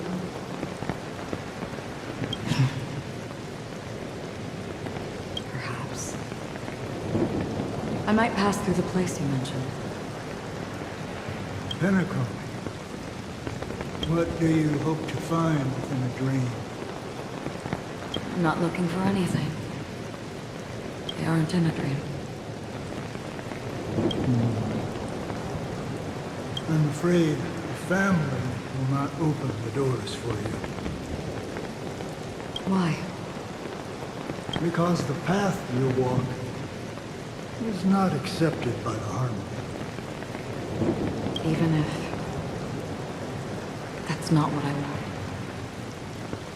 Precisely because it's not what you want. Because they are not like other eons. They have never glanced at anyone. And never need to. They leave woven strands of fate for humans to walk. And together, they weave a great shadow. And this shadow silently envelops them. There are always those who rise from the shadows. They mostly become a part of the shadow.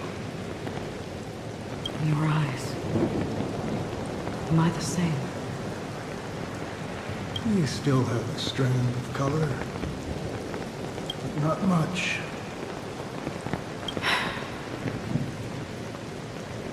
That is enough. Before they vanish completely, I will reach the Nihility's end.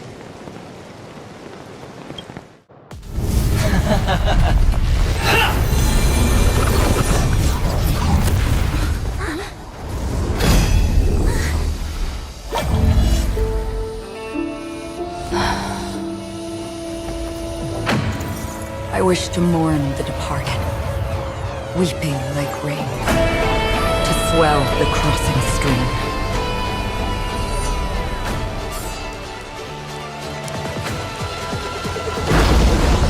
As the tide arrives, leading you back home.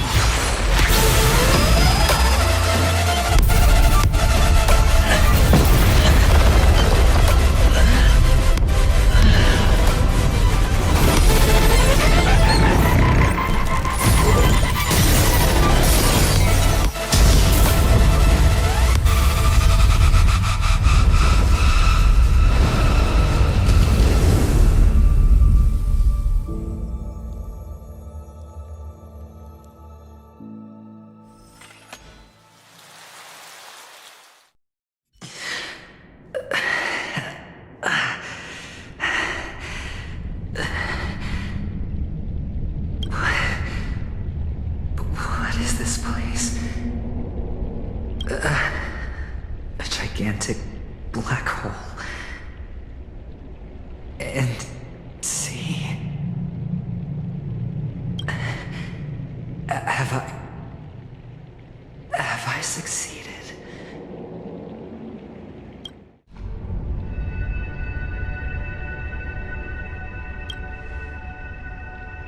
Melody, is it? Perhaps to you, I am just an emanator who's hiding her identity. But the sleeping and shapeless never glance at anyone. They have no face, no form, and even less of a will to speak. The nihility envelops everyone equally. Only some who have gone under their shadow can go farther, tainting themselves with more nihility. That's all.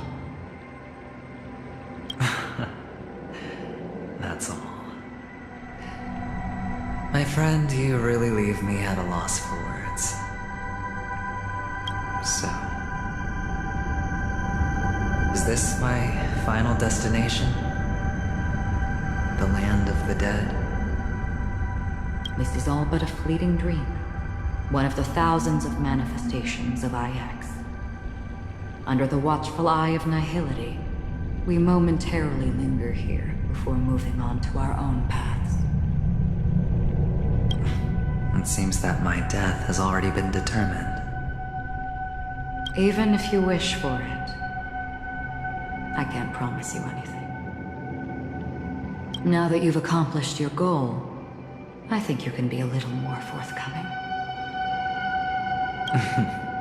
What do you mean? Your performance at the theme park was wonderful and grandiose. A simple yet practical technique that fooled almost everyone. No one would have ever thought that you would have gone to such lengths, even staking your life just to prove a fact that had seemingly been disproved long ago. Real death does not exist in Penacony's dreamscape. Why would I do this? Because this is the only way you can uncover a secret that is even more unspeakable than the serial murders. To use this dream death to get there. To that promised land people constantly seek in this grand gathering. Penacony. The legacy of the Watchmaker. The true land of exile. How did you find out? I never imagined that something I learned about unexpectedly would become the key to connecting everything. It's that person's identity, isn't it? I see you're in the know. Let's just say I'd put money on the possibility. The murder isn't nearly enough to disrupt business as usual. Even if there were 1 or 2 murders on Penacony, most people wouldn't be personally affected. And that won't create any waves. This dream of theirs isn't a boundless sea. It's a lonely island. The family used the Harmony to build a high wall and isolate them from the vast and treacherous ocean of the outside world. That barrier they built keeps death out, but it also keeps the secrets that are lost in that watery abyss from floating to the surface. In a beautiful dream, free of suffering, who would want to go fishing for those secrets? No one.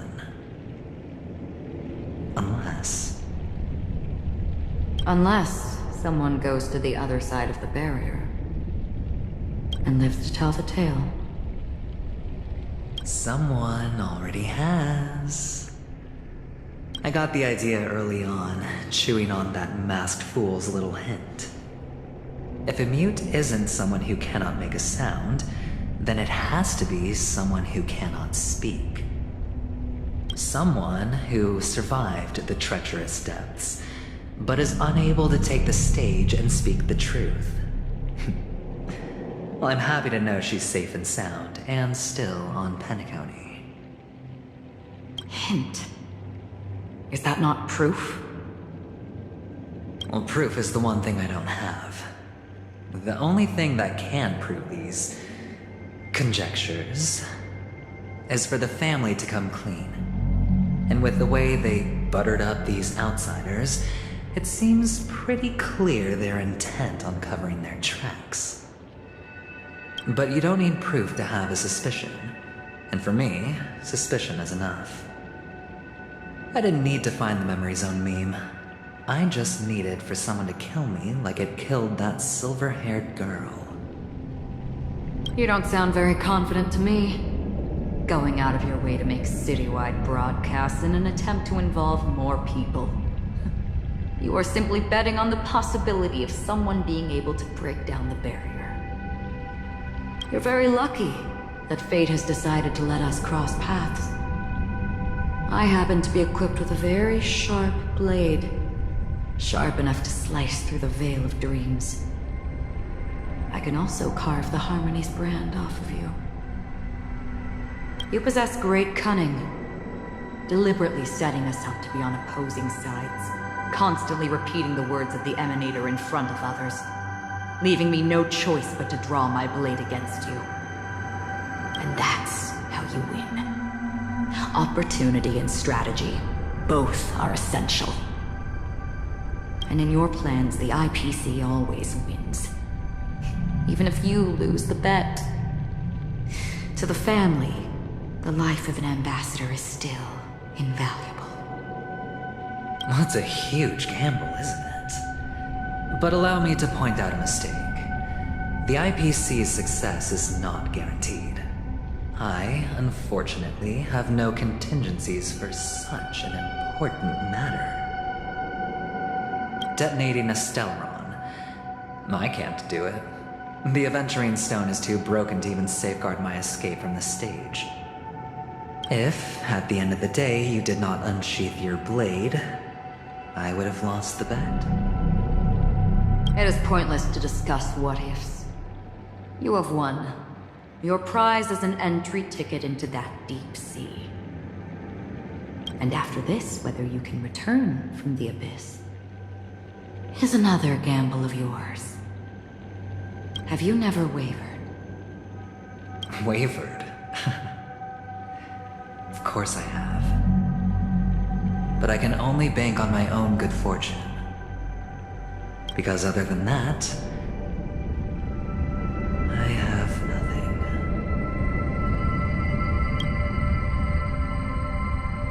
Wake up from this dream and go to where you should be.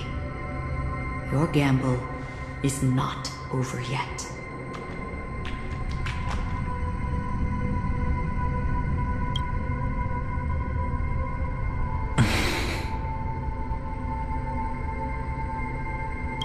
Before we part,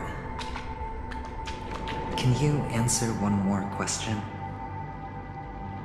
As someone who has traveled on that road, can you tell me, why are we born into this world? If it's just to die. I don't think this and never have. Nor do you.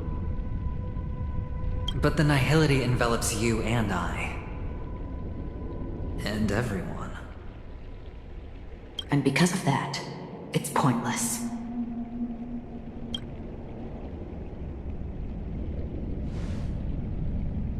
But it is still there. If the dice of fate are always weighted, then that is our destiny.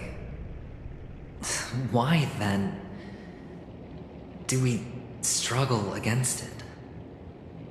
My answer might not be able to resolve your confusion, because it has been with you throughout your journey and is already a part of your life. But you said, sleep is the rehearsal of death. So why does life slumber? Because we are not ready for the final rest. So you can definitely understand why we want to be prepared. Even if the ending has been predetermined, that's fine. There are countless things that humans cannot change. But before the end, there are many things that humans can do while on their journey. And because of this, the end will thus reveal a completely different meaning. Take a good look at your pocket. Your friend has already given you the answer. Good luck.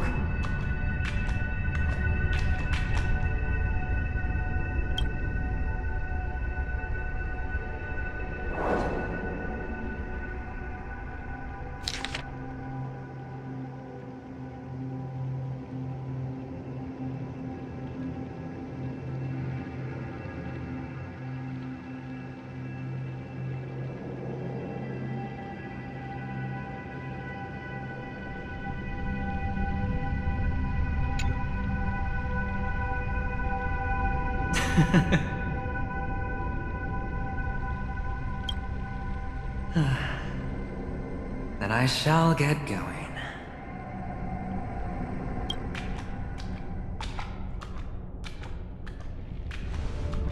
Mister?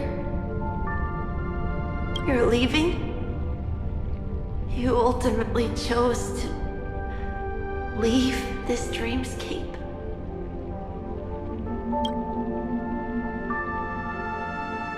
Yes. Because they are not here. My papa, mama, and big sis. Then where are they?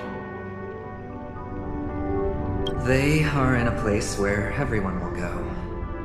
A very, very distant place. Then are you going to? I'll get there one day. But not now. There will come a day when the sky will drizzle, and I will hear the call of Gaiathra Triclops, and know that it is time for me to go, and be reunited with my family. So, until that time comes, I should be preparing. Preparing? For what? Well, preparing to face them, Kakavasha. And to make them proud.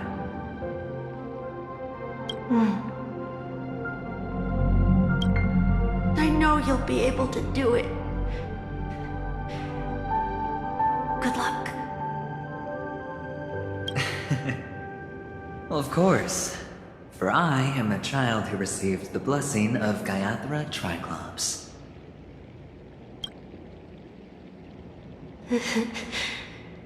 But you still seem nervous. Well, I seem that way because I am nervous. You know what? Maybe you can help. What do you say?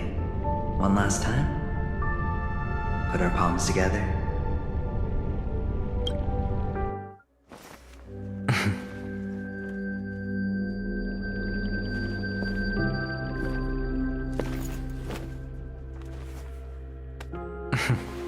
Are you going now? Yes.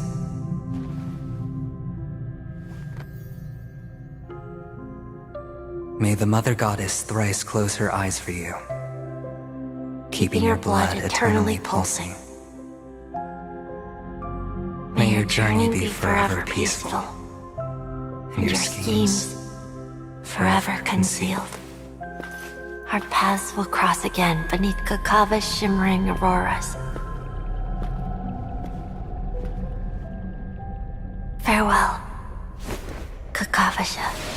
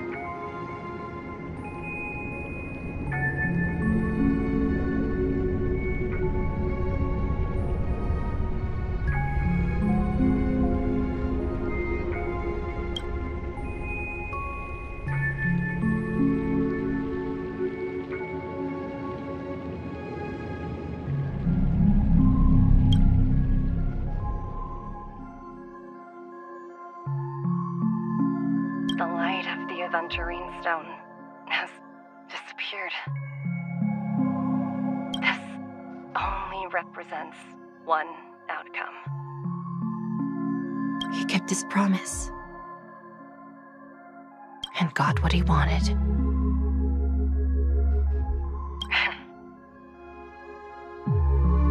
As planned, your cornerstone has been successfully sent to the family's territory. Then... Let's fulfill our duty and start harvesting.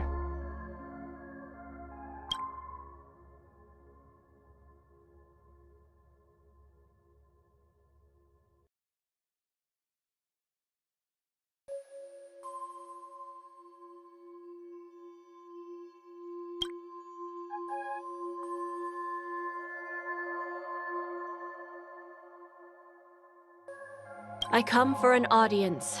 I come to fill wine, and I come to claim. I bestow poison in the guise of sweet dew. Come the toil of spring and yield a fall. I patiently wait for the branches to be heavy with withered fruits. All for the Amber Lord.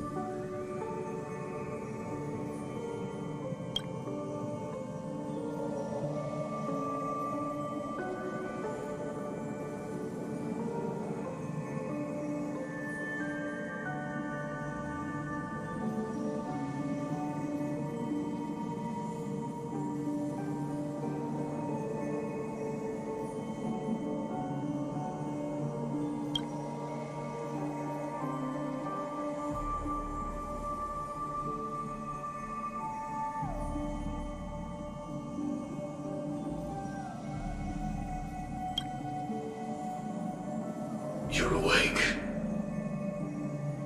I've been waiting on you for quite a while.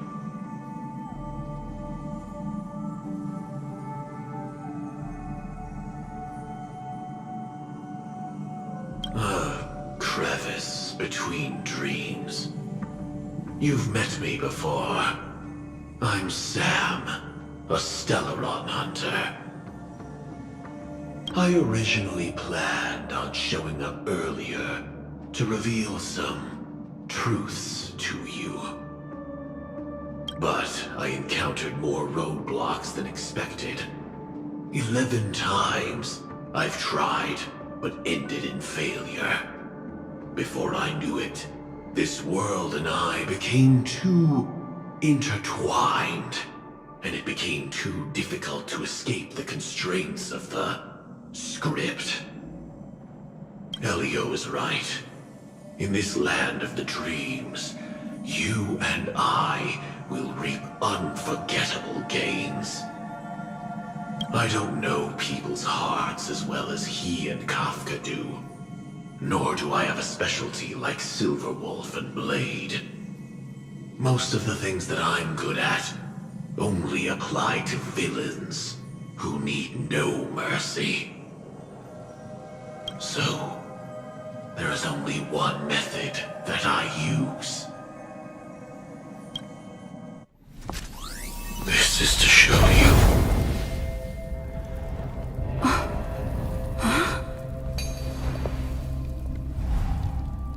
All that I am. Labyrinth-like corridors and halls? Traps everywhere? The owner of this mansion must be a bit paranoid.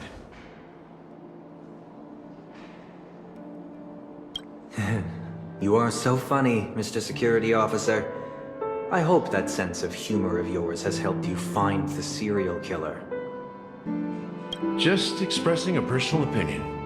Why? Did I hit a nerve? Mr. Gallagher, my patience is wearing thin. Neglecting duties will only make me more suspicious that you and the real serial killer are connected.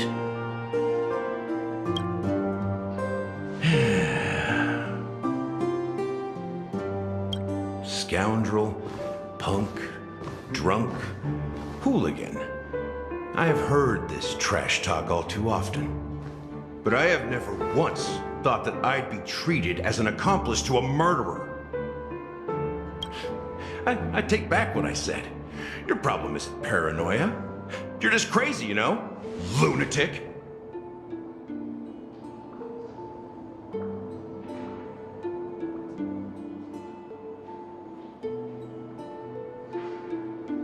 You, the family, you broke my spine and pulled out my fangs, and now you want to accuse me of murder? Ridiculous. Only idiots who've drunk too much Soul Glad will berate a stray dog in the streets. What exactly is making you say all this nonsense? You should be more concerned about the Outworld visitors who are making a scene in the theme park than me. I don't need you to remind me.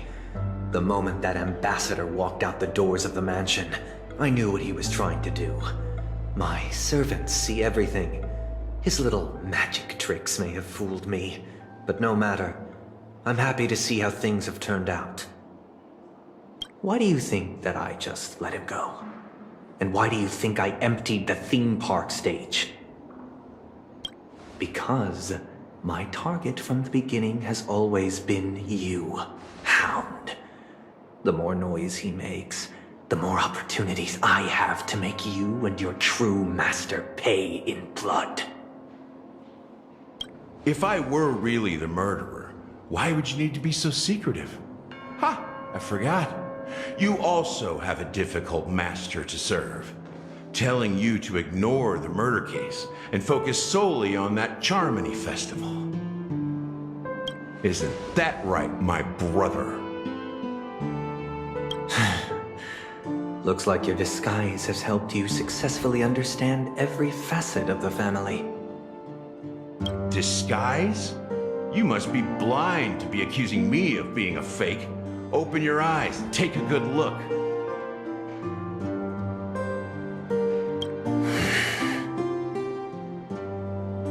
Indeed, every part of you is real.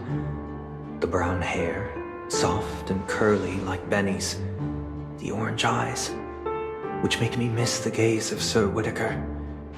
That odd scar, the mark of Wolsey. And the gray vest, tie, hound emblem, bottle, the bartending, and your role as a security officer. These are all true traits. From all 52 loyal family members. When they are gathered, countless tiny truths are woven together into a lie. You collected a small piece of each of them and claimed them for yourself. Then you invented this facade, a complete Gallagher. Tell me I'm wrong, minion of the Enigmata.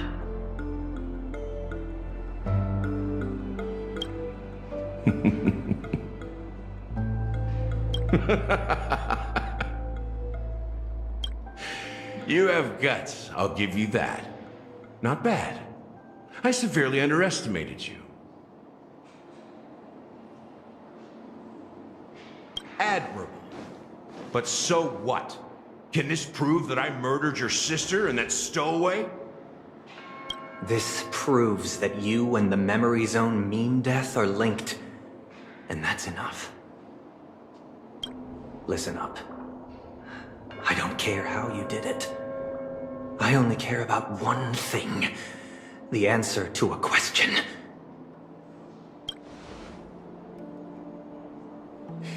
You devil. You wretched, despicable dog. Why did you kill her?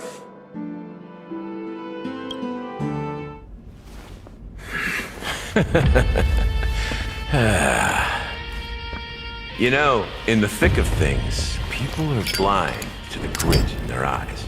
Yet they can always feel it scratch. Want the answer?